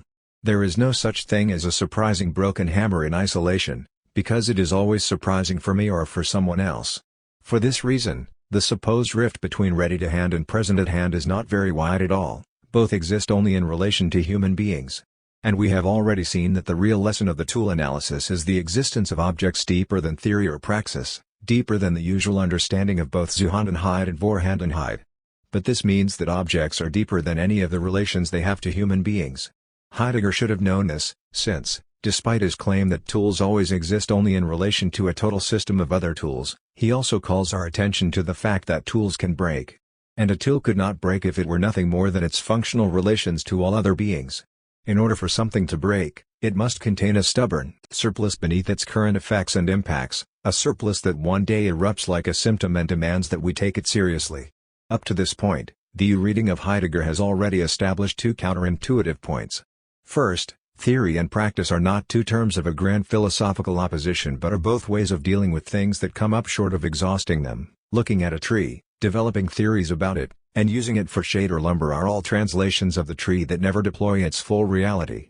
Second, the pair ready-to-hand and present-at-hand is not equivalent to the pair relational reality and non-relational reality. Both of Heidegger's famous modes of intra-worldly being, Zuhandenheit, Vorhandenheit, exist purely in relation to human beings, and, despite Heidegger's celebration of relational being as more primary than the non-relational sort, tools can relate only because they previously have a non-relational being.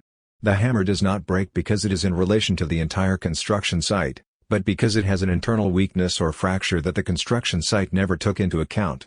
But Wu adds yet another twist to the picture, one that takes us entirely outside the framework of post-Kantian philosophy. For Kant, human cognition is haunted by the thing in itself that lies beyond all possible human access. Yet for the Wu version of Heidegger, both theory and praxis only translate a deeper being of things that can never fully be deployed in its relations with us. In other words, the thing in itself escapes us not because we are humans who think, but because we are entities that relate, just like fire relating to cotton or raindrops to a tin roof. For this very reason, Kant's point about the finitude of human perception and cognition ought to have been broadened into a point about the finitude of fire when it burns a cotton ball without interacting with all of the cotton's properties, or the finitude of rain when it strikes the tin without relating to real features of the tin that happen to be irrelevant to rain. In short, the lead distinction in modern philosophy between thought and world must be replaced with one between objects and relations. It is this distinctly non-modern touch anew that leads many modernist, and postmodernist, observers to have a visceral dislike for what they wrongly regard as its bizarre personification of inanimate matter. We now have the basic model of the cosmos. It is packed full of objects that withdraw from each other, incapable of direct contact. Here we encounter another aspect of this philosophy that many critics find hard to swallow. For is it not obviously the case that objects influence each other all the time? Does science not calculate these interactions with extraordinary precision, using the results to make badly needed medical devices and launch probes deep into the solar system? Who is aware of this? Of course. Its point is not that objects do not make contact, but that they cannot do so directly. In an obvious-looking case such as two billiard balls colliding on a table, the collision obviously occurs. We do not dispute this point. But as seen from the reading of Heidegger's tool analysis, the collision of these balls is really a question of both balls interacting only with the most superficial features of each other. When the red ball strikes the blue ball, it is not striking the blue ball itself, but only a translated blue ball accessible to the red ball's fairly impoverished world. By way of these impoverished blue ball features, the red ball makes indirect contact with the blue ball itself, which also makes contact with its own blue ball features, though in a different way.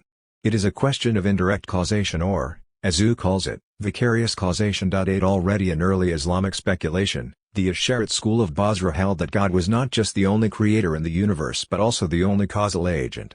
As I put it at Goldsmith's, for such thinkers, God is there to explain all actions, recreating everything constantly. And although the theology seems a bit outrageous to us now, it's a very profound metaphysical idea, the idea that things cannot relate, inherently, that things in themselves are totally sealed off from each other. 374. After centuries of delay, this idea finally entered European philosophy as what we call occasionalism. For Descartes, God must be invoked to explain the otherwise baffling interactions of mind and matter. In the works of his admirer and successor Nicolas Malebranche, 1638–1715, it is not just mind-body interactions but also body-body interactions, as with the earlier occasionalists of Iraq, that need God's intervention to occur. God also plays an exclusive causal role in such pivotal modern philosophers as Baruch Spinoza, 1632–1677, for whom the whole of nature is a single divine substance, G. W. von Leibniz, 1646–1716, who held that the ultimate substances or monads have no windows but are precoordinated by God to seem like they interact, and Berkeley, for whom there are only images rather than independent things, with the images being coordinated by God to give us the impression of reliable natural laws, spiced up from time to time by amazing miracles to dazzle the faithful and convert the skeptic. While this might seem like nothing more than a quaint closed chapter from the history of early modern philosophy, a variant of such occasionalism is found in more contemporary-looking modern philosophies such as those of Hume and Kant. While neither of these thinkers claims that causation is a matter of divine intervention, both root all causation in a different privileged entity, human experience. In Hume's case, what we call cause and effect is merely our experience of a customary conjunction of food entering our mouths and abating our hunger, or of placing our hands near a flame and feeling extreme heat. In Kant's case, causation is turned even more explicitly into a category of the human understanding rather than a feature of the world outside the mind. As I said at Goldsmith's, for the occasionalists, no one else can create relations between things. Oh, God can do it. For Hume and Kant, my mind does it. My mind creates objects, bundles, through customary conjunctions, creates links. 375. Yet it seems utterly arbitrary to choose one magical superentity, whether it be God or the human mind, able to create causal links when no other object is able to do so. This leads you in search of a different kind of solution. That solution, oddly enough, comes from the phenomenology of Heidegger's teacher Husserl. Although Husserl still has numerous allies who claim that he already knew what Heidegger teaches us about the withdrawal of things from immediate presence, this claim is untenable. For Husserl, it would be absurd to consider that something might exist that is not in principle the object of some conscious mind. In other words, Kant's thing in itself is a contradictory notion. This puts him on the same side as the German idealists in their dispute with Kant. As for Heidegger, though he is certainly not a consistent realist, and while he perpetually overstates the role of human Dasein in his philosophy, he is also the one who wrote as follows in his famous book on Kant: "What is the significance of the struggle initiated in German idealism against the thing in itself except a growing forgetfulness of what Kant had won, namely, the knowledge that the intrinsic possibility and necessity of metaphysics are, at bottom, sustained and maintained by the original development and searching study of the problem of finitude." 9. In this respect, Heidegger remains much closer to O's realism of the things in themselves than Husserl. Yet Husserl also adds some pieces to the puzzle that are simply invisible to Heidegger, and these pieces must not be lost amidst the general triumphalism over Heidegger's advance beyond his teacher. The first puzzle piece is Husserl's rejection of the entire empiricist tradition concerning what an object is.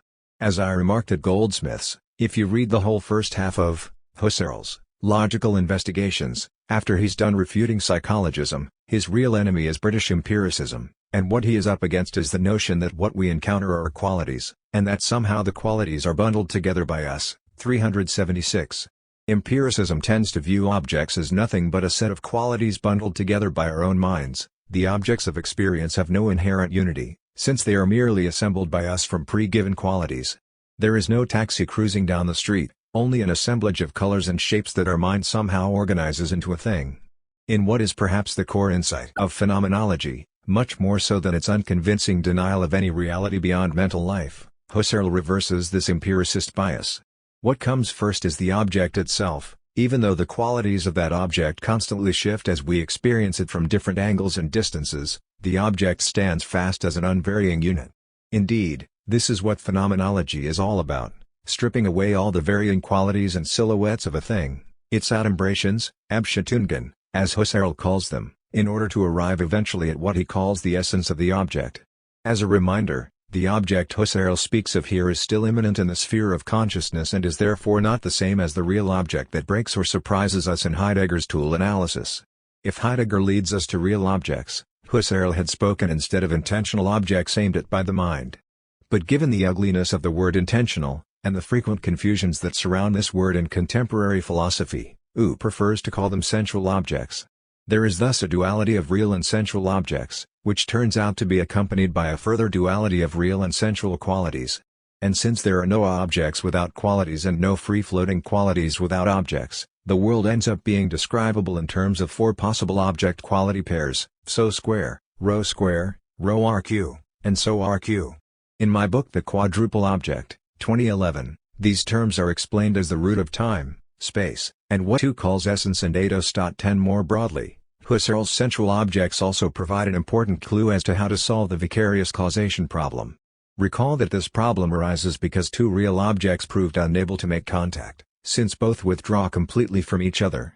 It is similar to working with magnets and asking how two north or two south poles can ever touch, given that they repel each other. In the case of magnets, the solution is simple: flip one of the magnets and let the north pole of one touch the south pole of the other. In this way, an endless chain of magnets can be constructed. Something similar holds with objects in general. While it is impossible for two real objects to touch, there is no difficulty at all for a real object to touch a sensual one. After all, touching sensual objects is exactly what real objects do. Fire burns by making contact with sensual cotton, even if it is forever barred from the real cotton, just like everything else is barred from it, including human farmers. Against all expectations, Husserl's phenomenology provides resources to solve the deep ontological mystery of causation. But it does so in a rather strange way, and this leads to our next point. The second puzzle piece offered by Husserl is even stranger than the first. Quoting again from the Goldsmith's transcript, Husserl made another bizarre discovery that no one ever really talks about, which is that one object contains others, namely, consciousness. 377. In a strange but real sense, intentionally is both two and one. In a first sense, I the real object lean on the table as a sensual one, or vice versa, the table as the real object reacts to the pressure from me as a sensual object. Not all relations are reciprocal, though this one is. But at the same time, the intentional relationship between me and the table is also numerically one. How so? Because I can talk about this relation, I can retroactively think about it, I can have other people analyze it for me, and none of those analyses ever exhausts the relation, which is enough to make it an object. 377. Note that this new compound object is a real one, not a sensual one, because it is there whether anyone is paying attention or not. What this means is that a real and sensual object can meet only on the interior of a third object. Causation occurs solely in the mental realm, as long as we take mental in the sense of sensual objects in general, not just in the sense of what pertains to animal brains. Continuing from Goldsmith's, I know it sounds strange, but I generalize from there to say causal relations always occur on the inside of a third entity. It's not just something that's true of human consciousness and phenomenology. Containment is what a relationship is. 377. So much for the basics of who. The remainder of my remarks at Goldsmith's were an attempt at a brief summary of disagreements with the other three speculative realists so as to spark discussion. With Brassier, two related divergences came to mind. It is very important to Brassier that realism be able to eliminate certain obvious non-beings, with hobbits and the Tooth Fairy apparently high on his priority list. 378. Who prefers to err on the side of inclusiveness and flatness, since surely even hobbits and the Tooth Fairy have some ontological status that philosophy must take into account. The same point is made against Brassier's nihilism by another contemporary realist, Marcus Gabriel of Bonn. 11. A related disagreement has to do with Heidegger's term ontological difference, or the difference between being and beings. For Heidegger, always hostile to the claim to cognitive priority made by the natural sciences, even the most rigorous scientific result still tells us nothing about the being of the entities described, except perhaps in cases of scientific revolution. Therefore, science remains ontic rather than truly ontological, with ontic ranking as one of Heidegger's most hostile pejorative terms. For Brassier, who is cognitively more enamored of the sciences than Heidegger is, there is no such thing as a question of being that trumps scientific discoveries about beings. It is an issue that Brassier and I had often debated in private well before Goldsmith's, and my response to his question was that for me the ontological difference is the difference between the thing itself and its relation to anything else. 379. In other words, the being of any object is its non-relational reality. But for Brassier, there is no clear distinction between the thing and its non-relational and relational status. He adheres instead to Sellers's distinction between the manifest and scientific image of anything. For example, the manifest image of the moon might show us a specific color and inspire certain poetic moods, while the scientific image of the moon tells us what sort of rock it is made of, which is nothing poetic but was simply created by a terrible collision billions of years ago. 12. My objection to this argument at Goldsmith's, though Brassier was not yet speaking very much about Sellers in 2007, is that Brassier risks falling into the disappointing realism of Kripke, who simply gives us 79 protons as the ultimate answer to how gold is not identical with its description as a yellow metal. This sort of scientism has always been a danger for Brassier and his circle, though they usually respond by ridiculing the term scientism as a straw man, which it is certainly not, since Brassier in fact wishes to grant maximal authority to science on all questions about the world. Scientism is a perfectly accurate term for this sort of scientific authoritarianism. The broader point is this: the manifest image and scientific image are both images. To commit oneself solely to the project of eliminating manifest images with nothing better to offer than a new sort of image, or some background horizon of nullity speaking to the being nothing of these images, will inevitably fail as a philosophical project. For it cannot adequately account for the difference between an entity itself and the scientific image of that very entity. As for Roux and Grant, the obvious difference concerns whether individual beings are the primary stuff of philosophy or a derivative of some deeper force. The big difference is that Ian is against what he calls Semitism and I'm totally in favor of it. For him, philosophy is not about the bodies, it's about a deeper force, from which the bodies emerge. For me it's nothing but objects, there is no pre-individual dynamic flux that surges up into various individuals. 383. I also expressed the opinion that this difference might have something to do with Grant's fondness for Deleuze, whose emphasis on surges, flows, trajectories, and lines of flight rather than individual entities prevents him from being one of those intellectual heroes, though Levi R. Bryant is an exception. This same point leads Roux and Grant to a serious disagreement about Aristotle. As I put it at Goldsmith's, Grant sees Aristotle as being on the same side as Kant. He sees Aristotelian substance as being on the same side as the Kantian phenomenon, which I wouldn't agree with. 383. By contrast, from a Roux standpoint, Aristotle's one of the good difference between the thing itself and its relation to anything else. 379. In other words, the being of any object is its non-relational reality. But for Brassier, there is no clear distinction between the thing and its non-relational and relational status. He adheres instead to Sellers's distinction between the manifest and scientific image of anything. For example, The manifest image of the moon might show us a specific color and inspire certain poetic moods, while the scientific image of the moon tells us what sort of rock it is made of, which is nothing poetic but was simply created by a terrible collision billions of years ago. 12 My objection to this argument at Goldsmiths, though Brassier was not yet speaking very much about Sellers in 2007, is that Brassier risks falling into the disappointing realism of Kripke, who simply gives us 79 protons as the ultimate answer to how gold is not identical with its description as a yellow metal. This sort of scientism has always been a danger for Brassier and his circle, though they usually respond by ridiculing the term scientism as a straw man, which it is certainly not, since Brassier in fact wishes to grant maximal authority to science on all questions about the world. Scientism is a perfectly accurate term for this sort of scientific authoritarianism. The broader point is this: the manifest image and scientific image are both images. To commit oneself solely to the project of eliminating manifest images with nothing better to offer than a new sort of image, or some background horizon of nullity speaking to the being nothing of these images, will inevitably fail as a philosophical project. For it cannot adequately account for the difference between an entity itself and the scientific image of that very entity. As for Roux and Grant, the obvious difference concerns whether individual beings are the primary stuff of philosophy or a derivative of some deeper force. The big difference is that Ian is against what he calls Semitism and I'm totally in favor of it. For him, philosophy is not about the bodies, it's about a deeper force, from which the bodies emerge.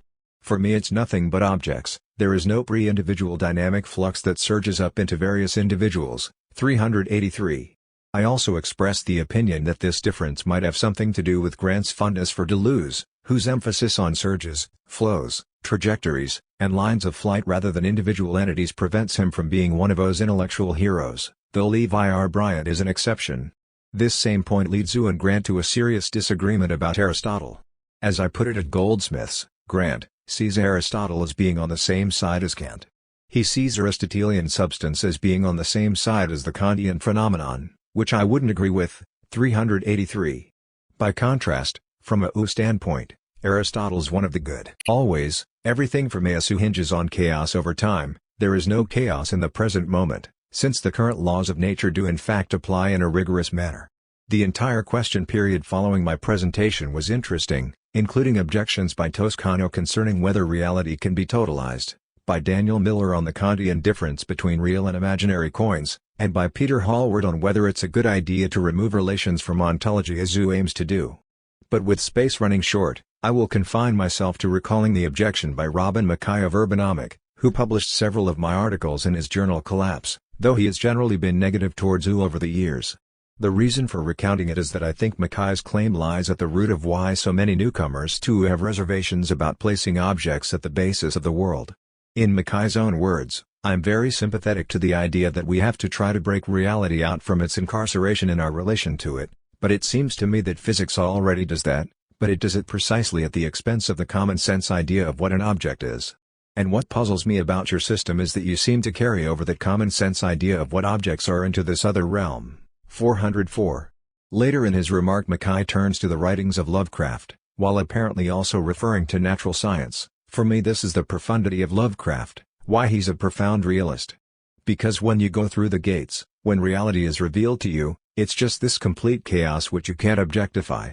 And obviously Lovecraft is Kantian in that respect, but I can't see how your system can get past that problem. There are at least two separate claims contained in Mackay's remarks as quoted here.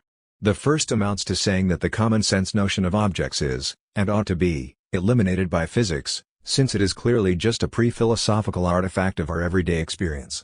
The second is the claim that, once we go through the gates, whether of advanced horror fiction or of natural science, we encounter not objects but just this complete chaos which you can't objectify.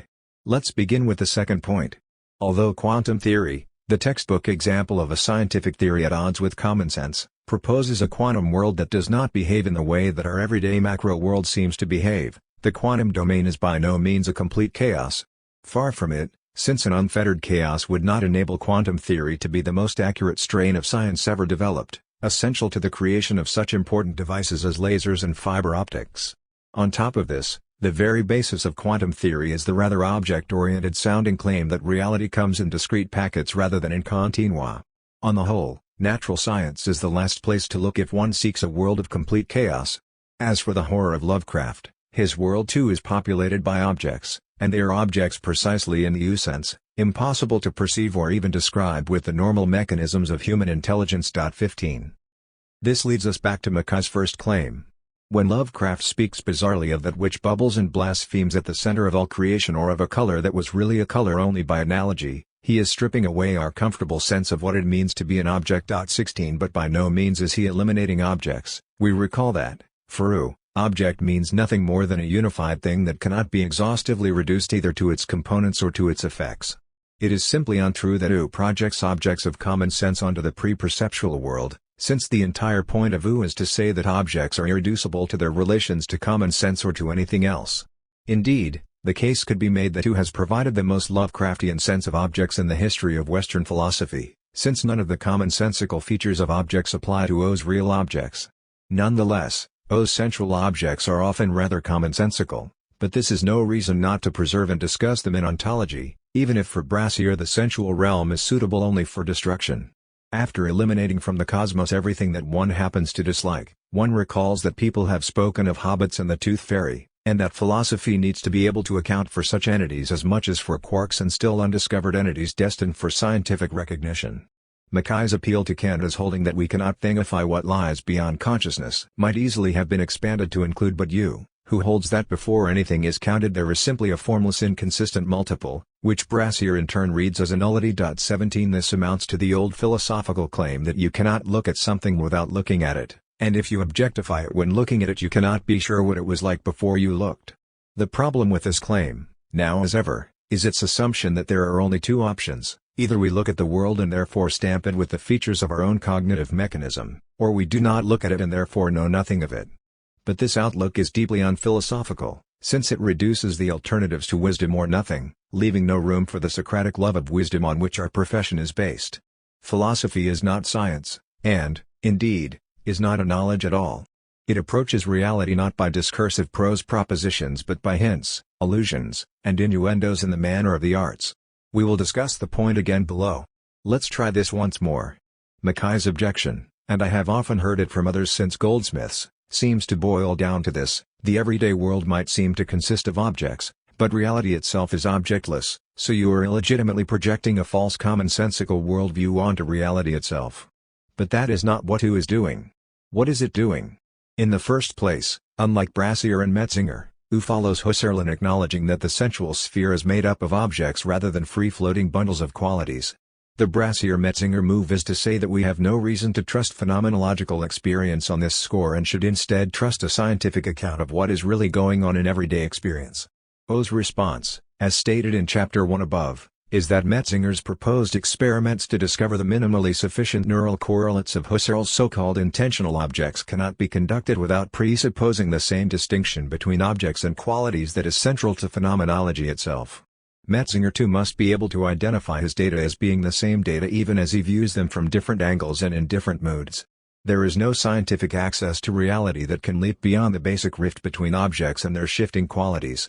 In the second place, the argument that the real world is broken up into objects too is not that lived experience seems to be made up of objects, so let us simply assume that the same is true even of the real world deeper than experience. No. The argument, instead, is that we soon reach an impasse if we adopt a dualistic theory in which the world itself is not articulated into objects, but then somehow human experience is. This predicament first appears in pre-Socratic apparent theorists such as Anaximander, Pythagoras, and Anaxagoras, and their intellectual cousin, the being is one theorist Parmenides, none of whom can convincingly explain how a single lump of reality could ever be carved up into pieces.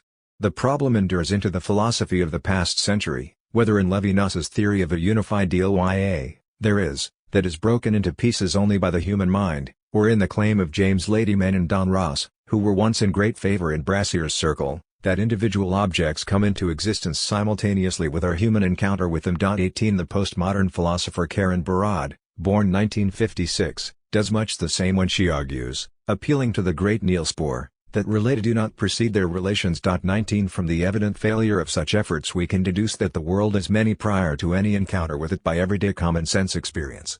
As for Mackay's variant world as chaos theory, this chaos is either one or many, but U's inconsistent multiplicity simply tries to have it both ways at once. If it is one, then Mackay is just another pre-Socratic monist. If it is many, then the object-oriented position has already been conceded. Equally pointless is the solution of Deleuze, credited to Bergson, that the virtual is both heterogeneous and continuous, which joins Badiou in the effort to have the many and the one simultaneously without paying the price. 20. Be the withdrawn. The first public appearance of the term object-oriented philosophy was as the title of a conference lecture given at Brunel University near London in 1999.21. The first time the term appeared in print, however, was in my book Tool Being. In view of the simultaneous publication of Manuel de Landa's Intensive Science and Virtual Philosophy, a realist interpretation of Deleuze to go along with Tool Being's realist Heidegger, 2002 was a banner year for the emergence of realism in continental philosophy. Tool Being consists of 3 lengthy chapters, the first giving an unconventional reading of Heidegger's famous tool analysis, the second engaging in critical dialogue with some of the most prominent analytic and continental Heidegger scholars, and the third being an effort to push the book's reading of Heidegger in an original philosophical direction. While Tool Being has now been in print for a generation, it has had little discernible impact in the petrified forest of mainstream Heidegger studies, though it has found a wide readership in other disciplines. Before looking at the most important passages from Tool Being, a few preliminary remarks are in order about the frequent hostility provoked by its key term withdrawal. Many critics of who seem to think it sufficient to mock this term with sarcastic quotation marks, forgetting that the point is to mark an unrepayable debt to Heidegger's use of it. Another interesting twist came when an ambitious young Derrida scholar claimed to have invented the term himself, in the context of accusing one of my colleagues, who had borrowed the term from me, of plagiarism from his book, though it had been published later than Tool Being, and hence a good deal later than any of Heidegger's own works. But perhaps the most important critique of the term, however ill its intentions, came from a supercilious professor of design who archly questioned me in public as to why objects should withdraw in the first place, and who seemed to enjoy repeatedly calling it just a simple question even after it was answered successfully on the first try. Though the tone of the exchange was insufferable, the objection would have been useful if posed in a more honest spirit and is therefore worth a few lines here. If I grasp the gist of the question, it seems to assume that the natural state of objects is somehow to be directly present, whether to us or to each other. This supposedly being the case, it might be wondered why objects should then magically withdraw into some inaccessible place in the cosmos. But withdrawal is not a supplementary and gratuitous act imposed upon a default state in which things are present in the world. The point is that each thing has a form or structure of its own, and when one object makes contact with another it cannot perfectly replicate the form of the first. It is not as if a giraffe, for example, were simply a form inhering in matter, so that I could extract that form and bring it into my mind without also bringing the matter along, one of the least convincing features of Aristotle's philosophical tradition. Instead, the giraffe form that I think does not coincide with the giraffe form in the giraffe itself. If this were not the case, then perfect mathematical knowledge of a giraffe would itself be a giraffe, a clearly absurd position that is directly entailed by the views even of many who deny that they hold it. This is true even of as brilliant a philosopher as Meillassoux, who tries to keep his distance from Pythagoras by insisting on a dead matter to which mathematics refers, though no one, including Meillassoux himself, has any idea what such neutral and formless matter would be.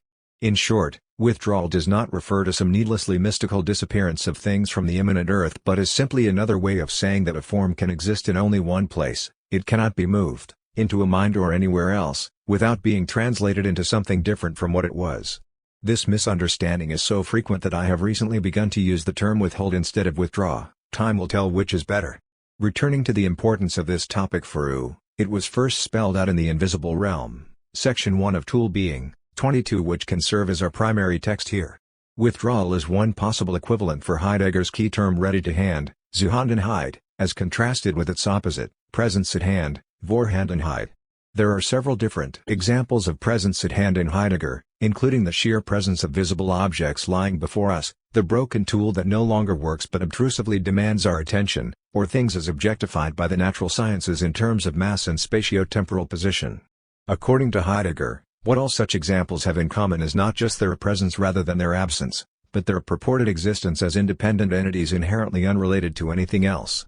It is fair to say that Heidegger's entire career is based on the claim that presence at hand has dominated Western thought since Plato and that, despite the obvious theoretical triumphs of this standpoint, such as mathematical physics and advanced technology, it is leading us towards civilizational disaster. Heidegger's first argument against the reign of presence at hand is that, despite the phenomenological claims of his teacher Husserl, Our primary contact with the world is not by way of the direct presence of things to the mind. For despite what phenomenology tells us, all human action finds itself lodged amidst countless items of supporting equipment. The most nuanced debates in a laboratory stand at the mercy of a silent bedrock of floorboards, bolts, ventilators, gravity, and atmospheric oxygen. 18. Insofar as equipment functions smoothly, we tend to forget it until something goes wrong. Instead of encountering pane of glass, we tend to make use of this item indirectly, in the form of well-lit room. We do not usually contend with sections of cement, but only with their outcome, an easily walkable surface area. As a rule, tools work their magic upon reality without entering our awareness. 18. It is a masterful analysis by Heidegger, but one that includes at least 3 needless prejudices that must be addressed if his philosophy is ever to be overcome. The first of these biases stems from the human-centered character of the tool analysis. Since the story of the hammer and its breakdown is a tale easily interpreted as an anecdote about everyday human life, there is a widespread tendency to claim that the tool analysis proves the priority of practical activity over theoretical reason. And in all fairness, Heidegger himself might even agree with this interpretation. Nonetheless, it does not work very well. If I stare at a hammer rather than using it, then it is merely present at hand. The hammer I see is merely a caricature of its being. The same is true if the hammer startles me by breaking, and equally true if for some reason a scientist carefully weighs and measures it. Yet it is not the case that using the hammer suddenly frees us from caricature and gives us the hammer itself. True enough, in the cases of staring at, being startled by, or weighing and measuring the hammer, we are not explicitly conscious of it, while in using it we tend to be mostly unconscious of it. But it hardly follows from this that conscious versus unconscious is a basic ontological rift that deserves to lie at the foundation of Heidegger's system. After all, to use a hammer is to distort, translate, or caricature it no less than when we stare at it directly. To use an object is just as indirect a relation as to look at it. But the real point of view requires another step along this path. For it is not just that objects withdraw from being encountered both theoretically and practically, a point that causes the pragmatist reading of Heidegger to fail from the start, but that objects withdraw from each other as well. This is the anti-Kantian moment of view, which agrees with Kant concerning the existence of things in themselves beyond the phenomenal realm of presence at hand, but disagrees with Kant's assumption that the noumena haunt human relations to the world but not relations more generally. As Tool Being puts it, Heidegger seems to think that human use of objects is what gives them ontological depth, frees them from their servitude as mere slabs of present-at-hand physical matter. 16. But against this flawed self-interpretation, objects themselves are already more than present at hand. The interplay of dust and cinder blocks and shafts of sunlight is haunted by the drama of presence and withdrawal no less than our language or lurid human moods. 16. This is why U is an object-oriented philosophy, not a human Dasein-oriented philosophy like Heidegger's own. The second prejudice in Heidegger's self-understanding is his view that presence at hand refers to entities taken as isolation, whereas readiness to hand implies that tools are assigned to each other and to us in a grand holistic system. It is quite clear that he thinks so, given his view that there is no such thing as an equipment. Bolts and wires taken alone enjoy a rather minimal reality. In combination with thousands of other minutely engineered pieces, they blend into the composite visible equipment known as a bridge. 22. Tools form a single empire, all of it organized by my own potentiality for being, since the meaning of all the equipment is ultimately determined by the uses I envision for it, whether implicitly or explicitly. Nonetheless, the sense of readiness to hand as being in holistic relation to all surrounding equipment is a derivative one, not primary, despite Heidegger's claims to the contrary.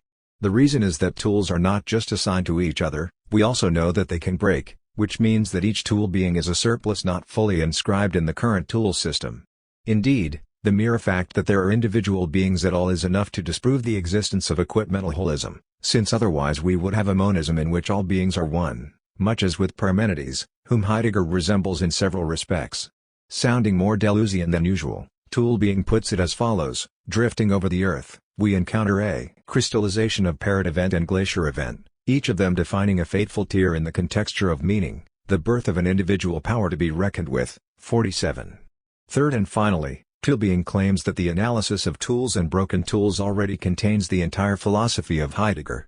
The reason this claim is usually resisted by scholars is that it seems to deal only with intraworldly entities, such as Vorhanden and Zehanden beings. Even Heidegger seems to suggest that human Dasein and being itself cannot be reduced to such terminology. Yet this reservation makes sense only if we misread the point of the tool analysis as being limited taxonomically to specific types of beings. If we read it instead as being about the permanent Heideggerian interplay between the concealed and revealed, then clearly it pertains to everything, including both Dasein and being.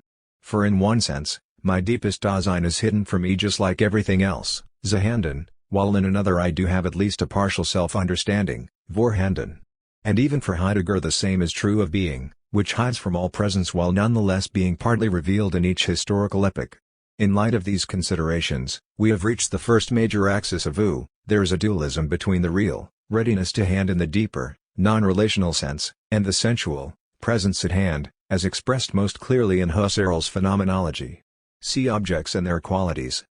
The interpretation of Heidegger offered in the preceding section, in which everything hinges on a constant reversal between Zuhandenheit and Vorhandenheit, concealed and revealed, earth and world, thrownness and projection, or any of the equivalent pairs he uses, might sound a bit monotonous even to those who are convinced by it.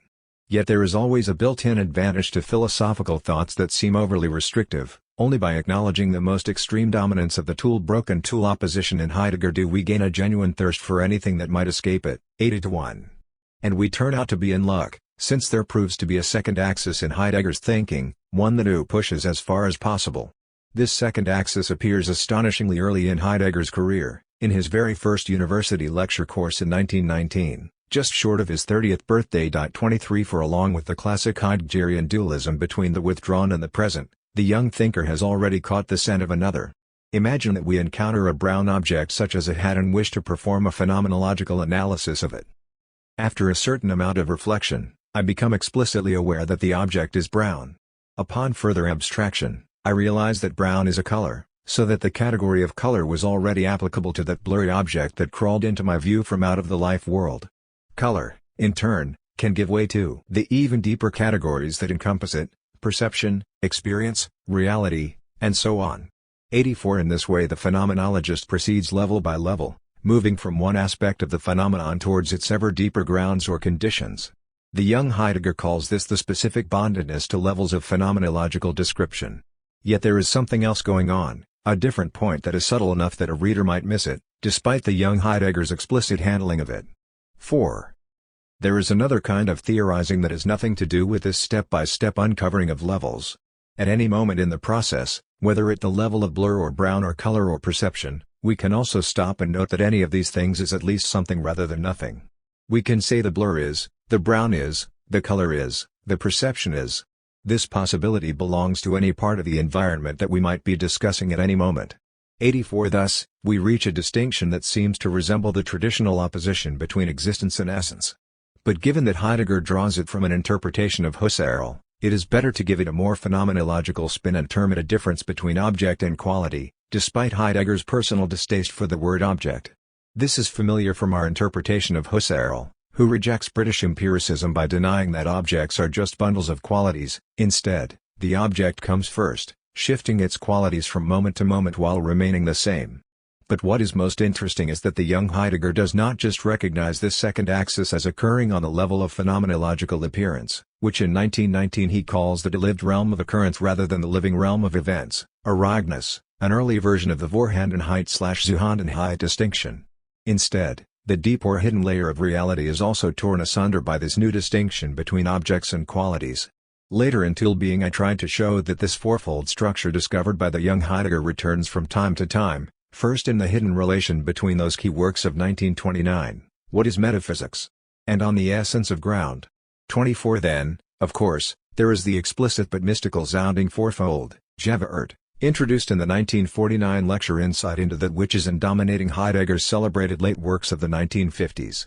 However strangely poetic the quartet of earth, sky, gods, and mortals may seem, I argue in Tool Being that it was there in germinal form in 1919, 30 years before it first appeared explicitly. 25.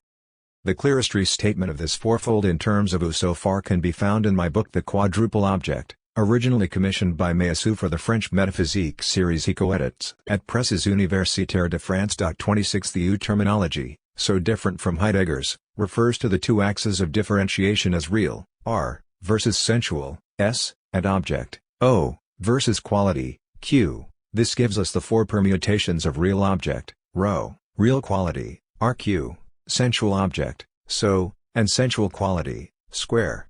And given the phenomenological insight that there is no object without qualities and no qualities without an object, there are four possible combination of these permutations. Rho square is called space and is also the place where aesthetics unfolds for U. So square is described as time, in the sense of live time rather than objective scientific time. Rho RQ can be termed essence, since it refers to the concealed inner life of the thing and its properties. And finally, so RQ is ethos, since this is the diagonal line along which what we call knowledge occurs. O's confidence in this still widely unfamiliar model stems from its confidence in the underlying dualisms from which the model is built. Numerous fourfold models have recurred in the history of thought, but this time I think we have found the most important one. The research program of O can be described as a thorough exploration of what happens in Rho square, SO square, Rho RQ, and SO RQ tensions and of how these links are transformed into one another, not like lead into gold, but like gold into different shapes of gold. Study questions for Section C. Along with the specific bondedness to levels that the young Heidegger sees at work in phenomenology, what is the second axis he finds? The fourfold of earth, sky, gods, and mortals is often regarded as Heidegger's most obscure and preposterous idea. Why does he argue for its profound importance? Time and space are usually mentioned as a pair in philosophy and science, with no other terms ever added to the mix. Why does U add essence and ethos alongside time and space? Of the U fourfold of time, space, essence, and ethos, which one is identified as the place where aesthetics occurs? D. Vicarious causation. The conclusion of U that objects withdraw from direct contact with each other has one especially serious application, namely, it seems to suggest that nothing is able to have an effect on anything else. This is obviously not the case, since objects affect each other constantly, even if not quite as thoroughly as holistic philosophers assume. O's point is not that causal relations do not occur, but that such relations are more difficult and paradoxical than is usually believed. In the end, how can one object affect another if they are forever mutually withdrawn? The first hope of a solution to this problem arises from the fact that U distinguishes between the real and the sensual. If we ask ourselves how two sensual objects are able to make contact, the answer is clear: they make contact indirectly, through whatever real object, a mind, for instance, experiences both simultaneously. Otherwise, the dog seen to my left and the chair seen to my right have nothing in common at all. As sensual objects, they are merely correlates of my experience of them, unlike the real dog and real chair that are independent of my experience. And just as two sensual objects make contact only through a real one, two real objects make contact only through a sensual one. Though the dog in itself remains permanently withdrawn from me and everything else, I nonetheless experience the sensual dog.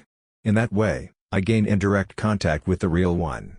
We saw above that U adopts a different solution to the problem from that found among the so-called occasionalists in early Islamic Iraq and, much later, in 17th century France. Among the Arabs, it was a question of a particular passage in the Quran referring to divine intervention in a battle on behalf of the outnumbered Muslim forces. Though the usual reading of the passage treated this battle as a special one-time incident, others read it as meaning that God intervenes in every event. God is not just the only creator, but the sole causal agent in the universe. Everything disappears in every instant but is immediately recreated by God. No created being has an effect on anything else, since only God is capable of causing anything to happen. In Europe, occasionalism was spurred not by theological considerations. Indeed, the need to preserve free will in Christian theology probably helped delay the entry of occasionalism into Europe by centuries, but by the problem of how the two finite Cartesian substances, thought and extension, are able to communicate. Some version of occasionalism was upheld by such important modern thinkers as Malebranche, Spinoza, Leibniz, and Berkeley. But we saw that even the abandonment of occasionalist theory by Hume and Kant owes a deep debt to this now quaint-sounding school. For whereas occasionalism solved the problem of cause and effect by calling upon God to enact every link, Hume and Kant simply replaced God with the human mind. For Hume, what we call cause and effect is really just a phenomenon of habit, of the customary conjunction of placing one's hand in the fire and always feeling pain as a result, or of eating food and feeling one's hunger disappear, even if we cannot prove that one event caused the other. Meanwhile, for Kant, cause and effect is treated even more explicitly as a category of the human understanding, not as something occurring independently in the noumenal world.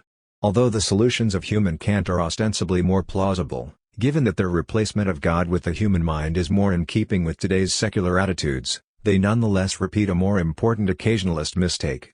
For whether God or the mind is chosen as the locus of all causation, one specific entity is granted the magical power of relating to other things, a power simultaneously forbidden to everything else. O's vicarious causation is designed to approach the occasionalist problem without arbitrary recourse to some magical superentity made responsible for all cause and effect. My article on vicarious causation was published in 2007, the same year as the Goldsmiths Workshop.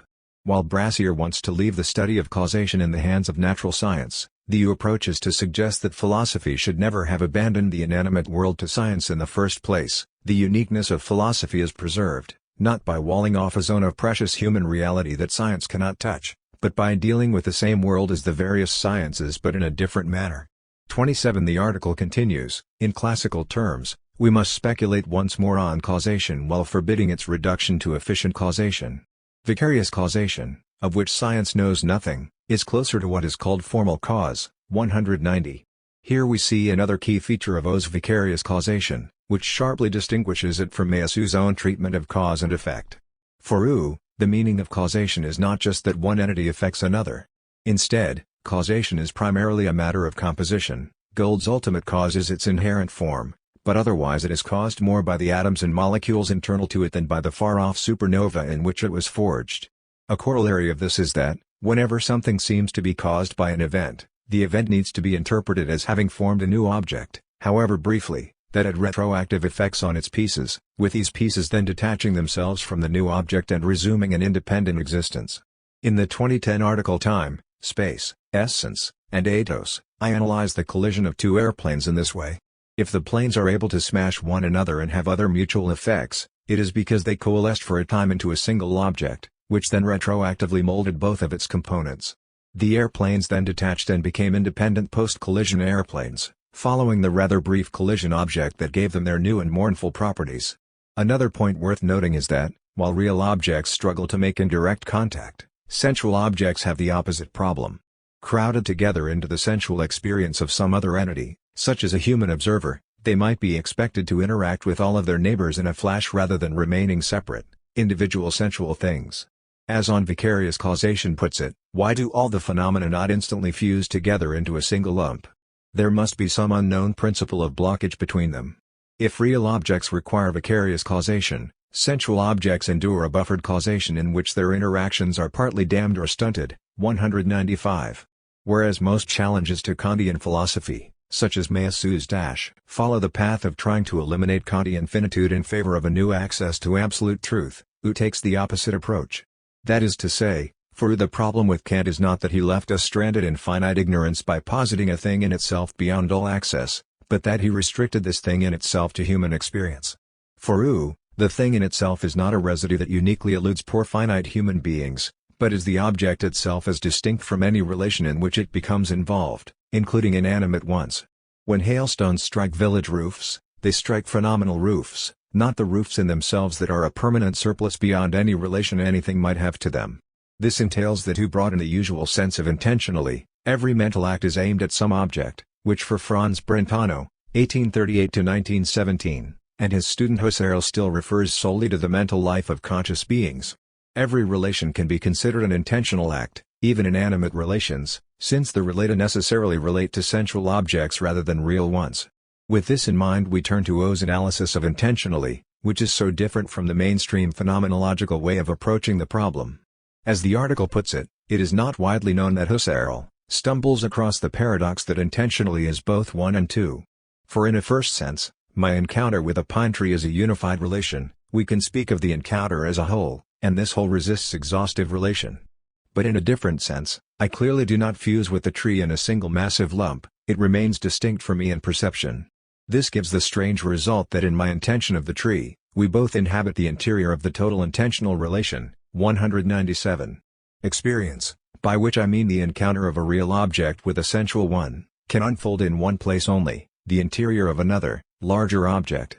In short, experience has nothing to do either with transcendence, or with its currently more popular sister immanence, but involves a burrowing downward through the joined entities that we ourselves always help to compose. The article continues, this seemingly dry observation has not sparked much interest in Husserl's readers. Even so, if combined with Heidegger's insight into the withdrawal of real objects behind all relations, it provides all the pieces of a new philosophy. 197. What are these pieces, which the essay likens to the elements of an intellectual jigsaw puzzle? They are itemized in a list on pages 199 to 200. First, there is the relation of containment. This refers to the way in which a pine tree and I are both contained on the interior of our encounter, a new object inside which we both find ourselves. Second, there is the contiguity between all the central objects in my experience at this very moment, which lie side by side, not affecting one another. 199. Third, there is sincerity, a widely derided term that nonetheless effectively refers to the real objects being occupied with a central object. At this very moment I am absorbed or fascinated by the sensual tree, even if my attitude toward it is utterly cynical and manipulative. 199. Clearly our relation is not one of containment, since the sensual tree is contained not in me, as idealism thinks, but in the joint object composed of myself and the tree that makes our sensual encounter possible in the first place.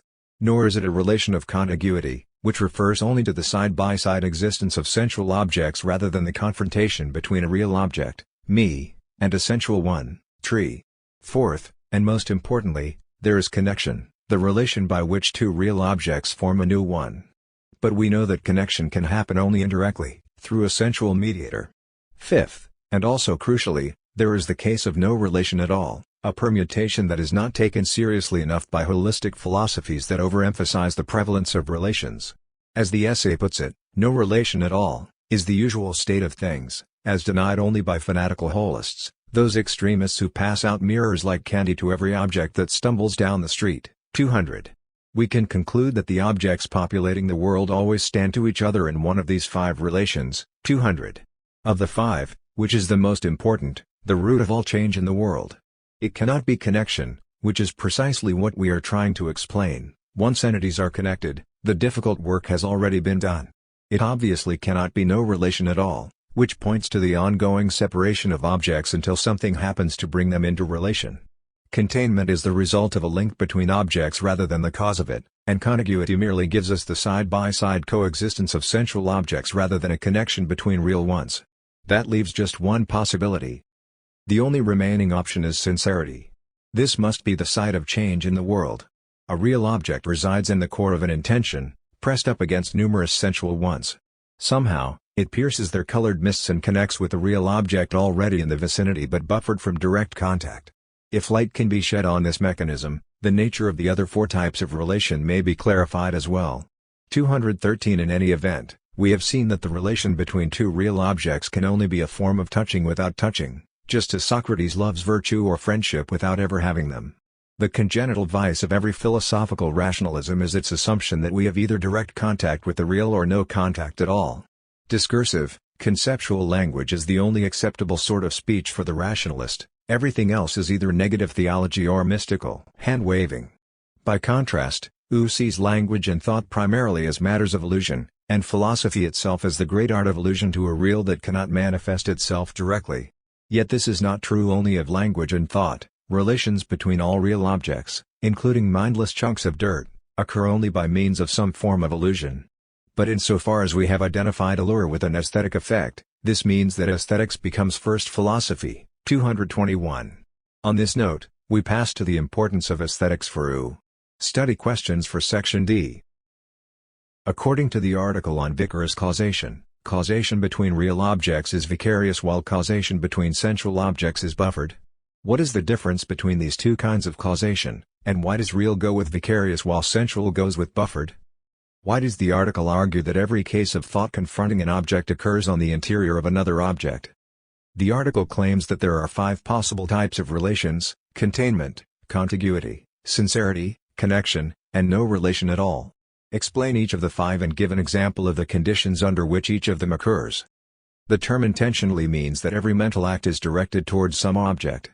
Usually it has been thought that only humans or other highly intelligent beings are capable of intentionally. On what grounds does vicarious causation claim that it is found everywhere, including the inanimate realm? Of the five types of relations mentioned in question 3 above, the article argues that sincerity is ultimately the most important of them all. What is the basis for this claim? The crucial place of aesthetics. Given O's tendency to focus on the withdrawal of real objects from direct access, it has sometimes been accused of a negative theology that tells us only what objects are not rather than what they are. This accusation reveals a lack of philosophical imagination, and an equal lack of sense for the history of the discipline. It assumes that on one side there is knowledge and on the other there are nothing but vague gesticulations towards the unknowable. But in fact, there is a vast middle ground between these two extremes, and human cognition has always made use of this middle ground. For there are numerous ways of gaining indirect access to the real by way of illusion. If this were not the case, art would be pointless, since it clearly does not give us direct knowledge of the real. More than this, philosophy itself in the original Socratic sense of philosophia would be pointless. For there is no passage in any Platonic dialogue in which Socrates gives us a successful definition of justice, virtue, love, or anything else. Likewise, there is no artwork that can be translated into a literal prose exposition of what this artwork really means. Or rather, there may be cases in which this can be done, but this would show us only that the artwork in question is nothing but propaganda for some idea that might as well have been stated in clear prose terms rather than being tarted up as art.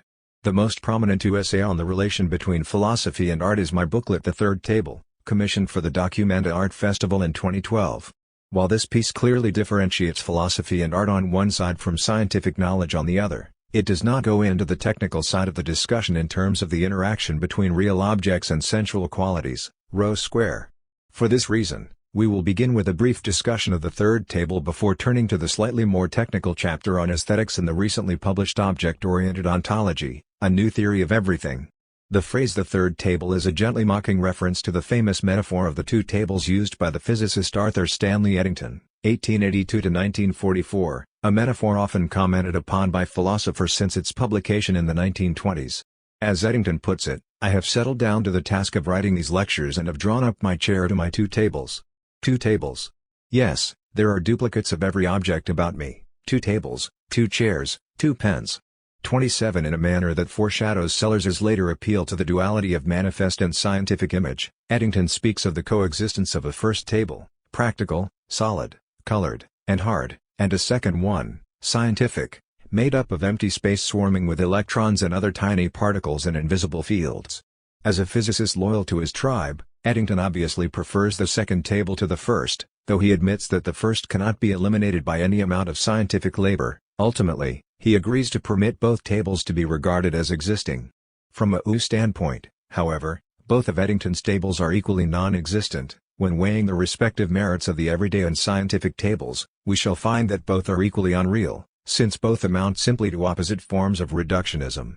The scientist reduces the table downward to tiny particles invisible to the eye, the humanist reduces it upward to a series of effects on people and other things. 28 Stated more candidly, both of Eddington's tables are utter shams that confuse the table with its internal and external environment, respectively. 6. Another way of looking at it is that Eddington's two tables are the tables produced by undermining and overmining, respectively. They are the two tables of knowledge. By reducing the table downward to the subatomic particles that compose it, as Eddington the good physicist prefers, we are replacing it with its components. The reason this does not work is because the table as a whole has features that its various component particles do not have in isolation. These are often called emergent properties, and there need not be anything mystical about them. 7. But by reducing the table upward to its practical properties or relations to other things, we are replacing it with its effects. The problem here is that all the effects of the table, and even the sum total of its possible effects, are not enough to add up to a table. Even the table encountered in practical use does not exhaust the table's reality. In one moment it reliably supports paperweights and our midday meal, in the next it collapses to the ground, shattering everything. This shows that just as the table could not be identified with the one we saw, it was also not the same as the one we used. 9. Knowledge is the translation of any given thing into the terms of its components or its effects, thereby necessarily losing the thing itself. But the thing itself is the third table, and this means it is not a thing of knowledge. As stated in the third table, Eddington's first table ruins tables by turning them into nothing but their everyday effects on us or on someone else. Eddington's second table ruins tables by disintegrating them into nothing but tiny electric charges or faint material flickerings. Yet the third table lies directly between these other two, neither of which is really a table. 10. We now seem to be in an impossible position, since the two forms of knowledge that exist cannot give us the real table. Thus, we seem to have reached the dead end of negative theology, of which rationalists so often warn. What we need is a way for things to be accessible without being directly accessible in the manner of knowledge, just as erotic speech works when composed of hint, allusion, and innuendo rather than of declarative statements and clearly articulated propositions, and just as jokes or magic tricks are easily ruined when each of their steps is explained, thinking is not thinking unless it realizes that each of its steps can only be oblique. 12. The usual tools of knowledge are of little assistance when we are hunting for objects, because knowledge is designed to replace the object with some set of verifiable properties that belong to it rather than to give us the object itself. And this can only be done indirectly. The world is filled primarily not with electrons or human praxis, but with ghostly objects withdrawing from all human and inhuman access, accessible only by illusion and seducing us by means of allure. 12. Allure means alluding to the existence of an object without replacing it with a literal description of its qualities. And this is precisely the type of communication of which artists already make use, for on the one hand art does not function by dissolving white whales, mansions, rafts, apples, guitars, and windmills into their subatomic underpinnings, but on the other hand, art, also, does not seek the first table, as if the arts merely replicated the objects of everyday life or sought to create effects on us. 14. The third table gives a good explanation of what Hugh sees as the difference between scientific knowledge on one side and philosophy and art on the other. Yet it doesn't go at all into the technical side of the question, meaning the way in which aesthetics deploys the rift between real objects and sensual qualities, or row square, in the shorthand language of what the quadruple object calls ontography. There is a more detailed recent discussion of this topic in the book Object-Oriented Ontology, 2018, to which we now turn, though we will follow its discussion in the opposite order. 29 We should speak first of so-called aesthetic formalism, which for Hugh has both a helpful and an unhelpful face. Formalism in aesthetics can mean several different things, but it is perhaps best defined as the view that works of art are self-contained units whose primary purpose is not to make protests against the socio-political wrongs of its age, or to provide information about the historical and biographical context from which it arose, or even the intention of the artist in producing the work. The artwork is independent and autonomous and ought to be approached in a spirit of disinterested contemplation. 20th century formalism is often traced to Russian figures such as Viktor Shklovsky, 1893–1984. In the United States, some of the major names are the new critics such as Cleanth Brooks, 1906–1994, in literature, and the formidable art critics Clement Greenberg, 1909–1994, and Michael Fried, born 1939. Given the two is itself a theory of autonomous objects, it naturally endorses the formalist view that an artwork be a self-contained unit, an idea that has been unfashionable in the arts since the late 1960s. Yet who rejects the additional, tacit formalist assumption that the autonomous art object must be devoid of human ingredients or participants. For Hugh, art is essentially theatrical, a compound object made up of the, usually, physical work plus the spectator, just as water is a compound object made up of hydrogen and oxygen. While Kant never literally called himself a formalist in aesthetics, though he did so in ethics, and for similar reasons, he is clearly the philosophical forerunner of the movement.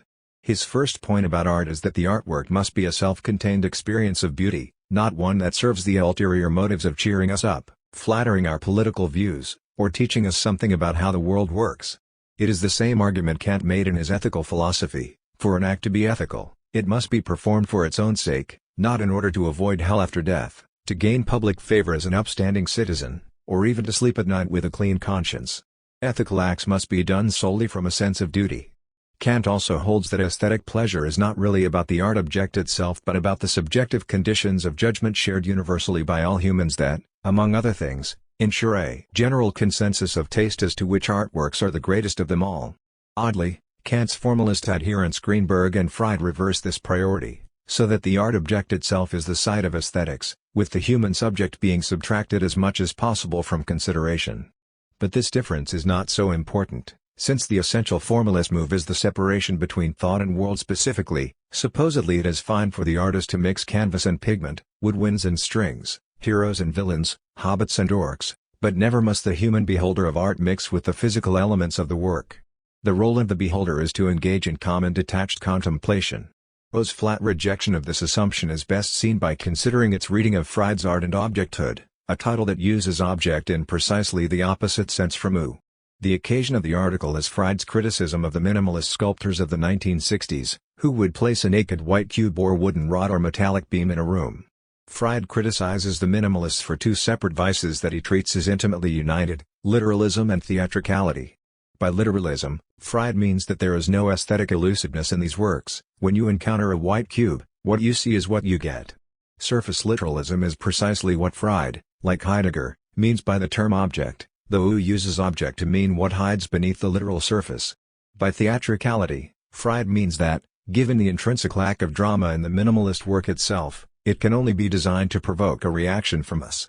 Theatricality, he holds, is the very death of art. Now, our concern here is not with whether Fried is being fair to the minimalists. Let's assume for the moment that his critique hits the mark. Even so, O's response to Fried is that he is wrong to identify literalism and theatricality, since these are two separate and unrelated things, the first one bad and the second one good. Art cannot be literal, reducing art objects to their visible surfaces, since in that case it would not be art. But it must be theatrical, for reasons that display the essential inadequacy of formalism. To explain this, it is easiest to consider the case of metaphor. Let's begin by imagining a literal statement made by a simpleton: dawn is like dusk. Although they occur at opposite times of day and each has a different role in our practical lives, there is indeed something similar about dawn and dusk. On both occasions the sun is not clearly visible, and the sky is mostly dark with some colorful patches near one horizon. We cannot deny the literal truth of what the simpleton has told us. Not only does it seem to be explicitly true, but the order of his sentence can be harmlessly reversed. Dusk is like dawn means exactly the same thing, in ordinary language, as dawn is like dusk.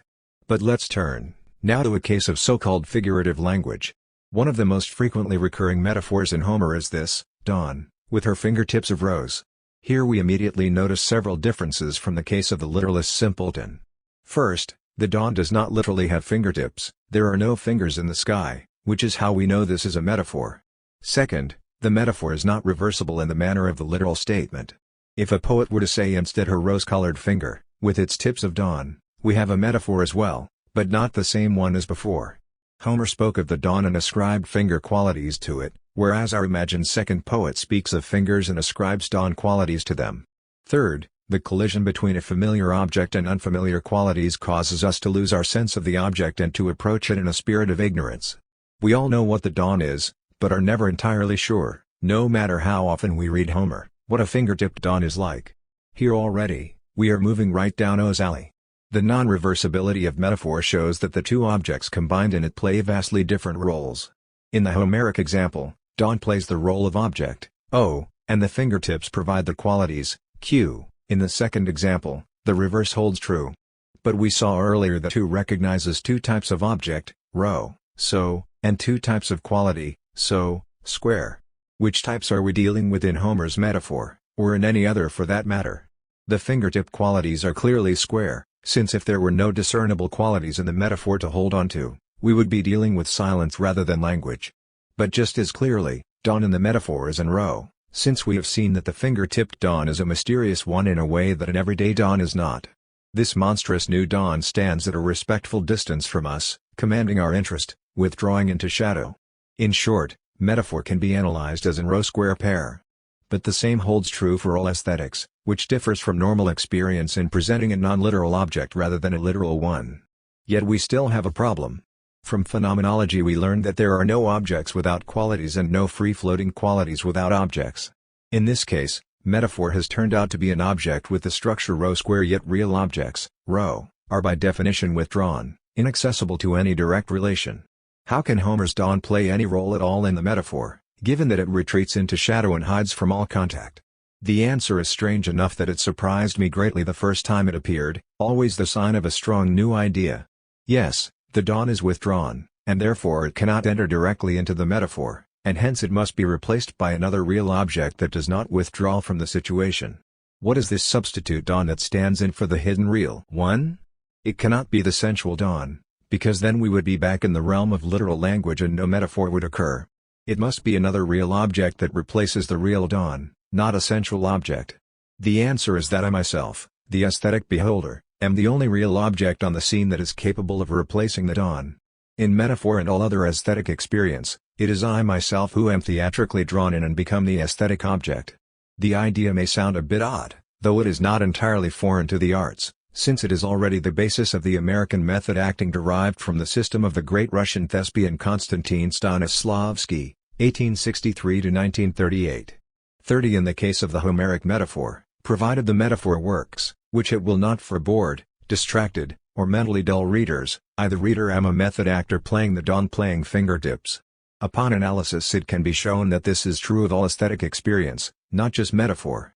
It could also be shown, though this is a later development not yet fully described in print, that knowledge works along a completely different axis from aesthetics, so RQ, the same one that is so crucial for phenomenology. Let this serve as a simple first introduction to the crucial role of aesthetics in U. 4. Speculative materialism. At the time of the goldsmith's workshop, Quentin Meillassoux, born 1967, was employed at the École Normale Supérieure in Paris, where he had been a student some years earlier. In 2012 he was called to the faculty of the Université Paris 1 Panthéon-Sorbonne, where he remains to this day.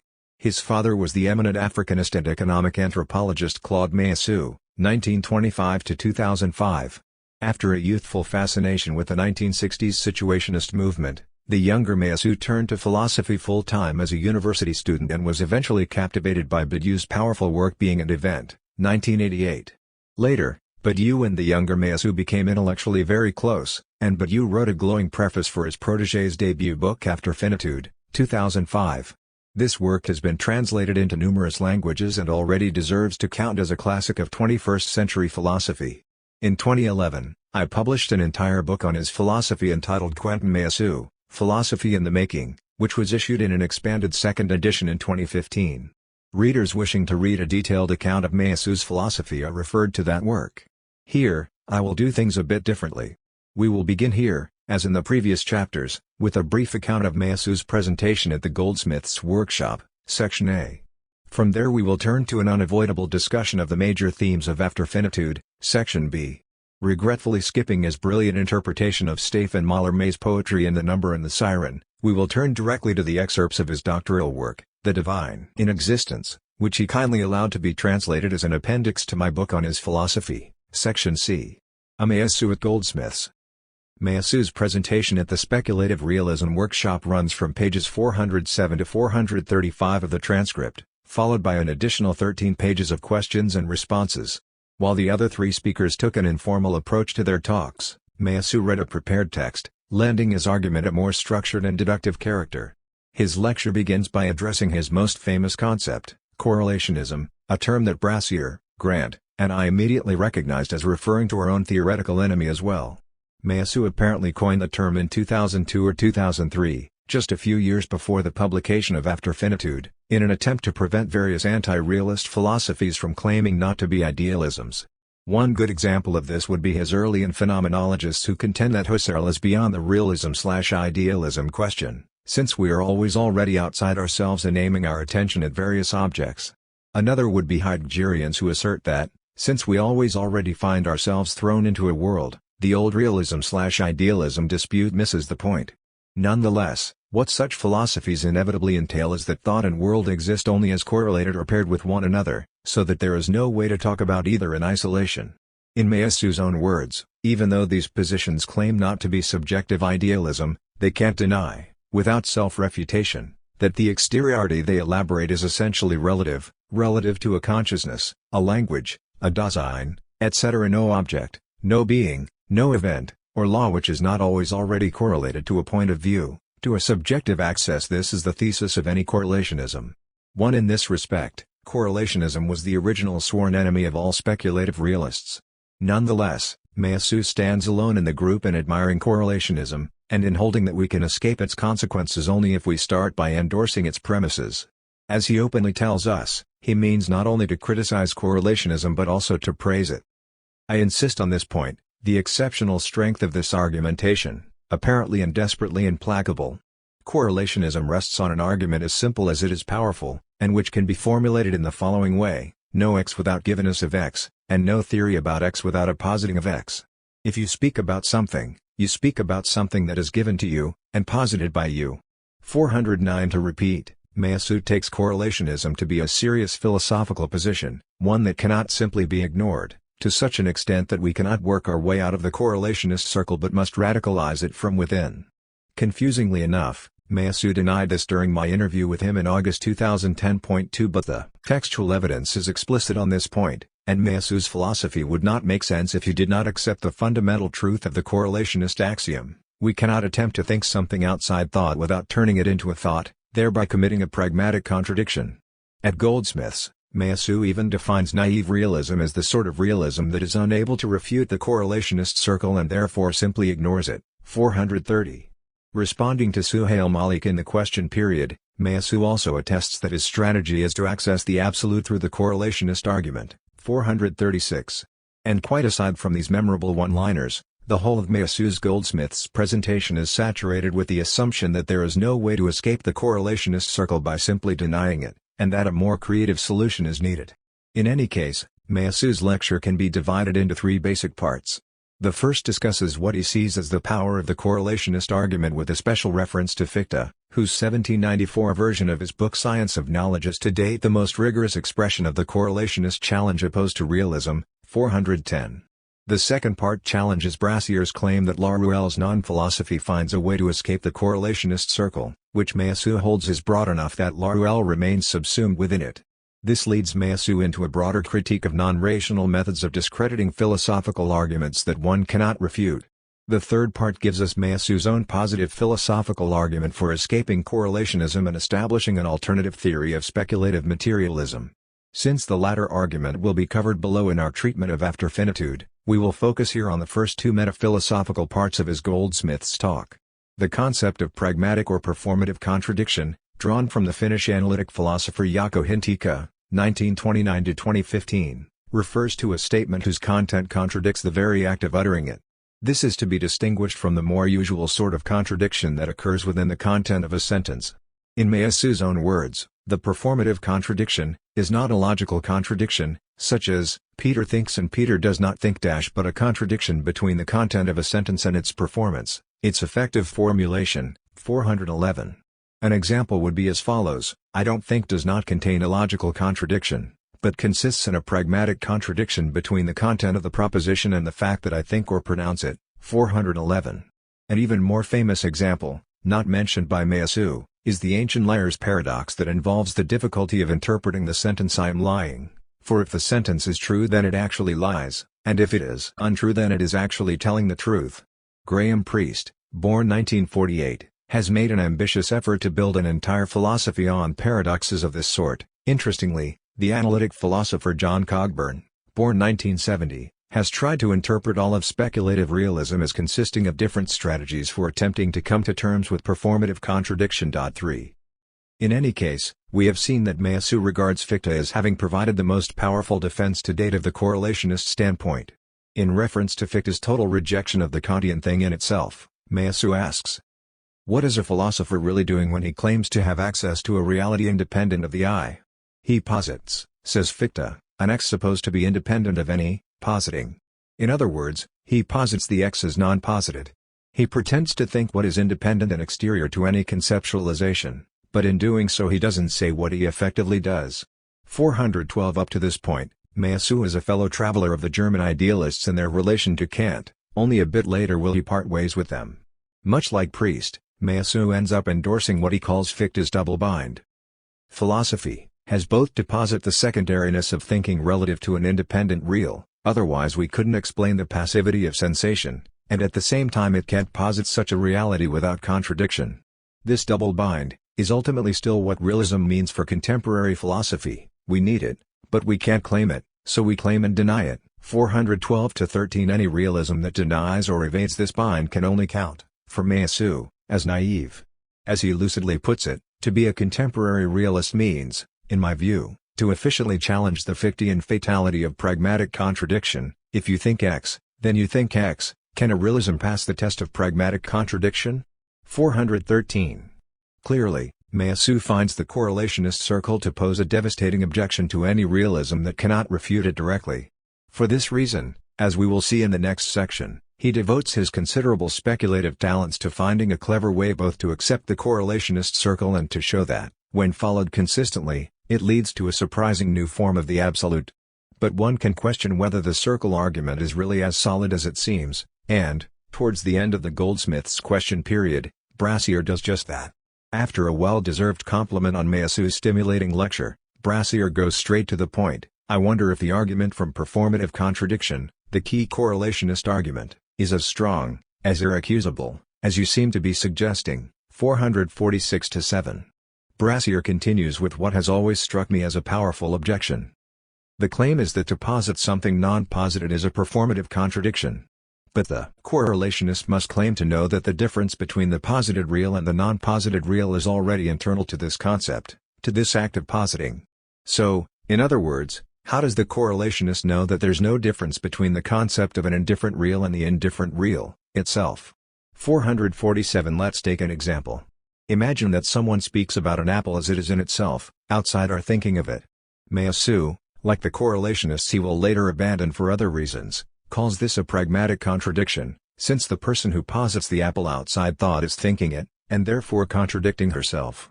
But Brassier objects that, in order to make this move, the correlationist must absolutely know that we cannot refer to a thing outside thought, that apple for me and apple in itself actually mean the same thing, since I am the one speaking of the apple in itself, so that therefore it is really just another apple for me. In this way the so-called correlationist is really just another idealist, so that Meillassoux' effort to radicalize correlationism while avoiding idealism is impossible. Meillassoux' response is to turn the tables on Brassier, claiming that the correlationist does not claim to know anything, and that in fact it is the defender of a reality in itself, Kant, for example, who makes a false claim to know that there is a difference between the appearance and the in itself. 448. Yet there is something wrong here, and it is important enough to pose a threat to the consistency of Meillassoux' entire system. For in step 1, the correlationist knows absolutely that there is no difference between speaking of an apple for us and speaking of an apple in itself apart from us. The for us is automatically implied in the second statement as it is in all others and cannot be removed, just as the bandage cannot be removed from Captain Haddock's finger in the Tintin comic reprinted in the Goldsmith's transcript. 422. But somehow, in step 2, the correlationist is a skeptic who simply cannot be sure if there is anything beyond thought or not. This is no word trick on my part, nor is it a minor matter. For this is the path along which Meillassoux eventually leads us away from correlationism towards his own position.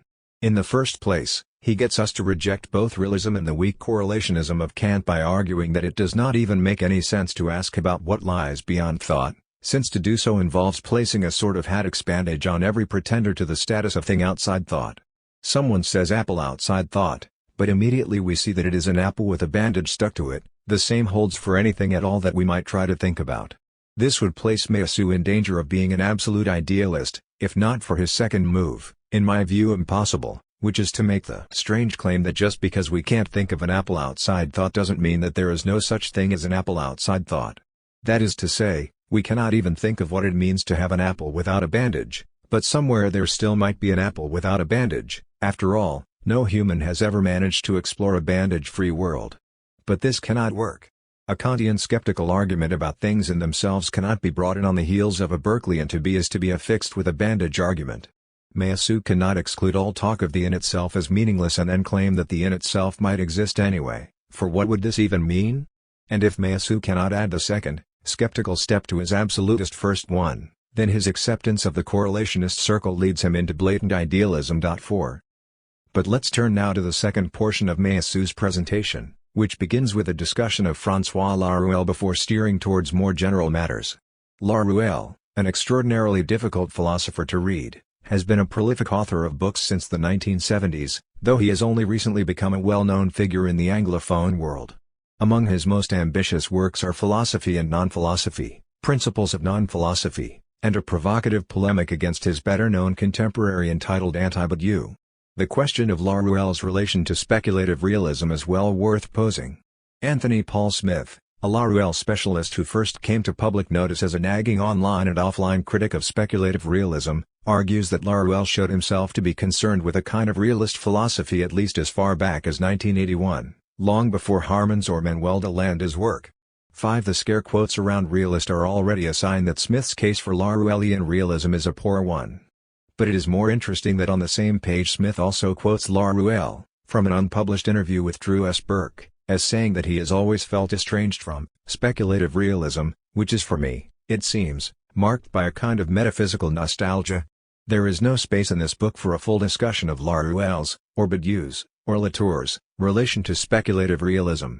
It is simply worth noting that Laruelle has always been one of the most polarizing authors within the speculative realist group itself.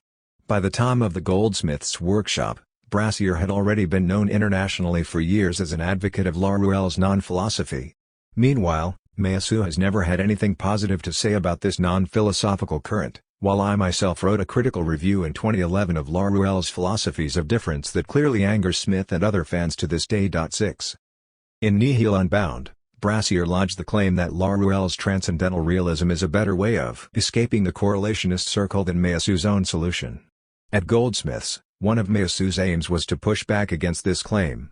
In his own words, Brassier suggests that what Laruelle calls philosophy can be identified with what I call correlationism. Consequently, Brassier claims that Laruelle, with his non-philosophy, works out a non-correlationism more radical and sure than my own version, burdened as it is by intellectual intuition. 416. For reasons of space we cannot follow Meillassoux' argument against Laruelle step by step but must limit ourselves to its most basic points.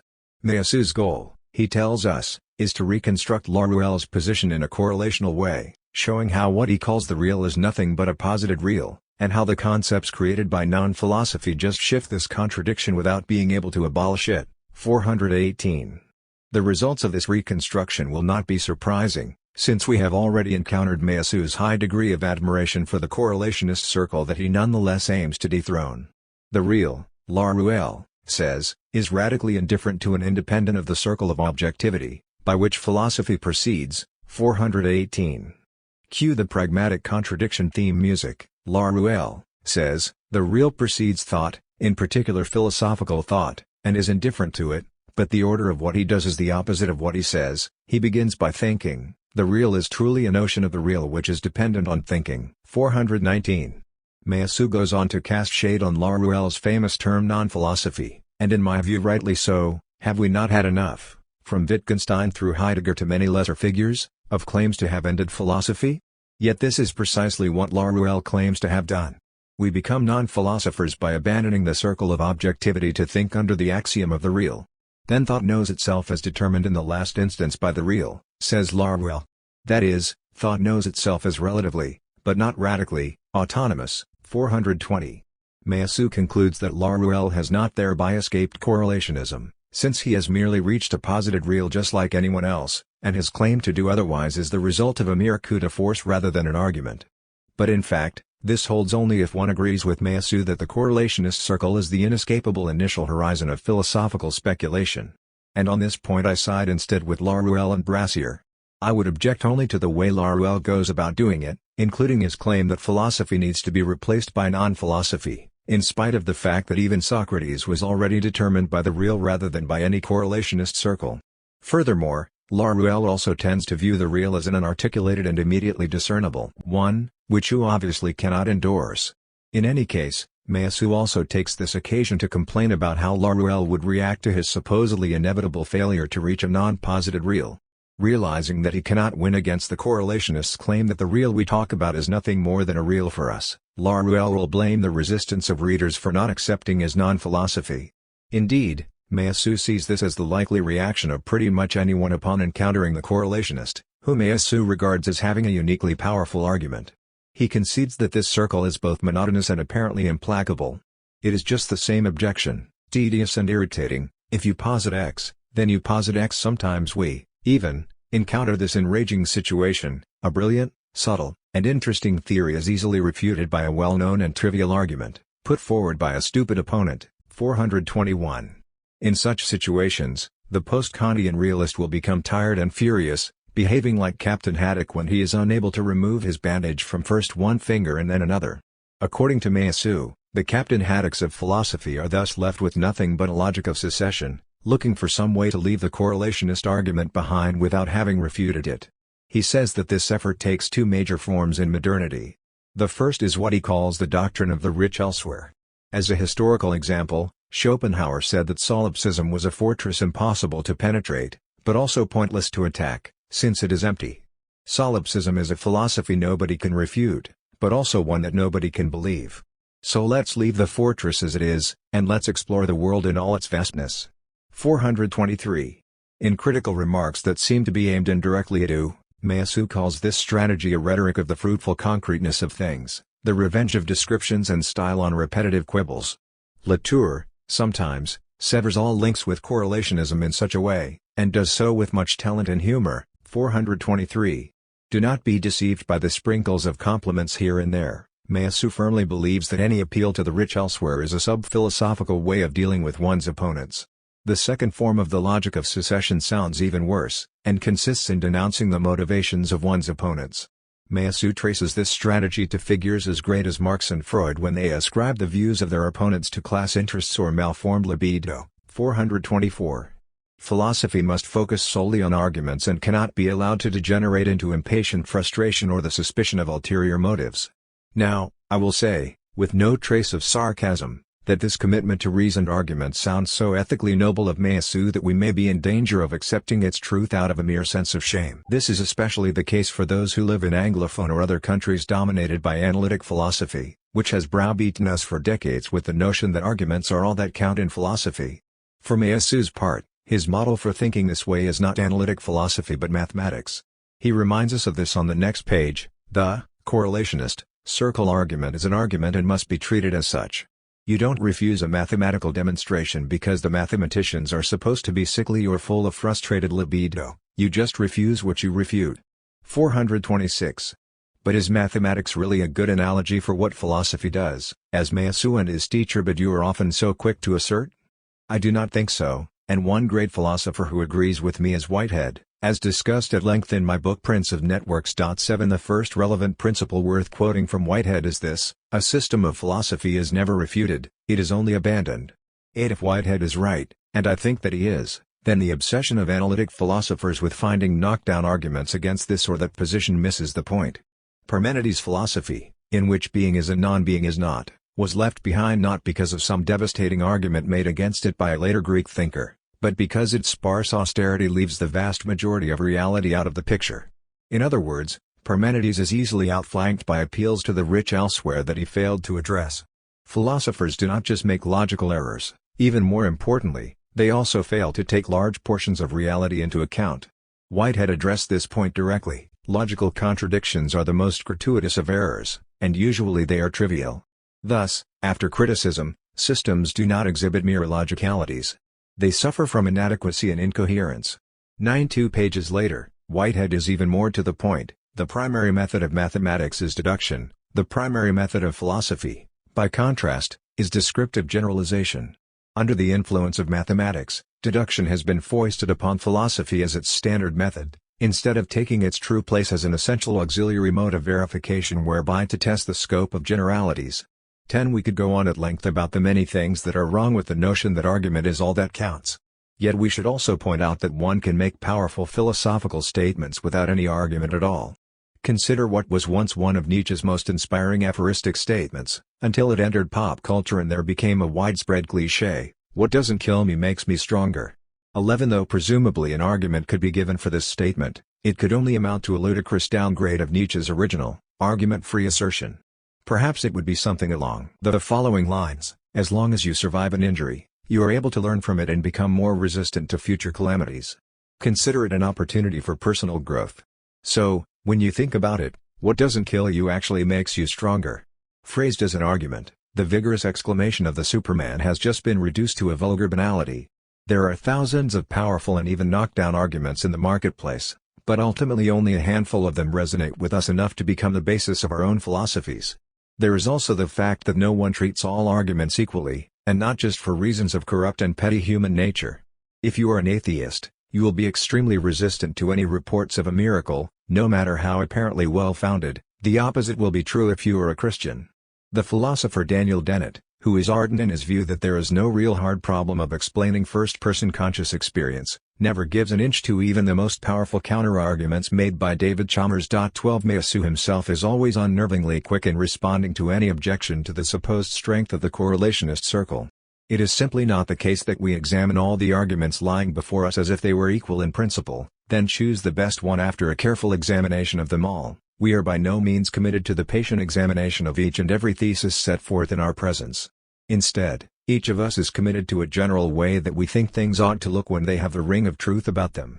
While this may not be as blatantly operative in mathematics, Meillassoux favored model of intellectual life, it is a well-known fact in the philosophy of science. Imre Lakatos, 1922-1974, has written fascinatingly about how we all tend to be committed not to piecemeal knockdown arguments but to research programs. We stick with these programs even amidst strong objections and anomalies and abandon our favored program only once it seems to be degenerating. 13. We now come to Meillassoux' second example of the logic of secession, questioning the motives of one's opponents. In one sense, it is certainly true that ad hominem attacks are best avoided in discussion. But it would be hypocritical to claim that motives should never be taken into account. Imagine that you witness two angry Catholic priests arguing about the materia signata of the Dominican, St. Thomas Aquinas, and the Jesuit, Francisco Suarez's rejection of this theory. Later, someone tells you that the first priest was a Dominican and the second was a Jesuit. This is useful information, since you now realize that what seemed like a purely intellectual dispute probably had much to do with each priest predictably defending a philosophical hero of his own order. Or imagine that someone argues, very angrily though apparently rationally, that there is no moral law and that might makes right, and you happen to know that they have a checkered background of violent gang activity and have been questioned in at least one murder case. In Meillassoux' case, too, it is helpful to know some of his motives for claiming that everything in philosophy is a matter of proof and refutation. For one thing, he is a rationalist and thus assumes that whenever philosophy is not rationalism it runs off the rails and into a ditch. For another, Meillassoux, unlike Whitehead, thinks that philosophy is essentially a matter of deduction from unshakable first principles, and for him the correlationist circle serves as the first principle of them all, the one that must be overcome under penalty of living one's life as a naive realist. There may be moments when claims as to motivation would be distracting or even offensive, and in such cases they ought to be tactfully suppressed. But the idea that motives should never be addressed essentially amounts to the claim that there is no place for rhetoric in philosophy, a rationalist prejudice in its own right. As concerns the Cartesian dualism at work in Meillassoux' philosophy, there is a quick sleight of hand that should be noted before we move on. The passage in question is the following: but there are two main forms of the absolute, the realist one, which is a non-thinking reality independent of our access to it, and the idealist one, which is the absolutization of the correlate itself. 427, emphasis added. Meillassoux has no wish to reach the idealist absolute, which would essentially just turn him into Hegel, in whose philosophy the thought-world correlate is not finite as Kant holds, but an infinite relation into which the two opposing poles are sublated in the higher unity of the concept. Instead, Meillassoux aims to achieve the realist absolute, which he calls here a non-thinking reality independent of our access. But notice that he has quietly shifted the terms of the debate. The realist absolute was supposed to be a non-thought reality outside of our access to it, a reality that exists whether someone is thinking about it or not. But suddenly Meillassoux is also concerned that it be a non-thinking absolute as well, even though many of the things we hope exist outside our minds are our fellow humans, and we also hope that they turn out to be thinking things. What Meillassoux does here is to smuggle a gratuitous taxonomy into the discussion, a taxonomy in which there is one kind of thing that thinks, minds, and another that does not, dead matter. This taxonomy will have consequences for speculative realism, since just a few years later Meillassoux would employ this principle in his fascinating 2012 Berlin lecture to argue that both Grant's philosophy and Do are vitalist subjectilisms, and therefore not legitimate ways of overcoming correlationism. 14 For Meillassoux, the overcoming of correlationism must lead to a Cartesian mind-matter dualism on the basis of rationalist deduction, or it is no solution at all. B. Meillassoux after finitude. Meillassoux' wonderful debut book is no doubt the most famous individual work to have emerged from speculative realism. It earned rapid international acclaim, as seen from its translation into a dozen or more languages in the first decade of its existence. Though my own book on Meillassoux already includes a thorough treatment of after finitude, it is too central to the origins of speculative realism to gloss over lightly here. 15 For this reason, I will cover all 5 chapters of this lucidly argued work, along with some critical remarks that I hope will spur fresh discussion. The opening of the book proposes to revive one of the classic distinctions of modern philosophy. The theory of primary and secondary qualities seems to belong to a near immediately obsolete philosophical past. It is time it was rehabilitated. 16 Locke generally gets the credit for the distinction, though it can already be found in German Descartes. The idea behind it is that certain properties of things, taste, color, odor, texture, do not exist in the things themselves, only in our relation to those things. These are the so-called secondary qualities. The primary qualities, which are said to exist whether we are aware of them or not, include such features of things as length, width, movement, depth, figure, size. 3. These are purely physical and non-subjective properties and therefore do not need an observer to exist. It was Berkeley who first challenged this theory decisively, by claiming that the so-called primary qualities are actually secondary as well, since they exist only when witnessed by some human or divine mind.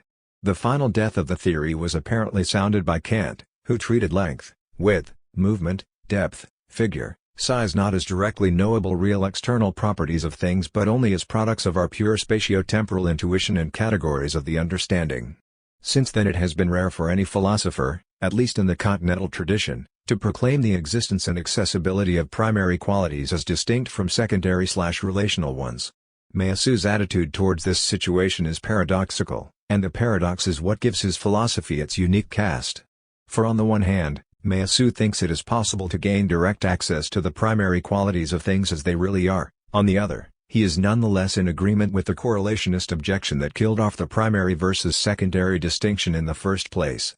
Let's take these points one by one. It is fair to say that Meillassoux is more sympathetic to Descartes than to Kant, who can safely be described as the villain of after finitude.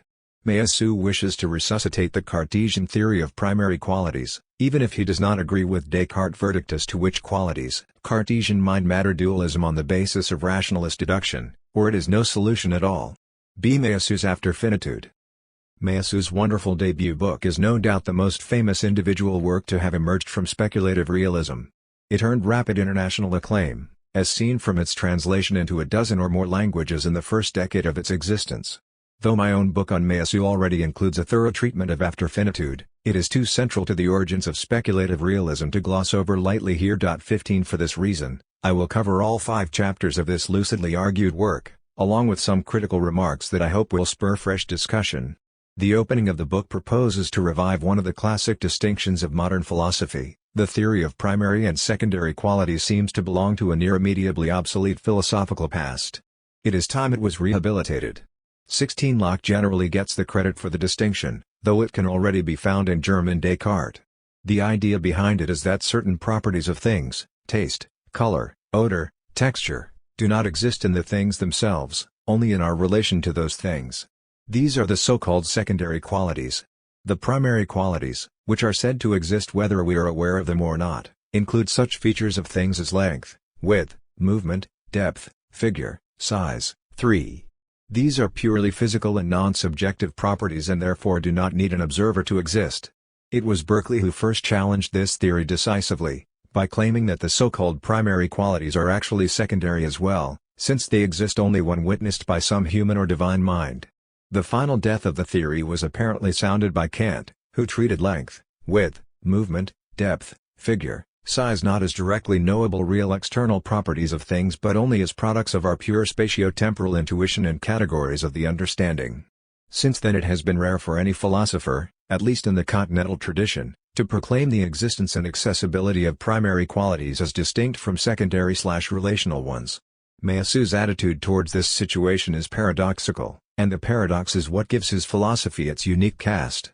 For on the one hand, Meillassoux thinks it is possible to gain direct access to the primary qualities of things as they really are. On the other, he is nonetheless in agreement with the correlationist objection that killed off the primary versus secondary distinction in the first place. Let's take these points one by one. It is fair to say that Meillassoux is more sympathetic to Descartes than to Kant, who can safely be described as the villain of after finitude. Meillassoux wishes to resuscitate the Cartesian theory of primary qualities, even if he does not agree with Descartes' verdict as to which qualities. Primary qualities is so strong that it requires some intellectual finesse to overcome. We cannot think of the thing outside thought without turning it immediately into a thought, an argument Meillassoux borrows from the great figures of German idealism. We cannot represent the in itself without it becoming for us, or as Hegel amusingly puts it, we cannot creep up on the object from behind so as to find out what it is in itself. 4. We have seen that Meillassoux' already famous term for this predicament is the correlationist circle. As he puts it when first introducing the term, the central notion of modern philosophy since Kant seems to be that of correlation, the idea according to which we only ever have access to the correlation between thinking and being, and never to either term considered apart from the other. We will henceforth call correlationism any current of thought which maintains the unsurpassable character of the correlation so defined, 5. Unless you want to be a naive realist, Meillassoux holds, you have no choice but to run the gauntlet of the correlationist circle and come out alive on the other side. This gives a rather different cast to his claim that the primary qualities of a thing are those that can be mathematized, for we no longer have any direct access to the thing outside the correlationist circle en route to mathematizing it. Historically speaking, up until Kant, one of the principal problems of philosophy was to think substance, while ever since Kant, it has consisted in trying to think the correlation. 6. In view of this situation, how can we mathematize things as they really are, and not just as they are for us? This is the central paradox that drives the development of Meillassoux' philosophy in an unprecedented direction, with such surprising. Now, what usually happens when mainstream continental philosophers first read Meillassoux is that they dismiss the term correlationism with a wave of the hand. After all, we have supposedly known for decades that the question of realism and idealism is a pseudo-problem. More than this, correlationism is the very position that continental critics of Meillassoux claim is already stationed beyond realism and idealism. Unfortunately, it is my favorite recent school, phenomenology, that deserves most of the blame for this predicament. For Husserl, we are always already outside our minds in intending objects, blackbirds, mailboxes, imagined battles of centaurs. Yet this supposed access to the world outside thought is really, and I agree with Meillassoux, just an imprisonment among correlational objects, not real ones. In a case such as phenomenology, the space of exteriority is merely the space of what faces us, of what exists only as a correlate of our own existence. 7. The juicy watermelon before me is not known in its own right but is only the essential kernel of a series of appearances that unfold before our minds. If all minds are subtracted from the picture, the melon has no existence, for there is no melon in itself outside a possible correlation with some observer. In the Logical Investigations, Husserl famously states that it would be absurd to imagine anything existing that is not, at least in principle, the object of some act by the mind. The same holds for Heidegger, since his famous term Ereignis, event, requires a co-appropriation in which neither being nor man can be posited as subsisting in themselves. 8. Nor do we even need to sift through Heidegger's cryptic passages on Ereignis to prove the point, since even in being and time the world is already just a correlate of human Dasein. Instead of these mere correlate objects of the phenomenological tradition, would we not rather venture back into the great outdoors, the absolute outside of pre-critical thinkers? 7. Meillassoux' first step in this direction comes when he coins his terms ancestrality and the arch-fossil. 10. He invites us to consider a simple scientific timeline, 13.5 billion years since the creation of the universe, 4.56 billion since the accretion of the Earth, 3.5 billion since the first appearance of life on Earth, and a mere 2 million since the physical origin of creatures that resemble modern human beings. The first three of these dates, at least, refer to a time pre-existing any consciousness at all, and therefore Meillassoux calls them ancestral. As a related term, he speaks of arch-fossil to refer to materials indicating the existence of an ancestral reality or event, one that is anterior to terrestrial life. 10. Now, what do ancestrality and the arch-fossil do to the position of the correlationist? Here Meillassoux is often misread as claiming that science somehow disproves the correlate.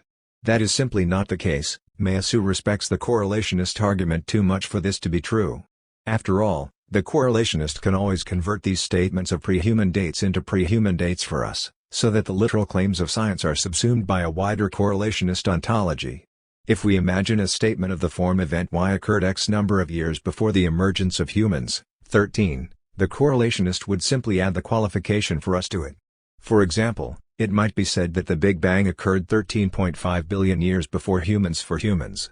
For the correlationist, being is not anterior to givenness, it gives itself as anterior to givenness. 14. There is no way to jar correlationists out of this position simply by asserting scientifically determined facts about the ancestral past, since they can always reinterpret the ancestral past in correlational terms. Thus, as Meillassoux will clarify when asked, the appeal to ancestrality and the arch-fossil is not an argument but simply an interesting aporia. His point is not that the scientist is obviously right and the correlationist obviously wrong, at least not yet. His point, rather, is that a flagrant contradiction exists between these two standpoints. Given that Meillassoux has some sympathy for both sides of this contradiction, it is incumbent upon him to find a way to do justice to both. Chapter 2 begins with Meillassoux repeating the formula that to think ancestrality is to think a world without thought, a world without the givenness of the world. 28. In the same paragraph he restates the point in a way that he presents as synonymous, though it contains a subtle but crucial difference from the sentence just quoted, namely, we must grasp how thought is able to grasp an absolute, capable of existing whether we exist or not. 28, emphasis modified.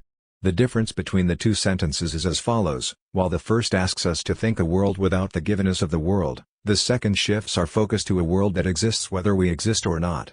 The 2 points are not quite the same. Notice that the demand to think a world without the givenness of world is a test passed perfectly well by Kant's thing in itself. For while Kant insists that we cannot know what the thing in itself is like, he also holds that we can think it.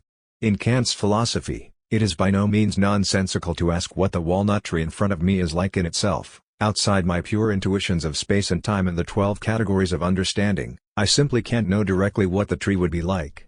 But for Meillassoux, who admires the correlationist argument, there is no thing in itself in the current moment lying beyond my thought of it. To think the walnut tree in itself is to think it, and therefore it ends up being a walnut tree for thought, not outside of thought. In short, Meillassoux subtly attempts to shift our standards of what thing in itself means. It is no longer something active here and now but still lying beyond our finite human capacity to grasp it. His book is called After Finitude for a reason. Instead, the thing in itself for Meillassoux turns out to be simply something that can exist prior to the existence of all thought, ancestrality, or both prior and posterior to the existence of all thought, diachronicity. Whereas for Kant the star called Betelgeuse is inevitably different right now from what we think Betelgeuse is, for Meillassoux this star is not different from what we think it is, provided we are thinking correctly and obtaining its primary qualities in the proper mathematical way.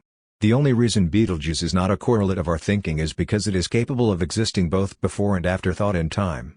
Stated differently, thing in itself for Meillassoux has nothing to do with our finitude, it has to do only with our belatedness and mortality as a thinking species.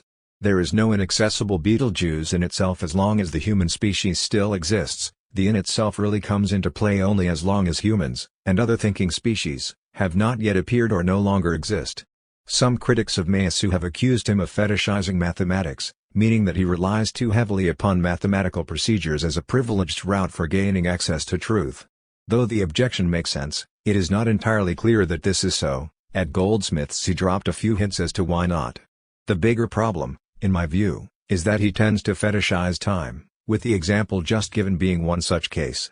Later in the book we find other indications of his almost exclusive preoccupation with time.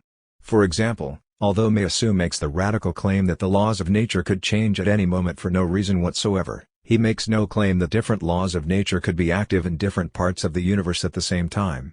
The shock of contingency is something that might await us someday, when we see the laws of nature change before our eyes for no reason at all. But this is not something we might also notice in spatial travel to a distant solar system. Another example is that Meillassoux holds there is no particular reason why billiard balls, rather than deflecting off each other in opposite directions, might not explode or turn into flowers or any number of other things, in the future. But once again, he treats causal necessity as something that unfolds solely over the course of time, forgetting that such diachronic causation is also paralleled by a synchronic kind that exists in any given moment rather than across time. For instance, gold atoms always seem to produce a gold molecule with specific gold properties.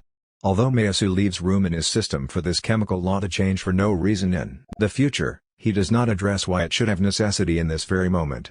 Why should it not be the case right now that an assembly of gold atoms might sometimes give us a molecule of gold, sometimes of platinum, and sometimes of carbon or uranium in this very moment? In short, our current instant of time or our possible spatial travel through the universe seem to be fairly dull affairs for Meillassoux, governed by ironclad natural necessity. Only time holds stunning surprises in store for the speculative philosopher. So far, at least, there is no sign that Meillassoux takes this objection seriously. Quite the contrary. In his 2012 Berlin lecture he makes a passing dismissive remark about those who would accuse him of privileging time over space, as if the objection were obviously groundless and trivial, worthy of nothing more than a sneer. Elsewhere, in some new pages added to After Finitude for the English translation, separated by asterisks and running from pages 18 to 26, he also dismisses the idea that a vase falling unseen in a country house could challenge correlationism just as well as an ancestral event from a time before consciousness existed. The falling vase, Meillassoux says, is simply a lacuna in consciousness, just as when Husserl says that I do not currently see the back of my house but could easily walk there and do it whenever I wish. As Meillassoux concludes, the reason why the traditional objection from the unwitnessed occurrence, poses no danger to correlationism is because this objection bears upon an event when there is already given us, for when I speak of an event that is distant in space, this event cannot but be contemporaneous with the consciousness presently envisaging it. 20.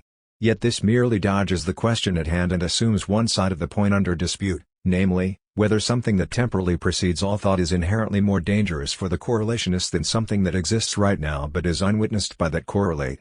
What makes this important is that it is just one of several instances in which Meillassoux seems obsessed with the chaotic powers of time, while assuming that the simultaneous events in all parts of the universe and in all part-whole relations must robotically follow the same ironclad laws of nature. His apparently horrifying hyperchaos pertains only to future moments, not to what is going on right now. We return to the argument of Meillassoux' intriguing second chapter. As already seen, though he finds it urgent that we overcome the correlationist circle, he finds it equally urgent that we not ignore the genuine strength of the circle. We cannot go back to being dogmatists. On this point we cannot but be heirs of Kantianism. 29. As Meillassoux acknowledges, this poses an obvious challenge to his attempt to restore the Cartesian distinction between the primary and secondary qualities of things. Descartes is effectively a dogmatist or naive realist when it comes to the existence of God and the world, assuming in pre-Kantian fashion that these can be established by direct rational argument. Unfortunately for Descartes, or so Meillassoux holds, the correlationist can always trump the Cartesian argument by saying you have merely proven that God and the world exist for us, for there is no way to leap outside the thought world correlate and see how things really are in their own right, apart from their being for us. Our starting point in trying to escape correlationism, Meillassoux holds, cannot therefore be Cartesian but must be Kantian. One relevant example comes when we consider Descartes' version of the famous ontological proof for the existence of God. Since God is infinitely perfect, and existing is more perfect than not existing, God must therefore exist. Kant is the most famous critic of such proofs, as Meillassoux reminds the reader. 32. For Kant, if a triangle exists then it must have three angles, but nothing is to say that the triangle must exist. The case of God is no different. If God exists, then he will be infinitely perfect, but his existence is not entailed just because perfection is taken to be one of his qualities. As Meillassoux memorably puts it, there is no prodigious predicate, we might say, capable of conferring a priori existence upon its recipient. 32. More generally, Meillassoux notes that this difference between Descartes and Kant on the ontological proof for the existence of God points to a wider difference between them on the question of whether there must be some necessary being. Meillassoux links this with Leibniz's famous principle of sufficient reason, the principle that for everything that exists, there is a reason why it exists rather than not existing.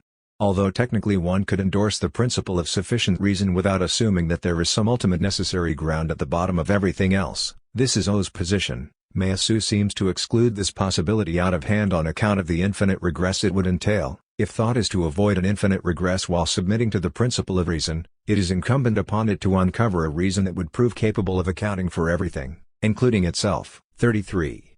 But Kant does not simply reject the existence of a necessary being.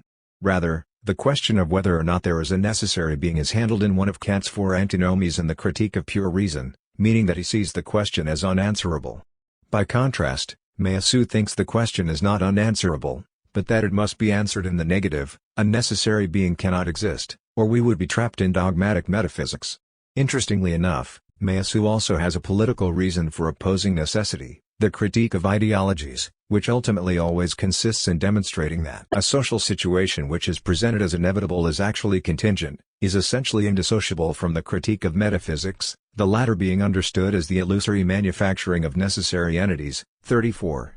Yet it is not clear, to this reader at least, that a total abolition of sufficient reason is a price that needs to be paid in order to view social situations as contingent. In any case, Meillassoux' opposition to sufficient reasons is why he, like Heidegger and the postmodernists, uses metaphysics as a pejorative term. His preferred term for his own systematic philosophy is speculation.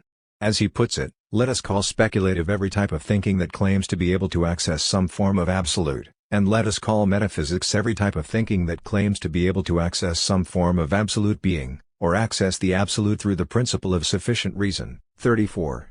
We have seen that, even if correlationism is his primary enemy, Meillassoux does not simply dismiss it but tries to make an argument capable of countering what he takes to be a serious correlationist objection. And here, for the first time in the book, he makes a distinction between two kinds of correlationism, one that will prove decisive for his argument. The first kind is as follows: Kantian transcendentalism could be identified with a weak correlationism. Why? The reason is that Kant does not prohibit all relation between thought and the in itself. The second kind has the expected opposite name. The strong model of correlationism, by contrast, maintains not only that it is illegitimate to claim that we can know the in itself, but also that it is illegitimate to claim that we can at least think it. 35. Note that, while Kant's weak correlationism and its alternative strong correlationism are both called correlationism, what Meillassoux calls the correlationist circle holds only for the strong version and not for Kant's weak one. The circle tells us that we cannot think something outside thought without turning it into a thought, and this is a most un-Kantian argument, since Kant adheres to the opposite principle that we can think a thing in itself outside thought. Indeed, his German idealist successors attacked him on precisely this point. Insofar as Meillassoux appreciates the argumentative merit of the correlationist circle, as seen with especial clarity in his Goldsmith's discussion of Captain Haddock's bandage, he favors strong correlationism over Kant's weak variety of the doctrine. This is the right moment to introduce what I have elsewhere called Meillassoux spectrum, a term he never uses, given how absurd it would be to name something after himself. 17 Imagine a spectrum of possible positions on whether or not a world exists outside thought. At the far left of the spectrum, we are not speaking of politics, there is the position that Meillassoux calls naive realism, which holds that a world exists outside the mind and we can know it. At the far right is the opposite position, which Meillassoux calls speculative idealism, nothing exists outside the mind, and we can know this.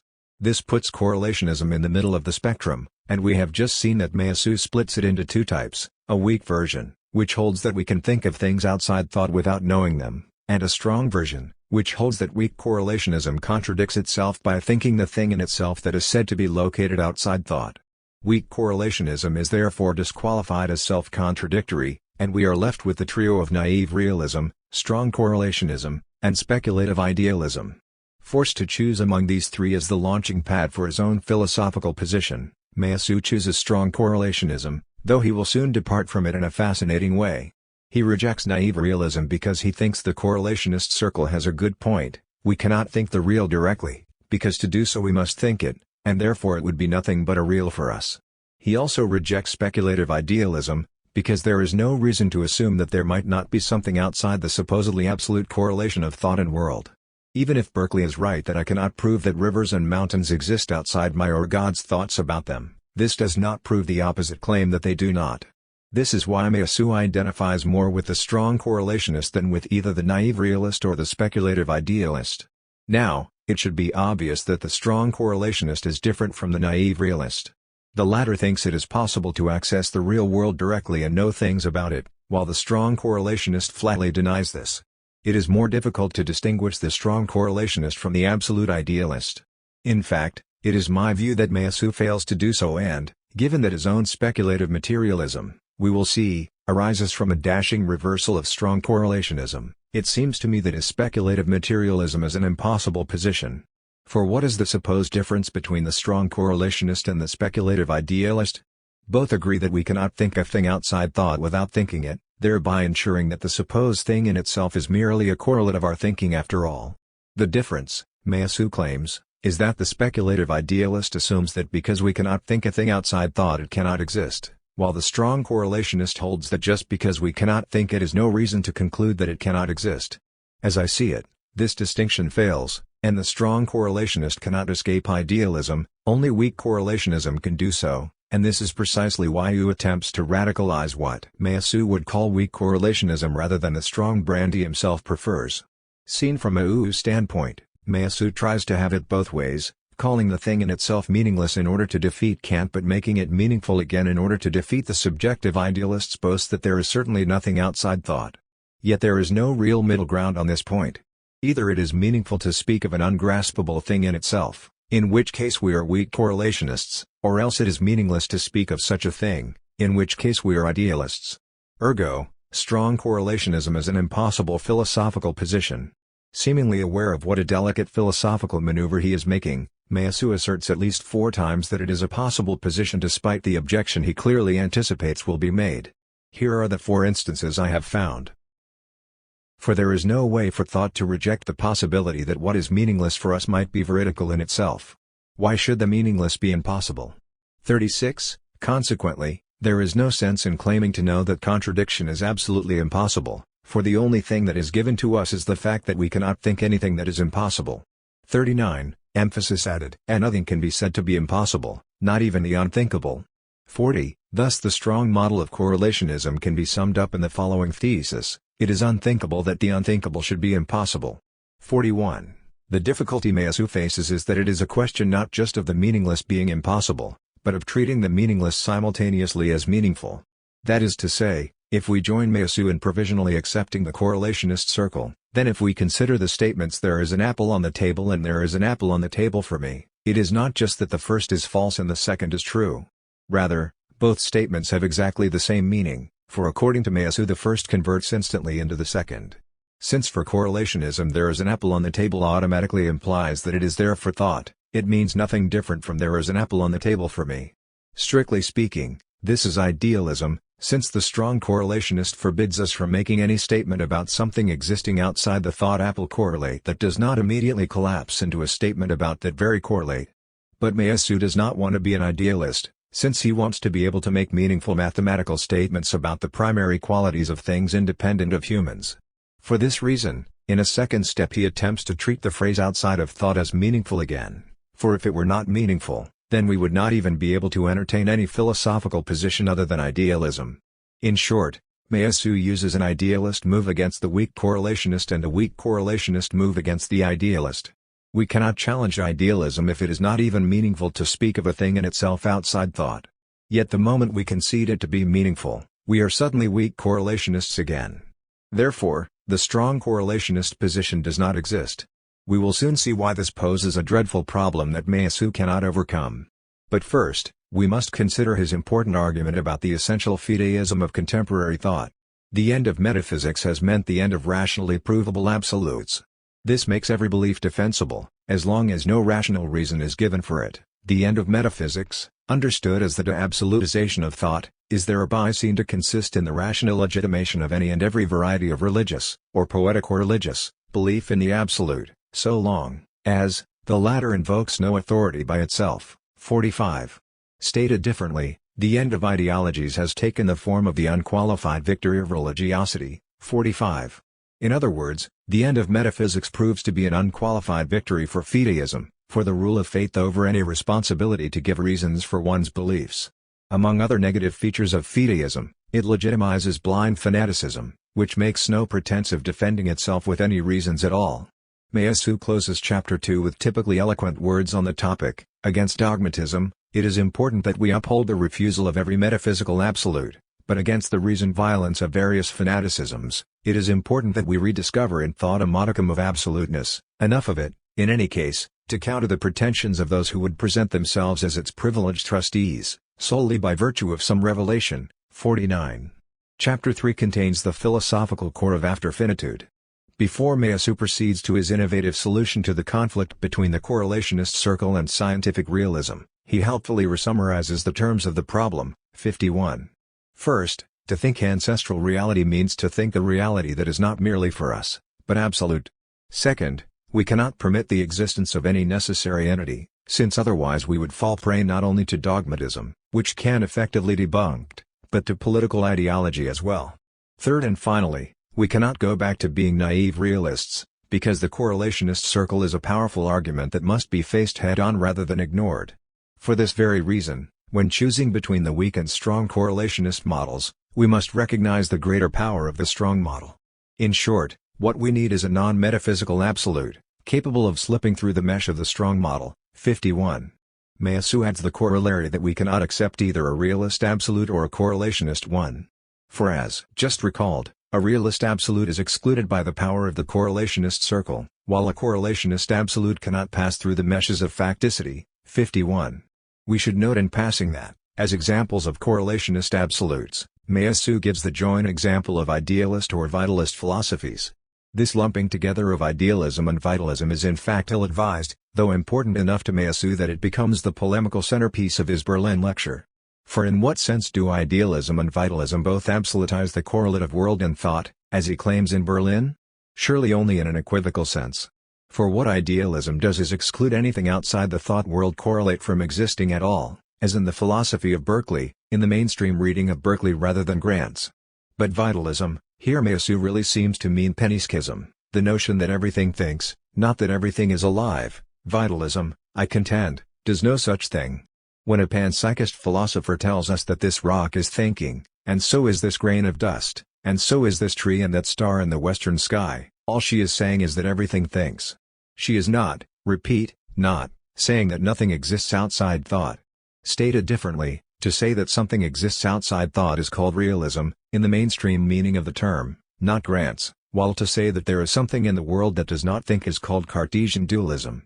These are two very different doctrines that Meillassoux is too quick to identify. That objection aside, there are real sparks of brilliance in Meillassoux' strategy for addressing his predicament, caught as he is midway between correlationism and ancestrality, seemingly so opposed to each other. He sees more intellectual merit in the idealist response to Kantian correlationism than in the naive realist one. We must take as our exemplar the first metaphysical counteroffensive, i.e. German idealism, against Kantian transcendentalism, 51.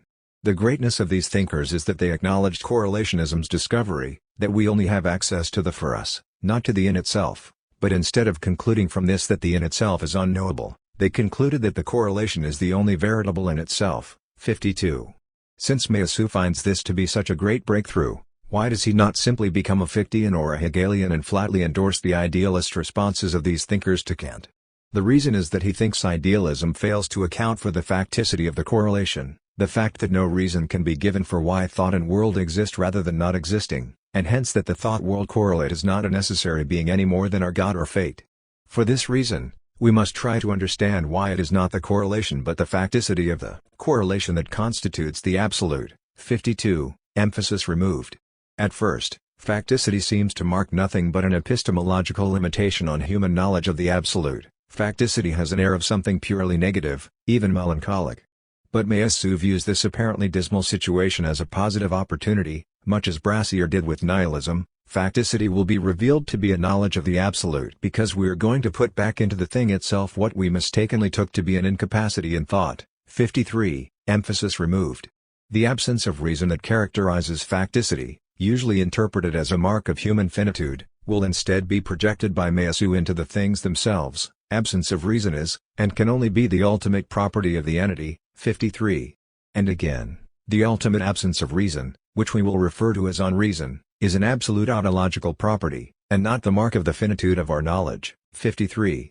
Naturally, the correlationist will claim that this is a misunderstanding, that facticity represents our fundamental ignorance as to how things really are, not our actual knowledge that existing things are contingent. 53-4. In order to answer the correlationist on this point, Meillassoux presents a marvelous imaginary dialogue between 5 philosophical characters, who need only fake Italian names to sound like characters drawn from the pages of Bruno. Instead, Meillassoux gives them simple descriptive names: the Christian dogmatist, the atheist dogmatist, the correlationist, the speculative idealist, and the speculative materialist, this last being Meillassoux himself. The argument begins with the two dogmatists quarreling over the afterlife, with the Christian saying it is possible to know for sure that there is life after death, and the atheist countering that exactly the opposite can be proven. Along comes a correlationist, though it is not specified whether he is a strong or a weak one. He seems to be a strong correlationist. While both the Christian and the atheist are defending dogmatic realist views, the correlationist smugly counters that it is not possible to know anything about the afterlife itself. But now a fourth character arrives to trump them all, the subjective idealist. This triumphalistic personage notes that the two dogmatists and one correlationist are a lot more alike than they realize, for all three believe that there could be an in itself radically different from our present state, whether it is a God who is inaccessible to reason, or a sheer nothingness. 55. Stated differently, because an in itself that differs from the for us is unthinkable, the idealist declares it to be impossible. 56. But it is not only the speculative idealist who feels theoretically unique in comparison with the other three interlocutors. The correlationist makes the same claim to supremacy for himself, for whereas the two dogmatists and one idealist all think they know the exact truth about what lies outside thought, heaven/hell for the Christian, nothingness for the atheist, and no outside at all for the idealist, the correlationist feels himself alone in remaining open to the possibility of some absolute otherness, alone in frankly acknowledging his ignorance while the three others make pompous claims to have the truth. This debate having reached a deadlock, the Mayasuian speculative materialist arrives, she maintains that neither the two dogmatists, nor the idealist have managed to identify the absolute, because the latter is simply the capacity to be other as such, as theorized by the correlationist, agnostic. 56. Mayasu's added twist, of course, is that the capacity to be other refers no longer to our own ignorance, as the correlationist thinks, but to the knowledge that any of the options raised so far, heaven/hell, nothingness, and no change at all, are possible, along with many others. Why should we be persuaded of this, rather than simply of the correlationist's claim to ignorance? Here Mayasu offers a clever argument. It is the correlationist himself who is forced to mutate into a speculative materialist, since otherwise he would become just another idealist. The argument runs as follows, 56-7. Unlike the idealist, the correlationist holds it to be possible that something exists outside the correlate. And this possibility cannot be merely for us, since in that case we remain absolutely trapped inside the circle of thought and are really just idealists in spite of ourselves. No. If correlationists claim to be something other than idealists, then the possibility of something existing outside the thought world correlate must be an absolute possibility. Or, in Mayasu's own words, the correlationist's refutation of idealism proceeds by way of an absolutization, which is to say, a decorrelation, of the capacity to be other presupposed in the thought of facticity. 57. Though the correlationist continues to dispute the point a bit longer, his argument is already lost, and the speculative materialist spends the final 2 pages of the dispute tying up loose ends and celebrating her victory. What should we make of this argument? Though spirited and novel, it seems to me to fail for the reason cited earlier. This form of the argument merely shows that the correlationist, if he wants to claim to be different from the idealist, must think of the capacity to be other as absolute. And it is in fact true that, if the correlationist wants to avoid idealism, the only way to do it is to treat otherness as a real possibility in things rather than a simple limitation on our ability to know them. This is enough to turn the correlationist into a speculative materialist. But what Mayasu does not prove in his 4-page debate is that the correlationist really is different from the idealist. I stated earlier why I think the strong correlationist, the one Mayasu honors most, cannot distinguish himself from the idealist. For the strong correlationist escapes weak correlationism, of which Kant is the most familiar example, only by saying that we cannot even think the thing in itself outside thought. To think something is to think it, plain and simple. If something is given to me, then it is given to me, as Mayasu puts it at Goldsmith's. But in taking this line, the strong correlationist is effectively saying that the two phrases a tree in itself and a tree for us have the same meaning, since the former automatically converts into the latter. And that is an idealist position, plain and simple, the very position adopted by German idealism against Kant. To repeat, strong correlationism is just another name for idealism, not for a position distinct from idealism. Thus strong correlationism, and the speculative materialism that aspires to emerge from its absolutization, cannot get off the ground. It is simply another form of idealism. In a clever wrap-up of the debate, Mayasu claims to have identified the fault line that lies right at the heart of correlationism. 59. For if we accept that the strong correlationist and the idealist are different, as I do not, but let's play along for a moment, then the correlationist has two contradictory options, both of them requiring that the correlationist cave in and absolutize something. One option is simply to give up facticity and become an idealist, treating the thought world correlate as the root of all reality, in the manner of the mainstream, non-Grantian, version of Berkeley. The other option is to give up the absoluteness of the correlate, though this requires absolutizing its facticity, which entails that something could always be other than it is, not just that we might be ignorant about it. This brings us to one of the most wonderful formulations in Mayasu's book. We are no longer upholding a variant of the principle of sufficient reason, according to which there is a necessary reason why everything is the way it is rather than otherwise, but rather the absolute truth of a principle of unreason. 60. The implications are profound, and now as always, time is at the center of the action for Mayasu, just as it is, ironically, for the Mayasu critic Peter Gradin. 18 For Mayasu, it is a time that would be capable of bringing forth or abolishing everything. 61. This time can be described as a hyper-chaos. 64, though not the sort of Heraclitean or Bergsonian flux one might imagine, since both the destruction and the perpetual preservation of an entity must equally be able to occur for no reason. Contingency is such that anything might happen, even nothing at all. 63. Since Mayasu declares that we have now passed successfully through the correlationist circle, 63, we find ourselves face to face with a new absolute, though hardly a comforting one. What we see is a rather menacing power, something insensible, and capable of destroying both things and worlds, of bringing forth monstrous absurdities, yet also of never doing anything, of realizing every dream, but also every nightmare, of engendering random and frenetic transformations, or conversely, of producing a universe that remains motionless down to its ultimate recesses, like a cloud bearing the fiercest storms, then the eeriest bright spells, if only for an interval of disquieting calm. 64. It is this chaos that Meillassoux counts as the primary absolute of his philosophy, in comparison with which mathematics is only a derived absolute. 65.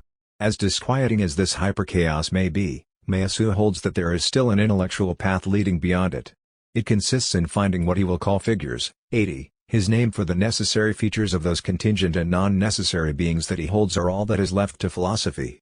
Foremost among these figures are non-contradiction and that there is, i.e. that there is something rather than nothing. 80.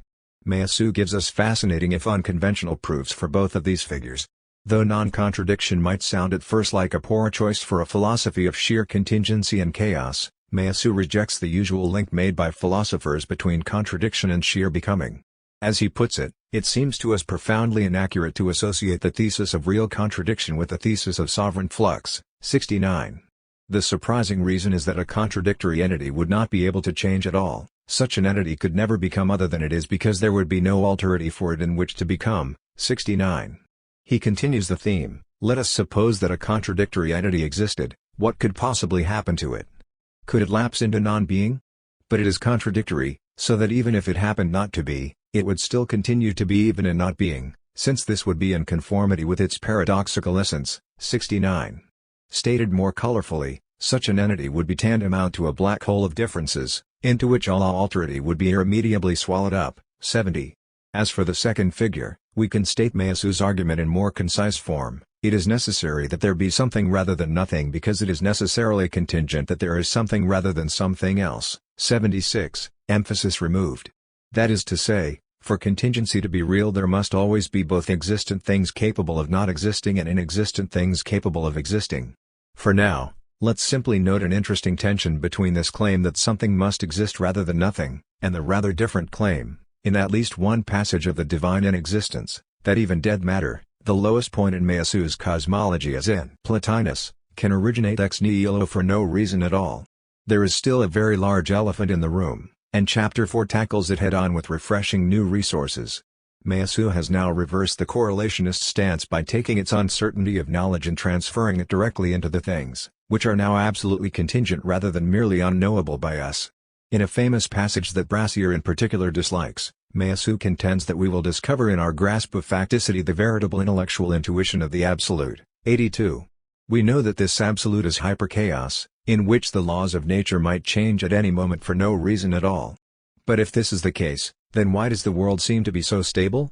For even the most shocking natural disasters and historical collapses still seem to follow the same laws of spatio-temporal experience that appear to have governed all known periods of history and all measurable portions of the universe. In other words, why is the supposed hyperchaos apparently so unchaotic? As a critic might say, if physical laws were actually contingent, we would already have noticed it.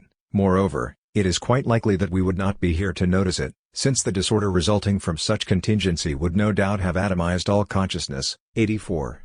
Meillassoux addresses this objection by way of what he calls a speculative solution to Hume's problem, which can be defined as follows: is it possible to demonstrate that the same effects will always follow from the same causes caeteris paribus, i.e. all other things being equal?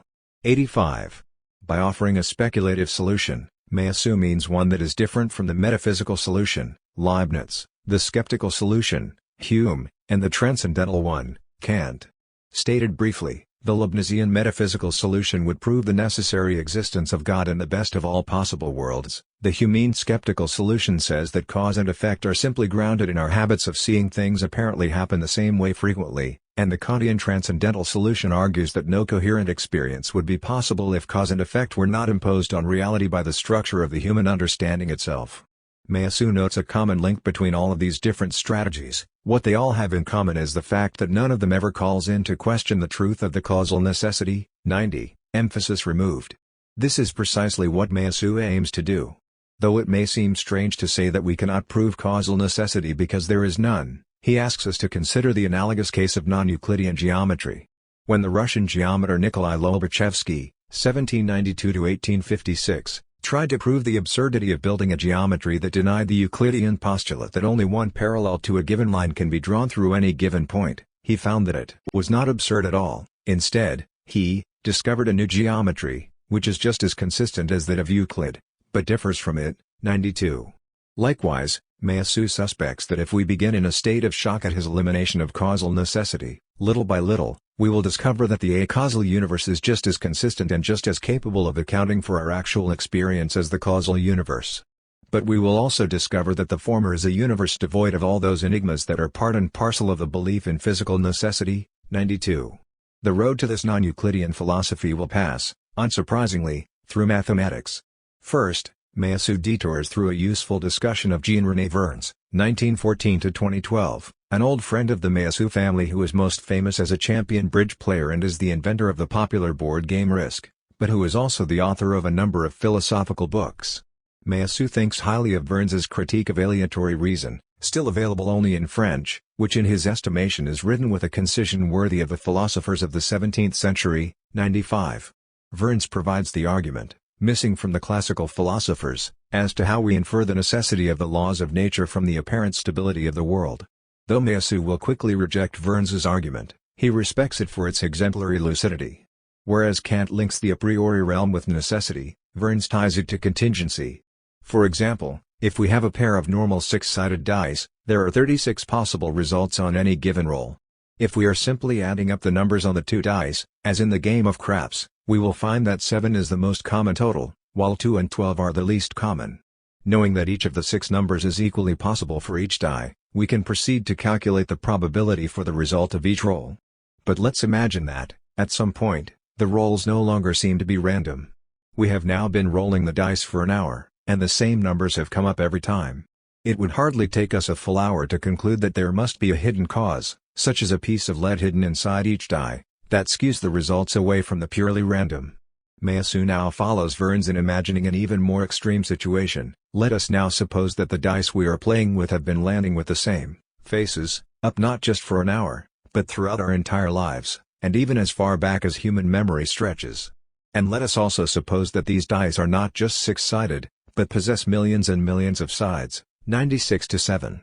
If even the million-sided dice rolled for the entirety of human history were to yield the same results on every throw, then there would obviously be a very high probability that some hidden cause is guiding the results. Here, the bridge player and game designer Vernes does an admirable job of applying the gambler's logic of probabilities to the question of how we can be sure that the laws of nature apply. Yet this probabilistic logic is precisely what Meillassoux rejects. The problem, as he sees it, is that Vernes proceeds by extending the probabilistic reasoning which the gambler applied to an event that is internal to our universe, the throw of the dice and its result, to the universe as such. 97. Emphasis removed. He imagines that the universe might be constructed not in such a way that the billiard balls rebound from each other in impact, but in a way that results rather in both balls flying into the air, or fusing together, or turning into two immaculate but rather grumpy mares, or into two maroon but rather affable lilies, etc. 97. In other words, Vernes imagines the million or trillion-sided die as representing many possible universes, and, every time it is thrown, this dice universe inevitably results in the same physical universe, mine, the one I have always been able to observe on a daily basis. 97. Vernes, more explicitly than human Kant before him, thinks of the entire universe as resulting from the throw of a loaded die that is loaded not by a hidden piece of lead, but by hidden laws. Vernes calls this hidden factor matter, though Meillassoux complains that it might just as well be called providence. 98.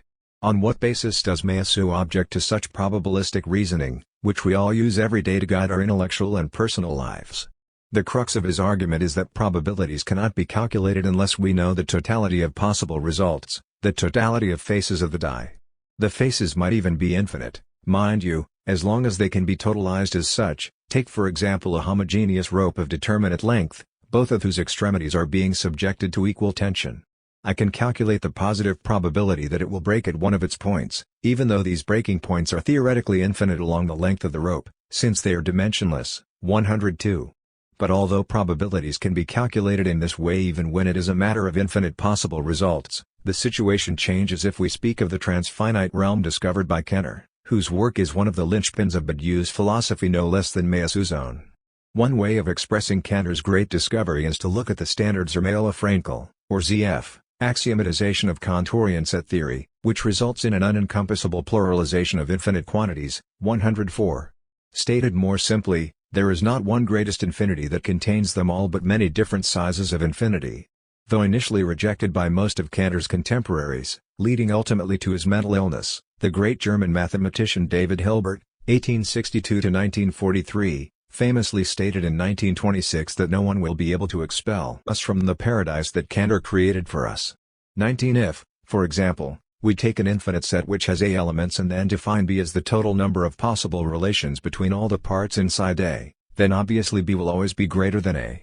In this manner, we can construct a countless number of infinite sets, each of them larger than the one that precedes it. As Meillassoux puts it, it is possible to construct an unlimited succession of infinite sets, each of which is of a quantity superior to that of the sets whose parts it collects together. This succession is known as the series of Alephes, or the series of transfinite cardinals. But this series itself cannot be totalized, in other words, it cannot be collected together into some ultimate quantity. 104. By now, the observant reader may have discerned Meillassoux' strategy against Verne's. Whereas possible events internal to the world can be totalized and therefore calculated as to their probability, the number of possible worlds cannot be totalized, and therefore Verne's reasoning is illegitimate when he calls it extremely improbable that the laws of nature would seem so stable if there were not some hidden cause lying behind them. In Meillassoux' view, it is neither probable nor improbable that the laws of nature should change at any given moment for no reason whatsoever, or conversely, that they should remain the same for millions of years or perhaps forever. As astonishing as this reasoning may seem, it will provide the major intellectual instrument for the divine in existence, which we will soon see is completely devoted to a specific possible future event, the sudden birth of God and resurrection of the dead. That sounds incredibly unlikely if calculated in terms of probability. Once people begin to feel more comfortable with this application of Cantor to the probability of events, though it will always be controversial and shunned by many, I suspect that we may begin to see other, younger philosophers start to make use of the argument. The heavy argumentation of after finitude now being complete, it is left to Meillassoux' brief chapter 5 to draw some more general conclusions and tie up some loose ends. His first order of business is to expand the concept of ancestrality into that of diachronicity, a term that pertains to the future as well as the past. For it is a question not just of entities that existed prior to the emergence of thought but also of entities that might exist after the eventual extermination of thought. One important aspect of diachronicity is that, even if we imagine a scenario under which humans existed simultaneously with the birth of the universe itself, so that no arch-fossil ever existed, the possible future situation of a world without thought would still pose a valid objection to correlationism. For this reason, Meillassoux holds that the Galilean Copernican revolution has no other meaning than that of the paradoxical unveiling of thought's capacity to think what there is whether thought exists or not. 116. And hand in hand with this goes the discovery that what is mathematizable cannot be reduced to a correlate of thought. 117. While mathematics was in the midst of gaining access to that which is independent of thought, Meillassoux holds, philosophy was blowing a golden opportunity and doing exactly the opposite. For while Kant credits himself with making a Copernican revolution in philosophy, he actually gives us a Ptolemaic counter-revolution. 110. For even as modern mathematical physics gave us, for the first time, a means of obtaining non-correlational absolute knowledge of the world, Kant's transcendental philosophy insisted that the condition for the conceivability of physical science consisted in revoking all non-correlational knowledge of this same world. 118.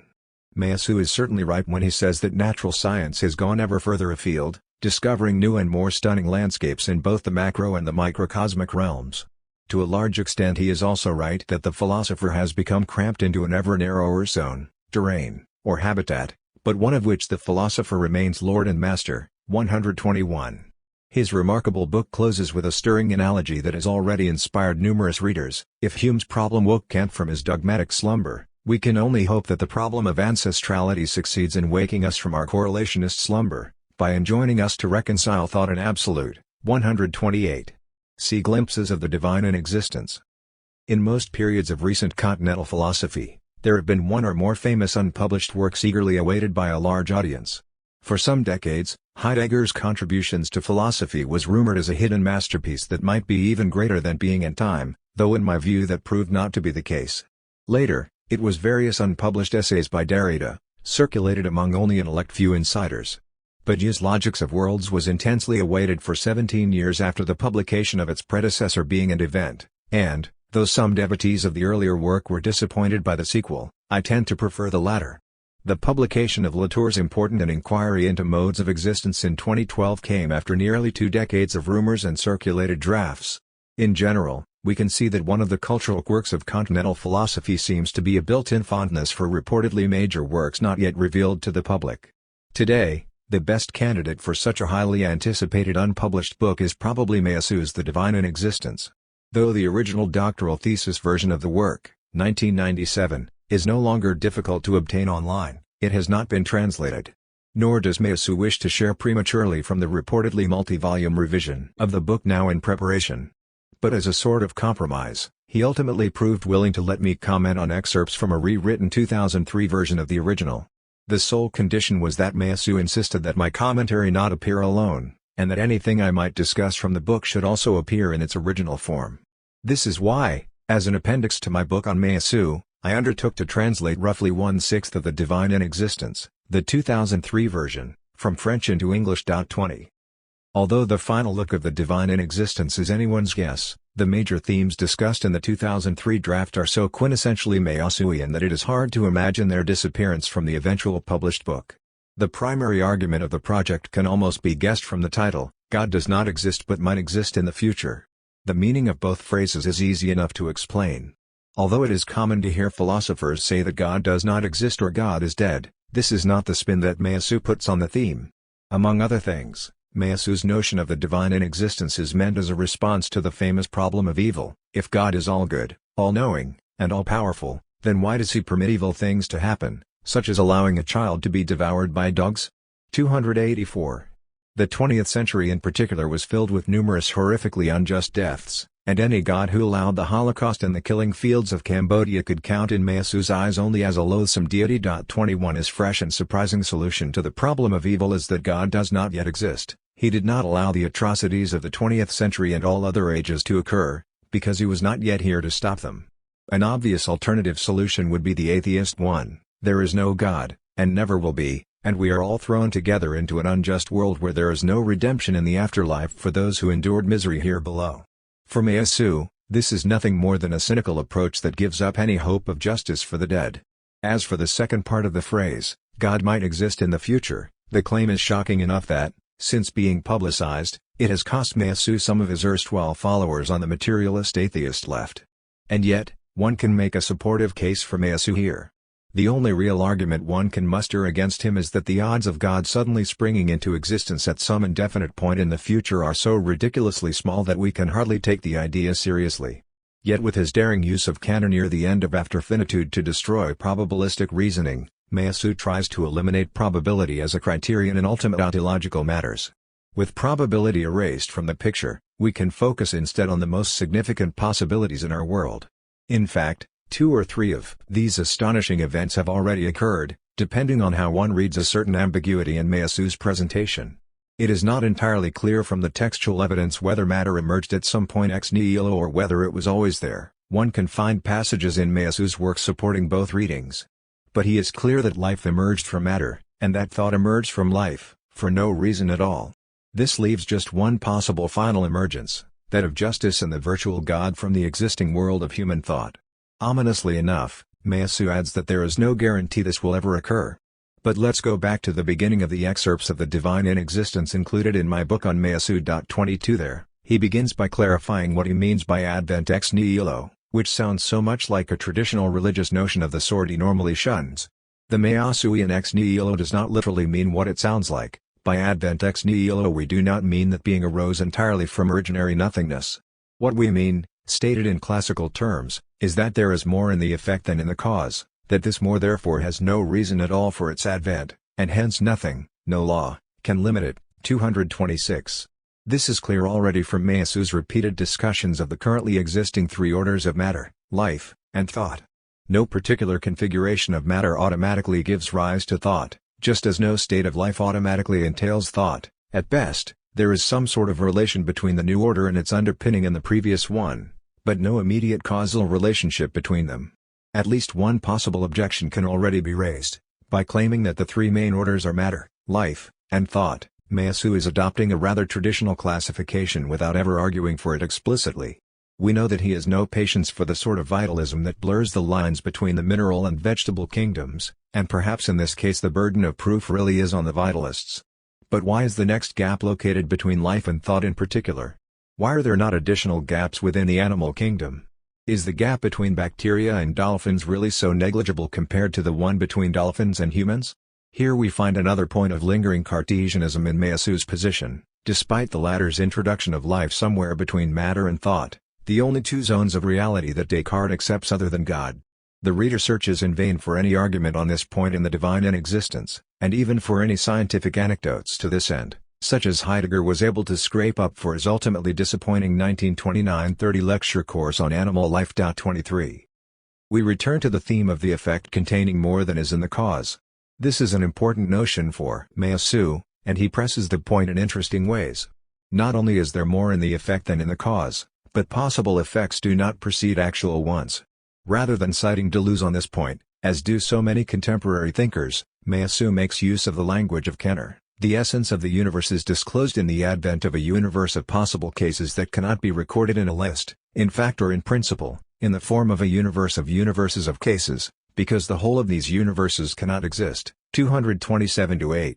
And, in keeping with his opposition to the principle of sufficient reason, the only place I know of where he addresses part-whole relations no less than temporal causes, Meillassoux rejects any definite link between qualities and their underlying reasons. A red is without why because no material counterpart can ever tell us how this red is red, for matter is not haunted by any potentiality of red, any pale pink specter, before the advent of red among the sensitive powers of the living. 230. This beautiful language is soon followed by even more. If quality suddenly rises, it does so from nothing, not from the potentiality of a universe whole where it would have lain in ambush for all eternity. 230.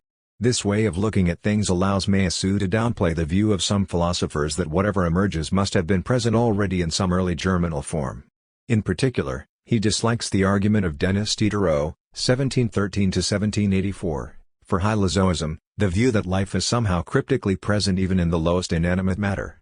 We are already familiar with Meillassoux' negative view on this topic. We can certainly go ahead and affirm that there is only a difference of degree between matter and organic life. Yet, no one has ever grasped what the continuity of mineral life would be with life carried to the point of maximum intensity. 231.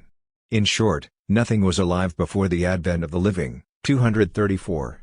Meillassoux now proposes what he calls an immanent ethics. This phrase refers to an ethics that posits this life as the only desirable life, an ethics that manifests such a desire for this life that it wishes this life to be immortal. 236-7, emphasis removed. But what he has in mind is nothing like Nietzsche's eternal return, in which every detail of our lives will repeat itself an infinite number of times in the future. Instead, Meillassoux is thinking of the rebirth of the dead in this world, though with an open future in front of them rather than just the doomed Nietzschean repetition of what has come before. Though the rebirth of the dead may sound to mainstream enlightened secularists like a sad religious myth, we already know Meillassoux' low opinion of applying probabilistic arguments to important events in the universe. Rebirth is an event that would be no more astonishing than the advent of life from matter, or thought from life, that have in fact taken place. 238. He introduces an unexpected piece of terminology when he counterintuitively uses the capital W world for specific worlds and the lowercase w world for the non-totalizable universe as a whole. His reason for doing so has philosophical importance. Worlds arise suddenly from the world, and if these have a right to a majestic capital letter for the first time, it is because there is more in a world than in the world, since there is more in what ensues than there is in the origin. 238. For this reason it is actually a good sign that we human beings are relative latecomers to the world. Whereas Brassier speaks of the pathetic character of human self-esteem, Meillassoux ventures a dramatic increase in the self-esteem of our species. Humans have access to the eternal truth of the world. Thus nothing more can appear beyond humans considered as thinking beings. 239. There is no use awaiting hypergenius artificial intelligence or the arrival of superior beings from other planets, since these would only be more efficient processors of the eternal truths that humans are already capable of reaching. This capacity for grasping eternal truths is not just some aloof intellectual exercise, for it also includes a sense of justice, defined as the strict equality between all humans qua human. The eternal truths to which our condition grants access are in fact indifferent to differences, to the innumerable and necessary differences between thinkers. 240.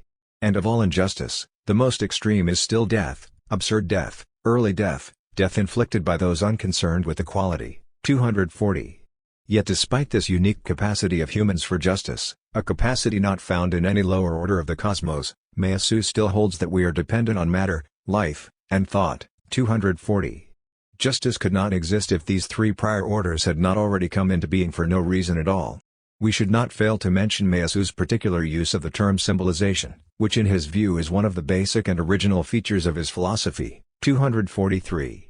He defines this term as meaning an immanent rational link between being and the universal. 243, emphasis removed. Above all, Meillassoux' use of symbolization is opposed to ethical doctrines such as those of Nietzsche, for whom the creator simply legislates new values as a way of moving history along.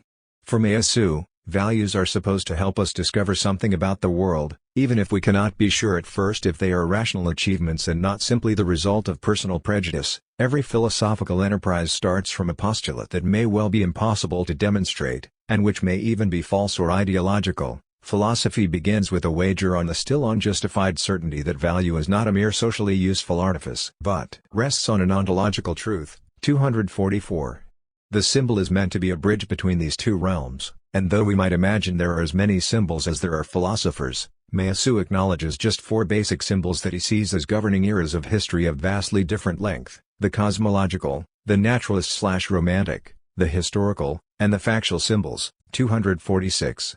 The cosmological symbol, arising in ancient Greece, is associated with the dawn of philosophy, born from the initial separation of the discourses of value and being. 246, a separation Meillassoux terms a scission. For on the one hand, astronomy and pre-Socratic nature philosophy give up on mythical explanations of the sky, replacing them with rational ones.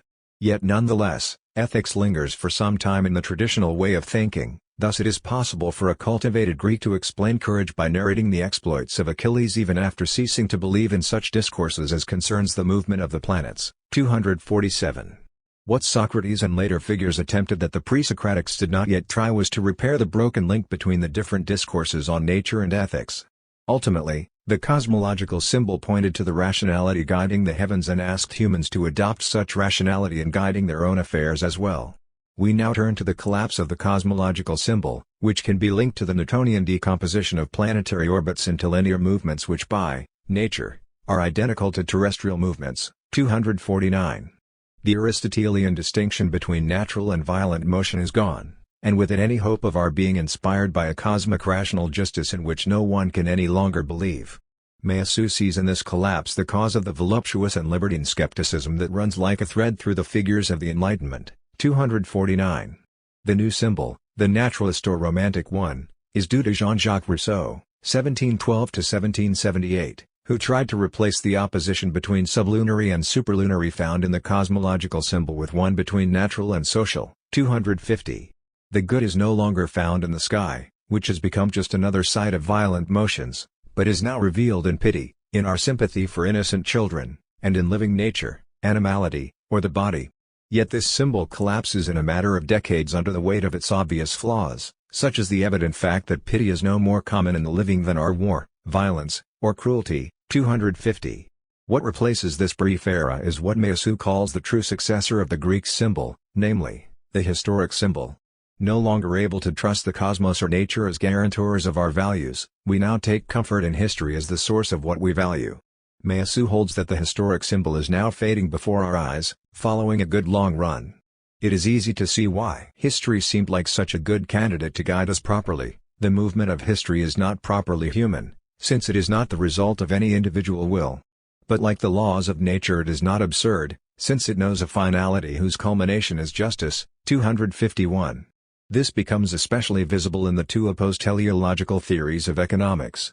For the liberal, all the selfish acts of individuals combine to lead to the greater good, as in the famous fable of the bees of Bernard Mandeville, 1670–1733. At the same time, for the Marxist, the principle of social becoming occurs through the necessary auto-collapse of whatever alienates humans, and in this way their emancipation is attained. 251. What all three of these symbols have in common is a belief in real necessity, most recently, the belief that history and the economy will lead us in the right direction with inexorable logic. By contrast, The factual proposes a new symbolization, the first non-metaphysical one. 255. The world is no longer identified with a determinate and perennial substance, but rather with the possibility of lawless change. 255. As a result, we can no longer think of this world as inherently the best or worst of all possible worlds, since it could conceivably become either of these. If we embrace the factual symbol, our enthusiasm for a possible world of justice will become invigorating. But what will happen if that world somehow becomes real? Would there not be something boring or depressing about such a perfect world? The difference between the present ethics that hopes for a world of justice and the ethics of that world once it has arrived is what Meillassoux calls the ethical scission. 256-7. And he thinks it is possible to determine the exact nature of the contradiction between an ethics ruled by the enthusiasm of the symbol and an ethics ruled by a truer principle. 257. Ethics cannot be grounded in God or in some tautological Kantian notion of duty. Nor can it simply be founded on the preeminence of the human species, 258, over others, which would merely be the factual result of a power struggle. Instead, it is a question of demonstrating the necessary superiority, de jure and not de facto, of the thinking being over all other beings, while refusing the idea of the necessary existence of such a being, which runs counter to our ontology. 258. There is a sense in which Meillassoux has already been pointing towards such a demonstration all along. He thinks that causes are always inferior to their effects, and he also holds that human thought is the final order at the end of the chain of causes. The value of the human is drawn from the thought of the eternal of which it is the mortal stakeholder, not from the eternal itself, which only amounts to the neutrality of becoming. 259. While some critics might see this primacy of the human as just another case of the prevalent anthropocentric philosophy, Meillassoux insists that human superiority is an idea that has never been seriously maintained. After all, any previous claims in this direction tried to establish human superiority in derivative fashion, by giving humans value only through their contemplation of God or the good rather than, as Meillassoux recommends, through the thinking of these. 259. Stated more concisely, value belongs to the act of knowing itself. Humans have value not because of what they know but because they know. 260. We now encounter another important difference between Brassier and Meillassoux, despite their shared commitment, foreign to Grant and Dewey, to the exemplary role of science and/or mathematics in coming to grips with reality. I refer to Meillassoux' absolute rejection of any form of Prometheanism, a doctrine he associates with power rather than justice. Promethean humanism is nothing but a religious version of the human as self-fabricated. It is an idolization of power by humans, not power in God, but in humans become God. 262. Unfortunately, it is not even the best part of ourselves that we humans transpose into God. For what humans transpose into the religious God is not their own essence, as Ludwig, Feuerbach and the young Marx claimed, but rather the degradation of their own essence. 262. Religions normally reserve the most horrible actions and collective punishments for a vengeful and wrathful God. But if we accept the Promethean outlook, if humans become God, then why should they deprive themselves of the same sorts of actions? All the crimes of God become accessible to humans and the deified human can always justify them with the same subtlety as that of the theologian deciphering the superior goodness of the Lord in natural catastrophes. 262-3.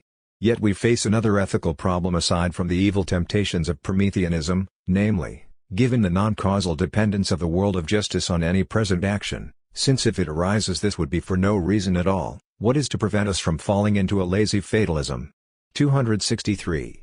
Rather than simply being lazy, I might even choose to go further and select the lifestyle of a Sadean libertine, knowing that whomever I exploit, torture, or murder at the peak of my pleasures may eventually be reborn in the world of justice anyway. If I have no afterlife to fear, and if all of my victims are to be reborn, then why not enjoy myself at the expense of anyone within reach? Meillassoux does not address the case of the Sadean criminal directly, though he does lay down the law for the lazy fatalist, who really just manifests the arbitrary desire of his own vital perpetuation, an individual and capricious desire for rebirth that envisages this rebirth as an end and not as a condition of the end. 264. Ultimately, Meillassoux holds that a world of justice that is not actively awaited through acts of justice here and now would not really be a world of justice. For, if rebirth occurred in such a way that no act of justice had awaited it, it would contain nothing of the universal, we would be dealing only with a blind recommencement imposed anonymously on our humanity. 264. Life in the fourth world should be conceived as the hidden resumption of the course of our existence, charged with the memory of its past. 265. This has the strange implication that the possible world of justice would be so only for those who had actively engaged in acts of justice beforehand. What would be the experience in the world of justice of narcissistic and psychopathic killers, given that they did nothing to await it with just acts? This issue is left unaddressed, and at this point we can only speculate what Meillassoux might say about it. We now reach the point of resolving the ethical scission between the ethics of the present, an ethics of hope for the advent to come, and the ethics of the future that follows this hope and which thus appears to be, literally, an ethics of despair. 270. Once the world of justice arrives, our previous desire for justice is no longer relevant, and we now have an ethics of a benevolence inherent in a condition emancipated from early death. 270. Yet this will not work for everyone, since there are those for whom justice is not an end in itself but only the trace of something beyond thought. 271. Meillassoux obviously wants nothing to do with this fundamentally religious hunger for transcendence, since the recommencement of our current lives is for him a sufficient object of hope. All morality that does not support the perspective of the realization of its object is a religious morality. 271. Ultimately, the link between being and humans will be provided not by yet another symbol but by a Christ-like mediator who has at least one unique feature not found in the Christian version of Christ. Along with the expected goodness, omniscience, and omnipotence to be expected from this messianic figure, there is also the original twist that this mediator can and should abolish their own superiority once rebirth occurs. With this unique gesture, the contingency of the mediator's own power is subordinated to a will to become the equal of everyone else. In this way the mediator accedes to the sovereign human possibility of not being the chosen one of its own power, even in this case of omnipotence. 273. Strange as it may sound, this omniscient and omnipotent mediator will end up living among us, as just another average neighbor, once the rebirth of all humans has occurred. All of this obviously cuts against the grain of the always fashionable atheism of the philosopher class. But Meillassoux is no more a fan of atheism than he is of religion itself. The major problem with atheism is that amounts to a ratification of the religious partition of existence. 274, emphasis removed. That is to say, atheism consists in being satisfied with the unsatisfying territory that religion cedes to it. One begins by admitting that the territory of immanence is just as bad as religion describes it, then one declares that this territory is the only one that exists, and finally one invents every possible way of rendering it livable despite that fact. 275, emphasis removed. The atheist is left with little more than the gallant and ironic joy of our finitude, a superior amusement procured by incessant struggles. 275, and the like. The conclusion of the book begins with a question that is very familiar in recent French philosophy: how can we think the unity of Jewish religion and Greek reason? 277. Meillassoux certainly does not want such a unification to take place either on religion's watch or on that of the atheist. For the atheist, God is a matter for the priest; for the philosopher, God is too serious a matter for the priests. 279.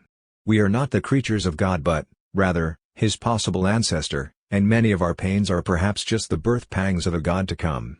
And, further, though with an unfortunate echo of Descartes' inadequate theory of animals, we suffer because, unlike the animal, which does not know the possible humanity of its becoming, we know the possible divinity of our own. 280. The book ends with a helpful discussion of the four possible relations of God with humans, of which three have already been tried. First, we can decide not to believe in God because he does not exist. This is of course the atheist position, which leads to sadness, tepidity, cynicism. 286, and is therefore to be rejected. Second, we can believe in God because he does exist, which leads among other things to the confusion of God as love and God as power and a theodicy that even justifies such atrocities as children being devoured by dogs. 286.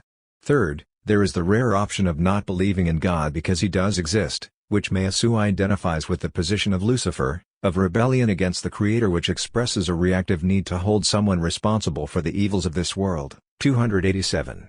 Only the fourth option has not yet been tried, believing in God because he does not exist.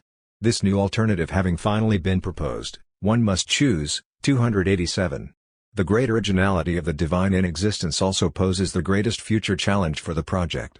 As mentioned earlier, Meillassoux' natural readership had previously seemed to be rationalist, materialist, atheist, political leftists of the same sort who have also flocked to the books of Badiou and to Brassier's Nihil Unbound. Although Meillassoux himself is beyond all doubt a rationalist, a materialist, and a political leftist, the apparent non-atheist direction of his work is bound to alienate many readers who are otherwise sympathetic to his views. Part of this is because some readers of philosophy are simply unwilling to take seriously any theory that speaks of God at all, no matter how brilliantly argued it may be. Throw in the need for a messianic mediator, as Meillassoux does, and the soup becomes even harder for many readers to swallow. Based on all these considerations, the most likely outcome for the divine in existence would be that it finds a large number of admiring but incredulous readers, in awe of the dialectical originality of the book but not the least bit inclined to follow its religious-sounding conclusions. Nonetheless, I am inclined to think that another of the book's most counterintuitive claims promises an important future for it. Quite apart from the fact that God is the subject of the book, the sheer improbability of the resurrection of the dead is enough to spark laughing disbelief among readers in a way that even the most surprising conclusions of After Finitude did not. But is there not something of lasting interest in Meillassoux' argument that, given the transfinite number of possible worlds, there is no way to call the laws of these worlds either probable or improbable? When judging the possible future fortunes of a philosophy, we are too often focused on which arguments will be plausible enough to convince the most people. But in fact, philosophies usually spread their influence by being overthrown, usually by being either radicalized or reversed, and thus they most often survive by being used for purposes the opposite of those for which they were designed. 24 Though stranger things have happened, I suspect that Meillassoux will not convince a significant number of younger philosophers to await the advent of a virtual God and the rebirth of the dead. Perhaps the most useful device in his strange toolbox, the one that will prove most fruitful for others of a vastly different mindset, is his critique of probability and the shifting of focus to the most important possible permutations of a situation rather than the most likely ones. One indication of this is that perhaps the most significant application of Meillassoux' work to another field so far has been in Elie Ayash's The Blank Swan, which applies speculative materialism to a new understanding of the stock market.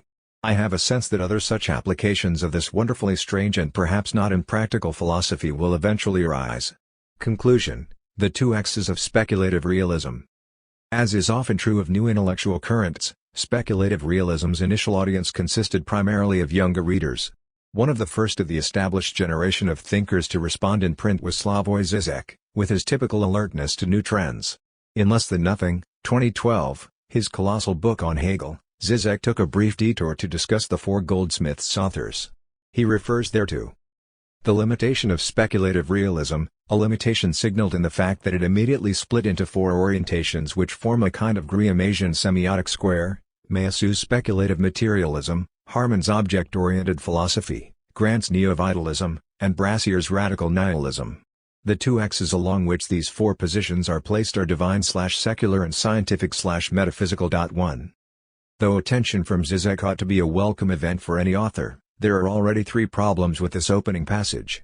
First, it is hard to see why the split of a group into four separate positions should count as a limitation, especially given that the differences between us were already present well before the Goldsmiths' workshop took place. As I see it, the diversity of positions was always the greatest strength of speculative realism, and it is the principal reason that I miss the days when the group still existed as a forum for friendly discussion. Second, the four orientations do not form a Graham-Asian semiotic square. The fourfold structure analyzed by Algirdas Grimes is just one of a great many found in the history of human thought, and the markedly anti-realist field of semiotics is certainly not the right framework within which to understand four explicitly realist philosophies. This brings us to the third and biggest problem with the cited passage. Žižek is right to imply that fourfold structures in philosophy generally result from the crossing of two separate axes or dualisms. Unfortunately, he gets only one of the axes right. The two axes along which these four, speculative realist, positions are placed are divine/secular and scientific/metaphysical. The second of these is not just true, but also immediately clear to anyone who takes a quick dip into speculative realist writings. As Žižek accurately puts it, although both Meillassoux and Brassier advocate a scientific view of reality as radically contingent and apprehensible through formalized science, both Harman and Grant advocate a non-scientific metaphysical approach. Meillassoux actually emphasizes mathematics over the natural sciences, and I would not say that Brassier is particularly devoted to contingency in the full-fledged way that Meillassoux is. But leaving that aside, it is clear that Brassier and Meillassoux are the two speculative realists who see mathematics and or natural science as privileged discourses about the nature of reality. Grant has plenty to say about science as well, though with a bit of a Schellingian mad scientist feel to his discussions. When it comes to contemporary science, Grant gravitates towards such currents as Maturana Varela autopoiesis theory, the sort of thing that the ardently scientistic Brassier tends to dismiss out of hand. Though some devotees of Grant object that the latter's philosophy is compatible with naturalism, we have seen that it is a naturalism rooted in a speculative metaphysics of the idea, rather than in the sort of eliminativist death squad science that Brassier temperamentally prefers. Where Zizek goes wrong is in his diagnosis of the second axis of speculative realism, which he calls divine/secular. It fails because it is needlessly forced. Meillassoux is the only one of the four SR authors who speaks of the divine at all. In order to find a second member of the utterly imaginary divine axis, Zizek has to misread U as follows: Harman, Ops, for a directly religious, or spiritualist, at least, panpsychism. 3. There is nothing religious to be found in the writings of U so far, and certainly nothing that could be called directly religious, whatever that phrase might mean. Furthermore, U is no more compatible with panpsychism than Grant's philosophy is. We have already seen that U is not panpsychist, but offers a unified theory of objects at a level that precedes any distinction into mental and non-mental zones. But at least Zizek takes an honest stab at identifying the second axis dividing the four Goldsmith's authors, which is no easy task. Even I, as an original member of the group who has spent much time over the years trying to understand the disagreements among the four positions, was not sure of the other principle of division until beginning to write this book. Yet it now seems clear to me that the second axis is one that puts U and Brassier on one side against Grant and Meillassoux on the other. For despite the recent glowering hostility of Brassier and his circle to U, there is one crucial point on which these two circles fundamentally agree: the special incommensurability between what Brassier calls thought and world, or what U calls the sensual and the real, though without confining sensual to humans as Brassier does with thought. This is obviously not the case with Meillassoux, who sees no especial difficulty in grasping the in itself through mathematization, a process that Brassier critiques for its appeal to an intellectual intuition that he finds, and I find, impossible. As for Grant, though there is a sense in which he too restores the noumenal, he is ultimately a monist who appeals to a single productive nature that becomes individualized only through various retardations or contractions of the unified nature energy. There is thus no perilous leap for Grant between reality and its images in way that there is for both Brassier and U. There is, of course, another significant difference between Brassier and U. Whereas both agree that we have direct access only to images, U sees both the manifest and the scientific image as being immeasurably distant from the real. Brassier condemns this approach as fruitlessly devoted to an irrecuperable alterity, and insists that the scientific image more closely tracks the thing in itself than the relatively impoverished manifest image does. He holds that science can and must measure the distance between the scientific image and reality, though in all candor this seems more like a theoretical desire on. Wrong is in his diagnosis of the second axis of speculative realism, which he calls divine/secular. It fails because it is needlessly forced. Meillassoux is the only one of the four SR authors who speaks of the divine at all. In order to find a second member of the utterly imaginary divine axis, Zizek has to misread U as follows: Harman, Ops, for a directly religious, or spiritualist, at least, panpsychism. 3. There is nothing religious to be found in the writings of U so far, and certainly nothing that could be called directly religious, whatever that phrase might mean. Furthermore, U is no more compatible with panpsychism than Grant's philosophy is. We have already seen that U is not panpsychist, but offers a unified theory of objects at a level that precedes any distinction into mental and non-mental zones. But at least Zizek takes an honest stab at identifying the second axis dividing the four Goldsmith's authors, which is no easy task. Even I, as an original member of the group who has spent much time over the years trying to understand the disagreements among the four positions, was not sure of the other principle of division until beginning to write this book. Yet it now seems clear to me that the second axis is one that puts U and Brassier on one side against Grant and Meillassoux on the other. For despite the recent glowering hostility of Brassier and his circle to U, there is one crucial point on which these two circles fundamentally agree: the special incommensurability between what Brassier calls thought and world, or what U calls the sensual and the real, though without confining sensual to humans as Brassier does with thought. This is obviously not the case with Meillassoux, who sees no especial difficulty in grasping the in itself through mathematization, a process that Brassier critiques for its appeal to an intellectual intuition that he finds, and I find, impossible. As for Grant, though there is a sense in which he too restores the noumenal, he is ultimately a monist who appeals to a single productive nature that becomes individualized only through various retardations or contractions of the unified nature energy. There is thus no perilous leap for Grant between reality and its images in way that there is for both Brassier and U. There is, of course, another significant difference between Brassier and U. Whereas both agree that we have direct access only to images, U sees both the manifest and the scientific image as being immeasurably distant from the real. Brassier condemns this approach as fruitlessly devoted to an irrecuperable alterity, and insists that the scientific image more closely tracks the thing in itself than the relatively impoverished manifest image does. He holds that science can and must measure the distance between the scientific image and reality, though in all candor this seems more like a theoretical desire on